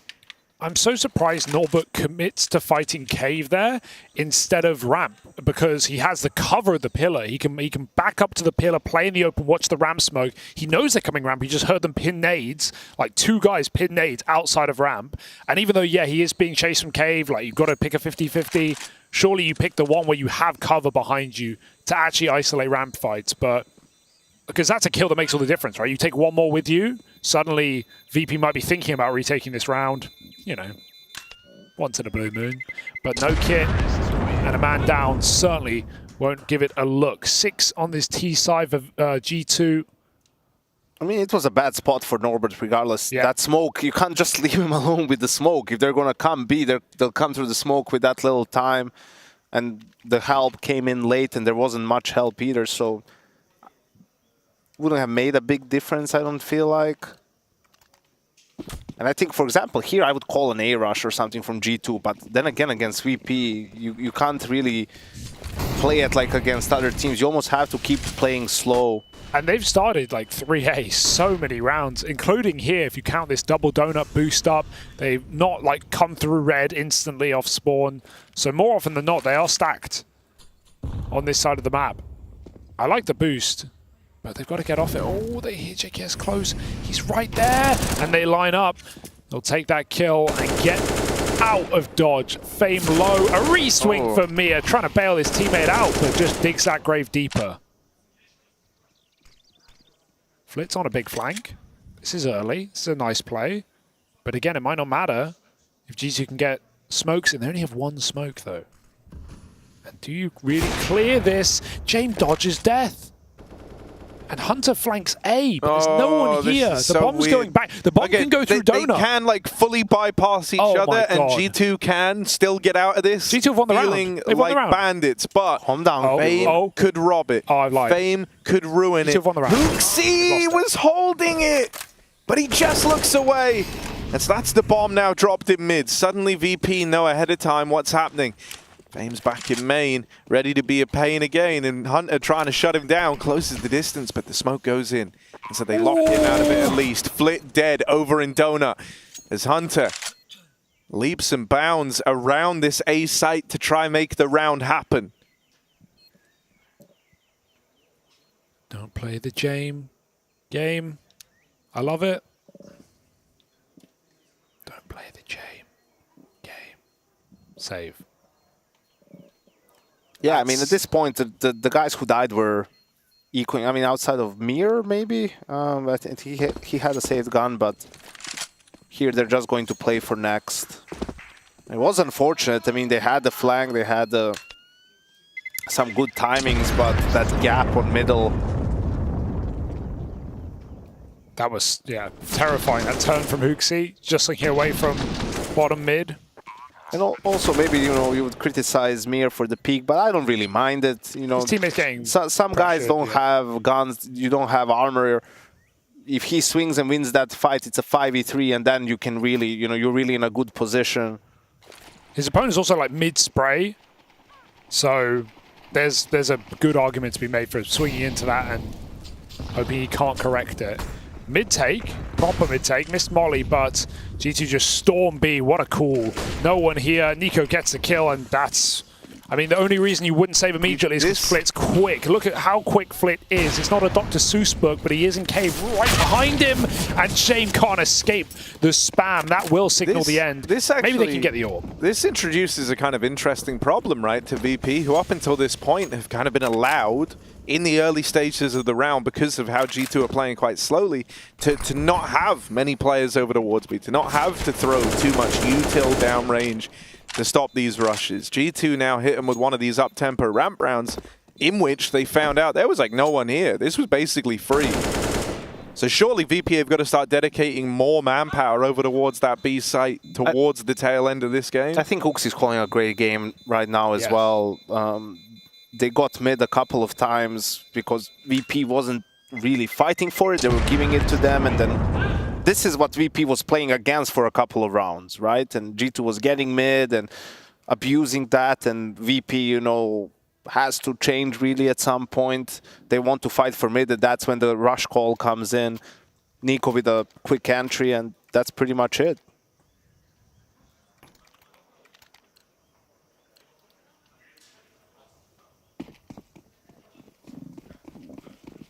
Ooh, best mid spawn on Hooksy, and he looks like he wants to take it. Slows down a little as the flashes stream over. There's this boost in the donut again. Second man has started off over at B, and this time is trying to be a little more aggressive. Flit is actually throwing in the cave smoke, and so is playing pushed up in the cave. That's something that VP have had all too much. Hooksy is dead here as he's baited in. Mir and Fame over in Donut play this buddy system again, and this time it works wonders. They know they've got them still trapped double donut. Hunter, he wants to play late, but he's in the smoke. The timing is already decided. His team won't be able to do too much to help him just yet. He's got to take one. Fame will not allow it. And some good positioning in Donut, a good bait and switch for VP has put them in a 5v2 fake on the bomb, and you're not going to get any more chances as VP close the gap. They're flashing back in, they're pushing together in Donut and m0nesy. You get one shot and it's not enough. Surely not. As they run him down, even VP will cool off. Wait for that. A main flank. m0nesy is a little monster, but winning a 1v5, not on James' watch. Last 30 seconds, trying to find them on the jump checks, trying to get the info. He really was believing as he puts back on a main. Freakishly good, isn't he? Just having his crosshair in the right place. If Norbert re-peeks that, dead. But just got jiggled on. Don't give him too much. He will take it. The kid's quick. 8 rounds to the 4 of VP. And worth noting, it's 4-7 in... Oh, wait, I'm doing the maths wrong. It's 4-8 in opening kills in favor of VP in this map. That's wild. Something to keep in mind when you think about all these 2v4s, 3v5s G2 have made very convincing. Over in mid, another opener. Lovely. Mir with a double spray down is swung on by JKS. Nico never even needed. Woo! m0nesy's feeling it after his go. Another example. Last round, quick flick on a Jame. We'll find him on the long side. Now there's one more at long. Surely m0nesy's not ready for a second. Hell, what about a third? VP have got everyone around at this B site. So as G2 bring that bomb in, they're going into the stack. m0nesy still racking up bodies. G2 send their attack dog down the long side. m0nesy, he will be leaving his teammate alone, but that tick in the molly for Norbert seals the deal, and m0nesy is there to lock them out of the close. Sure, he might not have won that clutch attempt, but does it feel like it's kind of brought him online, switched him on? I think so. He's suddenly throwing himself into every one of these gunfights, and look at how clean they look. Ilya the king right now. Quick with it. And the energy has been there all map long for Hooksy, for G2. And the rounds are starting to build a mass on this T side. 9-4. VP. They've played a great game, but m0nesy has had enough. They've woke him up. He's plugged in into the Matrix. You never wake up the young god. That's the first rule. VP didn't get the memo. And now on their heads be it. Hooksy even joining the fray, throwing his own hat in the ring here. And look at m0nesy and Eco. They're still in their default sort of spots, and it's going to be tough for VP to save these guns. Jame lies in wait for m0nesy. Jame should get this. Should. Won't. That's insane. You peek the AWP, set up on the angle, knock it out. m0nesy's hunting with an AWP to give you an idea of like where his headspace is at. Now he could lose it to the MP9, or he could go what and just slam down the last guy. Norbert dead. m0nesy's entered full god mode, and G2 reached double digits. Put him in playoffs. Lock it in. Cologne champions and EPL as well in the crosshair for G2 Esports. Certainly in fighting. It is crazy how good he is when he's on point. Like, and the movement, and obviously the speed, the flicks, the lettuce, the tomatoes, the sauce, the sauce, the grilled cheese. Oh no! Yeah. Okay, VP getting aggressive. Yeah, it only took 15 rounds, but I'm here for it. Only took 2.5 maps, and here we are. Oh my god, Nico should be dead. How was he just walked past him? He's past everyone. They saw the him. entire enemy team. They saw him. They're touching each other. Nico. And he swapped. And No. Of course, he's wrecked him. It's scripted right now. And they planted A, by the way. You might have missed the bomb's that. down. And it's 11-4. Probably. We can say whatever we want. This CT side, VP was like making economy decisions that made a lot more sense. They're going to be down 11-4. Yeah. Wow. Good so, point. For better or for worse, James Theorem. James Theorem, and we have more maths and economics coming up in the second half.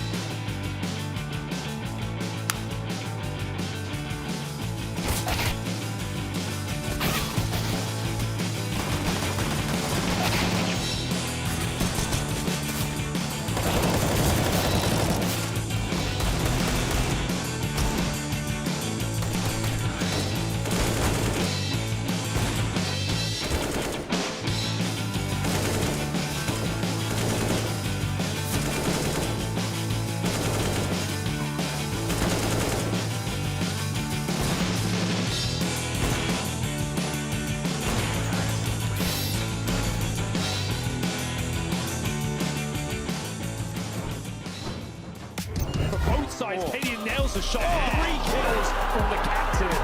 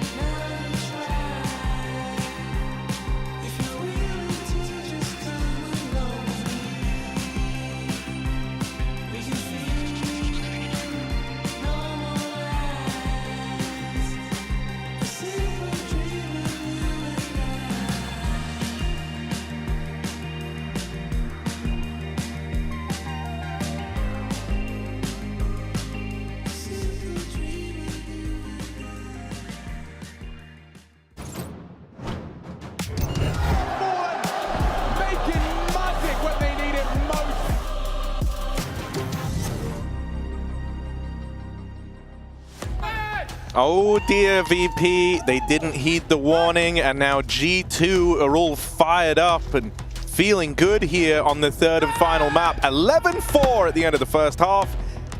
And that was with m0nesy going full goblin mode right near the end. Ooh, ghoulish. Goblin. I think it was really good calls from Hooksy too. Understanding, you know, how they were winning rounds and what the reactions from VP might be. And of course, the players stepped up in some big moments. They won a 3v5, a 2v4. Actually, a 3v5 became a 2v4. Same thing.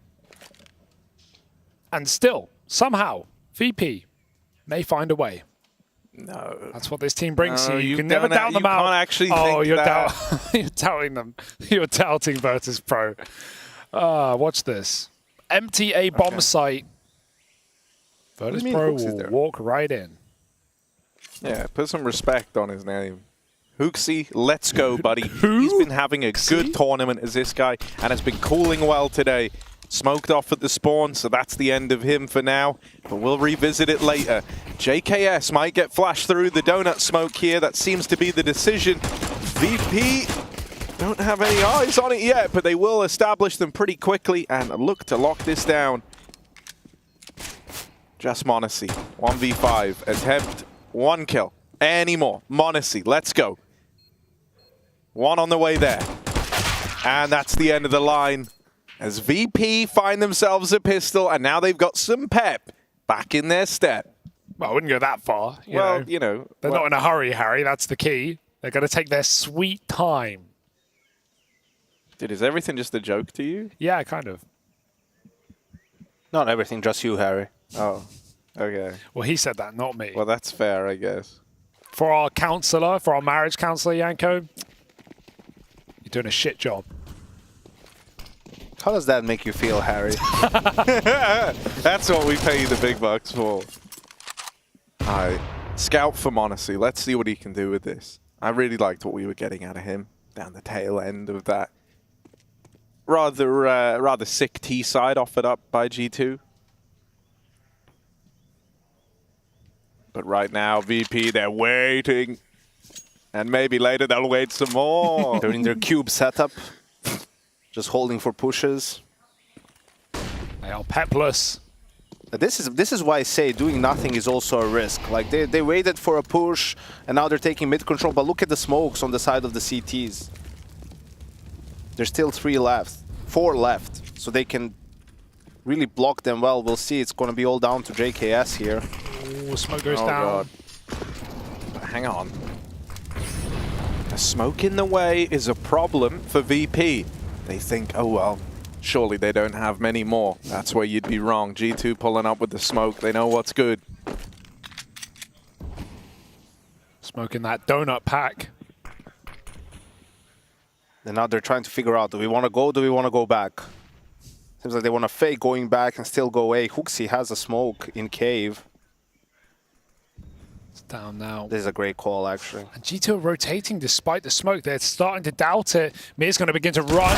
JKS needed that kill. It had to be the first domino. Now none of them will fall. Only G2 crumble inside of the site. Scout does connect, and maybe we're cooking. Nico flash back in for a little bit more, trying to take a bite back in this round as G2 attempt to force by 1-on-1, and Nico wins it for G2. That was not meant to be. And VP gets snuffed out on their ante. That's a good feeling if you're G2 to grind their way back into that round. I mean, especially considering, VP did a very good job of making it awkward, of having you kind of write the round off, right? Oh. That's all Nico and m0nesy as they move in together on that retake. Good damage landed downrange from the scout, softening them up, giving Nico an easier time. And damn, VP, the problem's going to start right away in this second half. First timeout used. They didn't even pop one on that CT side despite the amount of rounds that G2 managed to put together. VP, a team that really make use of their timeout, so that's surprising to see. Yeah, you feel like maybe it would have been good to take a timeout after losing some of those clutches, right? Just to... They were very early in the half as well. Cool off a little bit. But here they're trying to figure out the money situation. They want to buy to get the reset back. I feel like they have to, you know, coming back on the T side from being down 13-5, really, it's very, very extremely difficult, actually. So they would really need to win this round, and that's why the timeout is there. Who's going to drop? Who's going to buy the rifle? Who buys utility? And what do we want to do? Who's going to carry the boats, Yanko? That's what everyone's asking. The boat? The boats. Yeah, wait. Don't worry. What? You don't need to get everything, Harry. I mean, I want to get it now. I feel like we've drawn so much attention to it. Too late. 12-5. Those boats will remain at the port. Anchored down.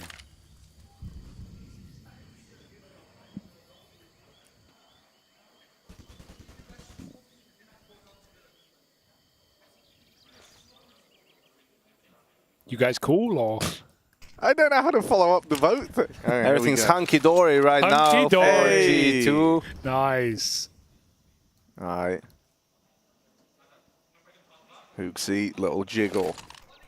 And he's seen a couple of cavemen. Nico here to show him that fire exists. He lights them up. Norbert dead on the retreat back. One man did manage to make it through. Speaking of making it through, all the way through this window in mid. Mir might be able to do something here. Hooksy made one step too many, and now Mir knows. And so even as Hooksy moves in and checking his corners, it's not enough. However, the victory short-lived, as the good ones often are. Nico holds the line for a double, and now it's just Flit. Ooh, he just tries to tuck himself in, but can't escape the terrible twosome.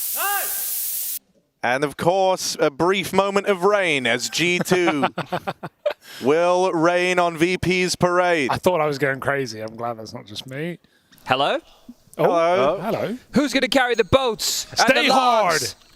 They don't know me, son. They don't know you, Chad. They don't know me, son. Stay hard, Chad. And the logs. What's Thank you. happening? I don't know what's happening. I'm so glad he came by. There's people who get it in the Twitch chat, so it's just you and me, Harry. We're just dumb. What is this a reference to? You'll never know. Not hard enough, Harry. Maybe Yanko can help you out. But VP... I've never been so lost. I've never felt so out of a joke.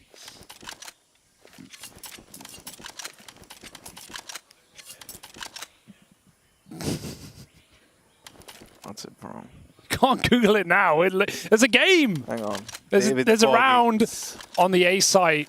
All right. VP executing. JKS waiting.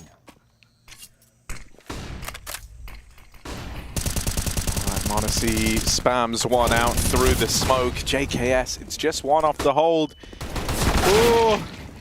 The run through the smoke for Hooksy is punished, but he still gets out with one. He did what he had to do. And so as VP try to plant this bomb, G2 can collapse upon them, and they will. Finished off is Mir at the close, and Hunter closes in on map point for the G2 squad.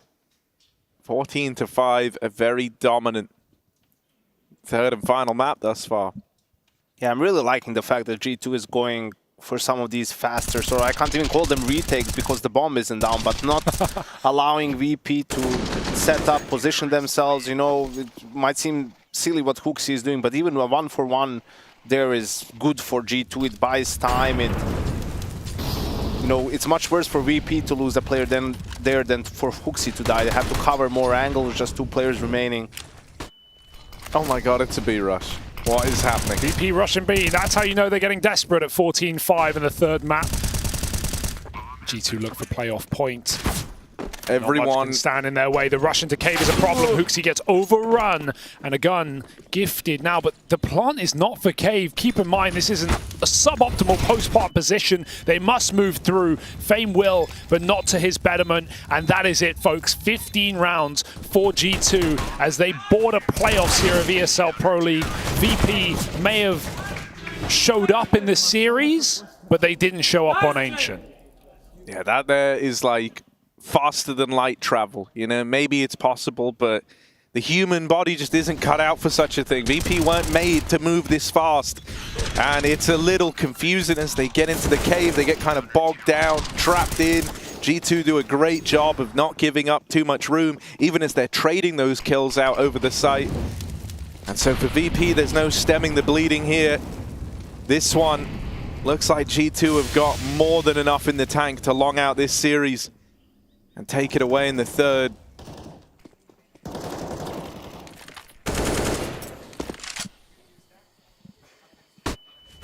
Oh, everyone's there. Such a good flash from Norbert, but still traded. And lane taken back by all of G2. Oh, they've just got 2 lives. No punish. Hunter spams Jame through, and I think we are reaching the natural conclusion of this map. And series. VP, a team hard to pinpoint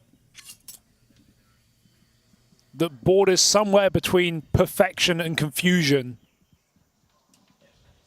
And G2 keeping up their Cologne form to make a swift run into the playoffs of Pro League. But wait, because VP have got the A site. Oh, the fight over towards B tips the scales into dear. the 3v2. Hunter could deny this plant right now, and he will. So there we are. Hunter lines them up. A beautiful sequence out of him to close. And a job well done for G2. They long this out across all 3 maps.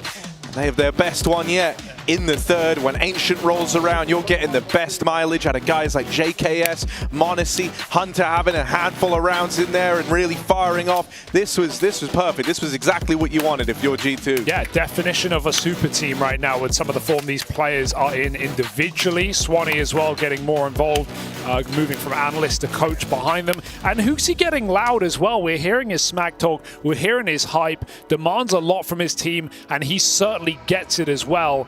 This is a G2 that are here to make a run. They'll have to beat Complexity over on Sunday for that top spot in the playoffs to lock in quarterfinals, but otherwise they're at least in the playoffs. There's no complaints for G2. For VP, down to the lower bracket, or at least the mid bracket. They got more games to play. You'll get many more hours of Virtus.pro content as they have to take on Eternal Fire next, who managed to 209 and send them down to the last chance as well. I mean, some of the players on VP, no doubt about their individual prowess, but man, it's hard to pinpoint this team on these T sides. Yeah, you know, I mean, I still think this was a really good look from them today, right? Don't get me wrong, the wheels kind of fall off the wagon by the time you get around to Ancient, but man, you know, for VP, I think they did good. And we're ready over for the post-game interview with Trace, Tana, Sarantes, and Chad. And you know what? We got a little Hooksy, we got a little Hunter, and we're ready to talk a little bit of counter. The big H's around here. Yeah, you guys were on one today, huh? Nice. Congratulations. Nice and easy. Thank you. Thank you. Thank you. 3 maps, VP. They love to grind it out, huh? Inferno, what went wrong? I think I just called really, really bad. And they also adapted a bit from last time where we whooped ass on the city side. So Last time when you played them in Rio, you had like the counter of the nades, and we spoke about this in the airport after on the pistol round, where Jame crossed window and you double netted him, you and Justin, and we were discussing that in the airport. I didn't cross this time. No, he didn't. They played extremely passive. So yeah, Inferno didn't go so well. But Ancient, the entire time, Yanko just saying, yeah, I think Hooksy's calling a great game. Did you feel much better, obviously, with the result in map number 3, sorry? Yeah, I think that also is a worse map for them. And I think it was a mix of me calling good and also individuals bailing me out a few times. I think Ilya especially had some sick rounds. And yeah, I paired up with Justin, so yeah.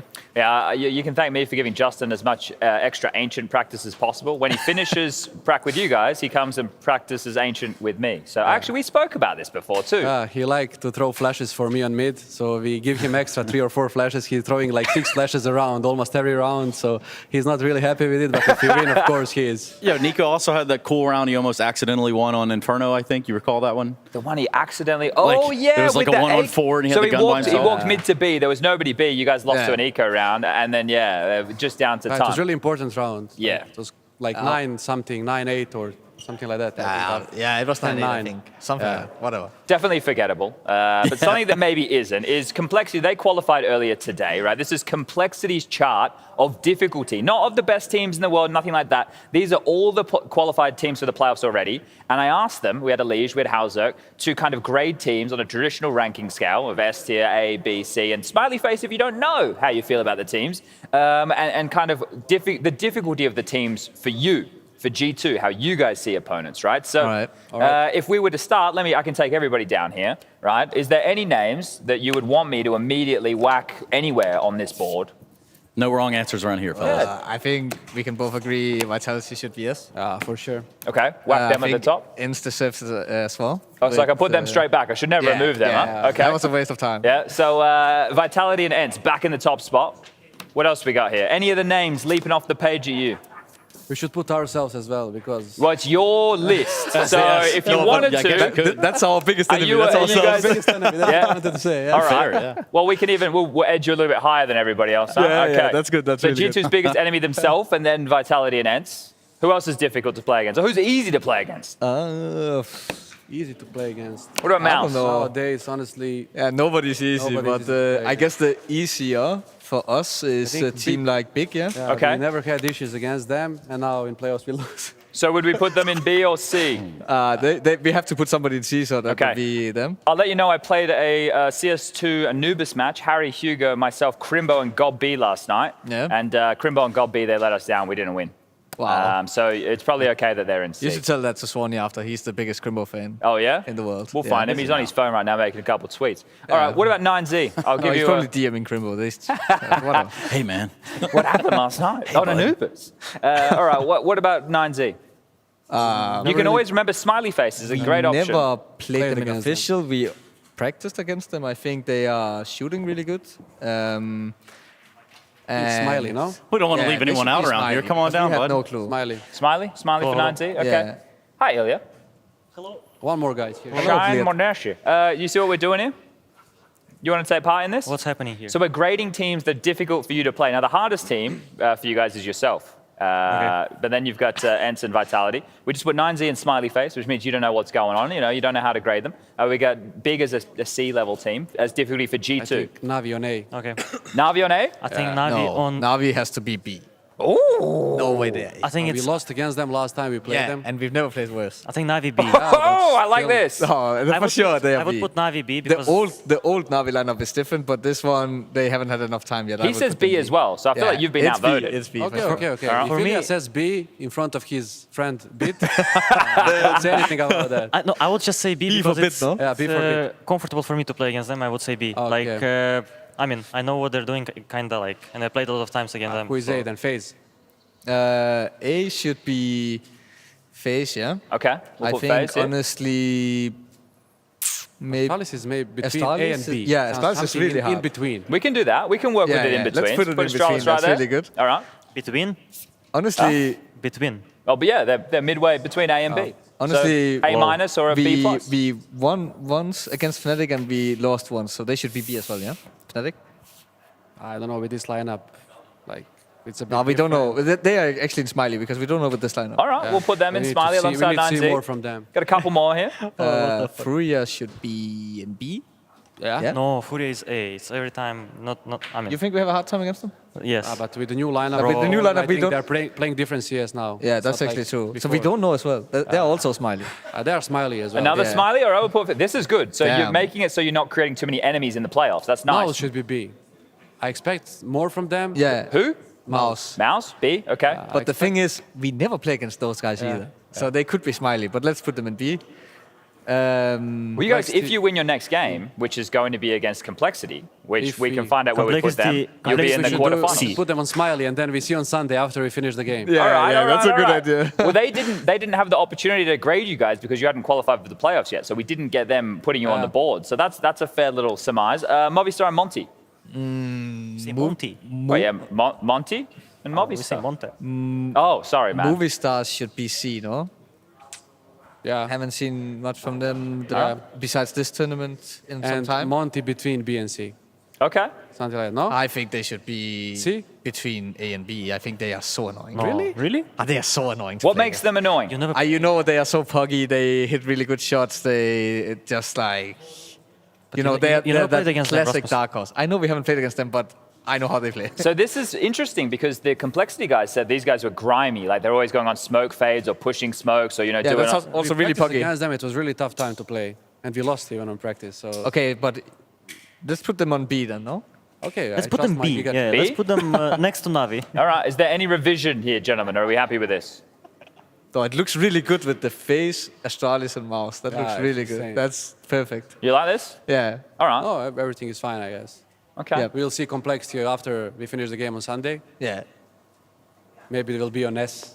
We'll see. Yeah, they might change category. They deserve some credit. They are playing really good now compared to before. So Played pretty well today, for sure. Now, gentlemen, you mentioned Sunday. That's when your next match is. So congratulations, you're in the playoffs. You've got 2 days off. What are you doing with your days off? I imagine you're prepping 7 hours a day. Probably. I don't know. But what I want to ask here is the classic at Pro League, as you know, we got the couch, we got the casting. If you have any time of yours that you want to, give to us, give to the people at home, if you want to come and do anything, we'll create some fun games. If you want to play games, if you want to cast, if you want to be on the... I would rather play face. Do one more skit with you if you want. Yeah, you want to do another skit? This time a we little can bit talk more to you a aggressive? bit more. Yeah, I don't know, man. I'm feeling a bit rough around the edges here. I'll cast if Nima will cast. No. Here's the thing. We have 4 microphones, proper microphones, and we can have you with 2 other commentators, so it's all good. It's just a conversation. Yeah? Okay. Thank you, Amy. We will see what Swanee has planned for us in terms of schedule. Thank you for inviting. I will promise nice. you, if I find any time, I will cast 1 game at least. Oh, that's very nice. All right, you guys have palmed me off, and I'm going to palm this off to one Trace Stundog Saranthus. So thank you, congratulations, and we'll let you go and enjoy the win with the rest of your team. Thank you. Trace, take it away. Thank you very much, Chad. Also, thank you very much, G2. That's good content coming straight from us over to you. So I'm going to get my 1 putt a day in. Let's give it a shot. And Deserve more than me right now. Oh! You're kidding me. Oh. Anyways. Wait, hold up. So what I want to really get at there it is. was the housekeeping. That's what we have to do to end the show out, and that's what makes sense when we look at the last bracket of the regular season. You want me to smokes, speed run Chad, this? can you believe it? Oh, I can. Cloud9 taking on Eternal Fire. That was the victory of round number 1, but we're not talking about that. We're talking about round number 2, and that was today. Complexity beat Cloud9. They made their way into the playoffs. G2 over Virtus.pro. We just let the match go down. There was a 3-map affair, and the Counter-Strike will continue. Yes, this that is absolutely correct. Mid-bracket. The mid-bracket itself. Eternal Fire, Team Liquid going to go and push on through the pain and then find themselves playing again another day. That's Team Liquid Cloud9. Yikes down in the mid-bracket. Don't love to see that, but in the last chance bracket, Chad, you got to love to see this. Well, Lynn Vision, you're going to need some vision taking on 9 tomorrow, a team who has rocked, a team who has rolled. And guess what? It's just you and me. Everybody has left. They've gone home. They have. And we should too. Yeah, let's do it. You guys ready? Nope, not going in. Cancel it. Tomorrow, we'll be back with more Pro League, everybody. Forget that. Never happened. We'll see you tomorrow. Good night.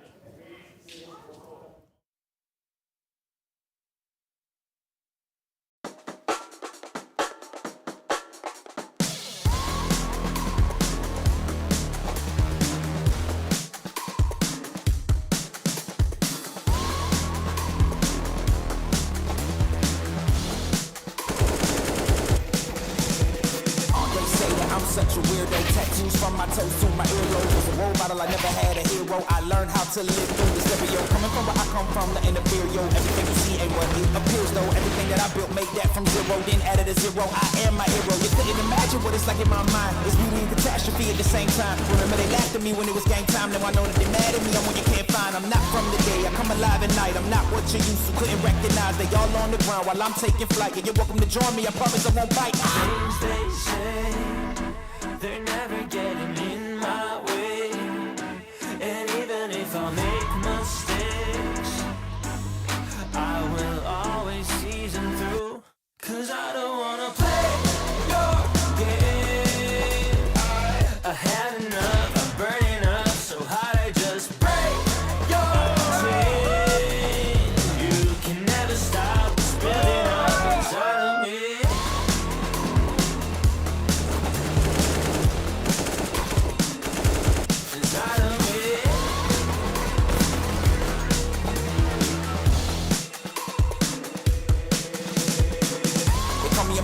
I guess I don't fit in with the imposters. I'm taking the mask off, prepare your conscience, prepare for honest. cut off all the nonsense. I'm all in your shot, real wonder who shot you. Go call the doctor, boom like the chopper. Don't you get chopped up, I'm here to stop you. Whoever wants smoke like a roster, break you off proper. Things they say, they're never getting in my way. And even if I make mistakes, I will always see them through. What's that? 'Cause I don't wanna play your game. I had enough, I'm burning up so hot I just break your team. You can never stop this building up inside of me. Play your game. I had enough, I'm burning up so hot I just break your team. You can never stop this building up inside of me. They say that I'm such a weirdo. Tattoos from my toes to my earlobe. Can never stop. Two angles and twists will remain supreme. He can still see it. He can see it. Oh no, Mal, they've done it.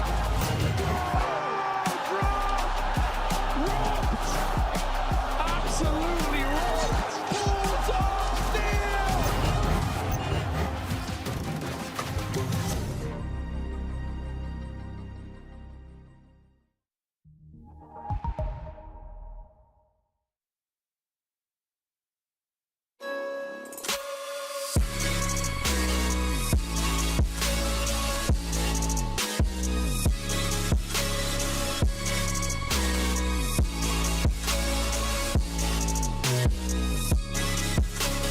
You love it, you wear it. What's your style? Get your merch at shop.eslgaming.com.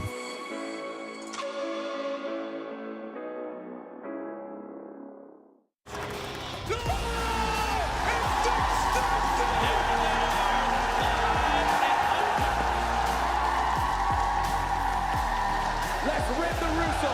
One more time. Are you ready?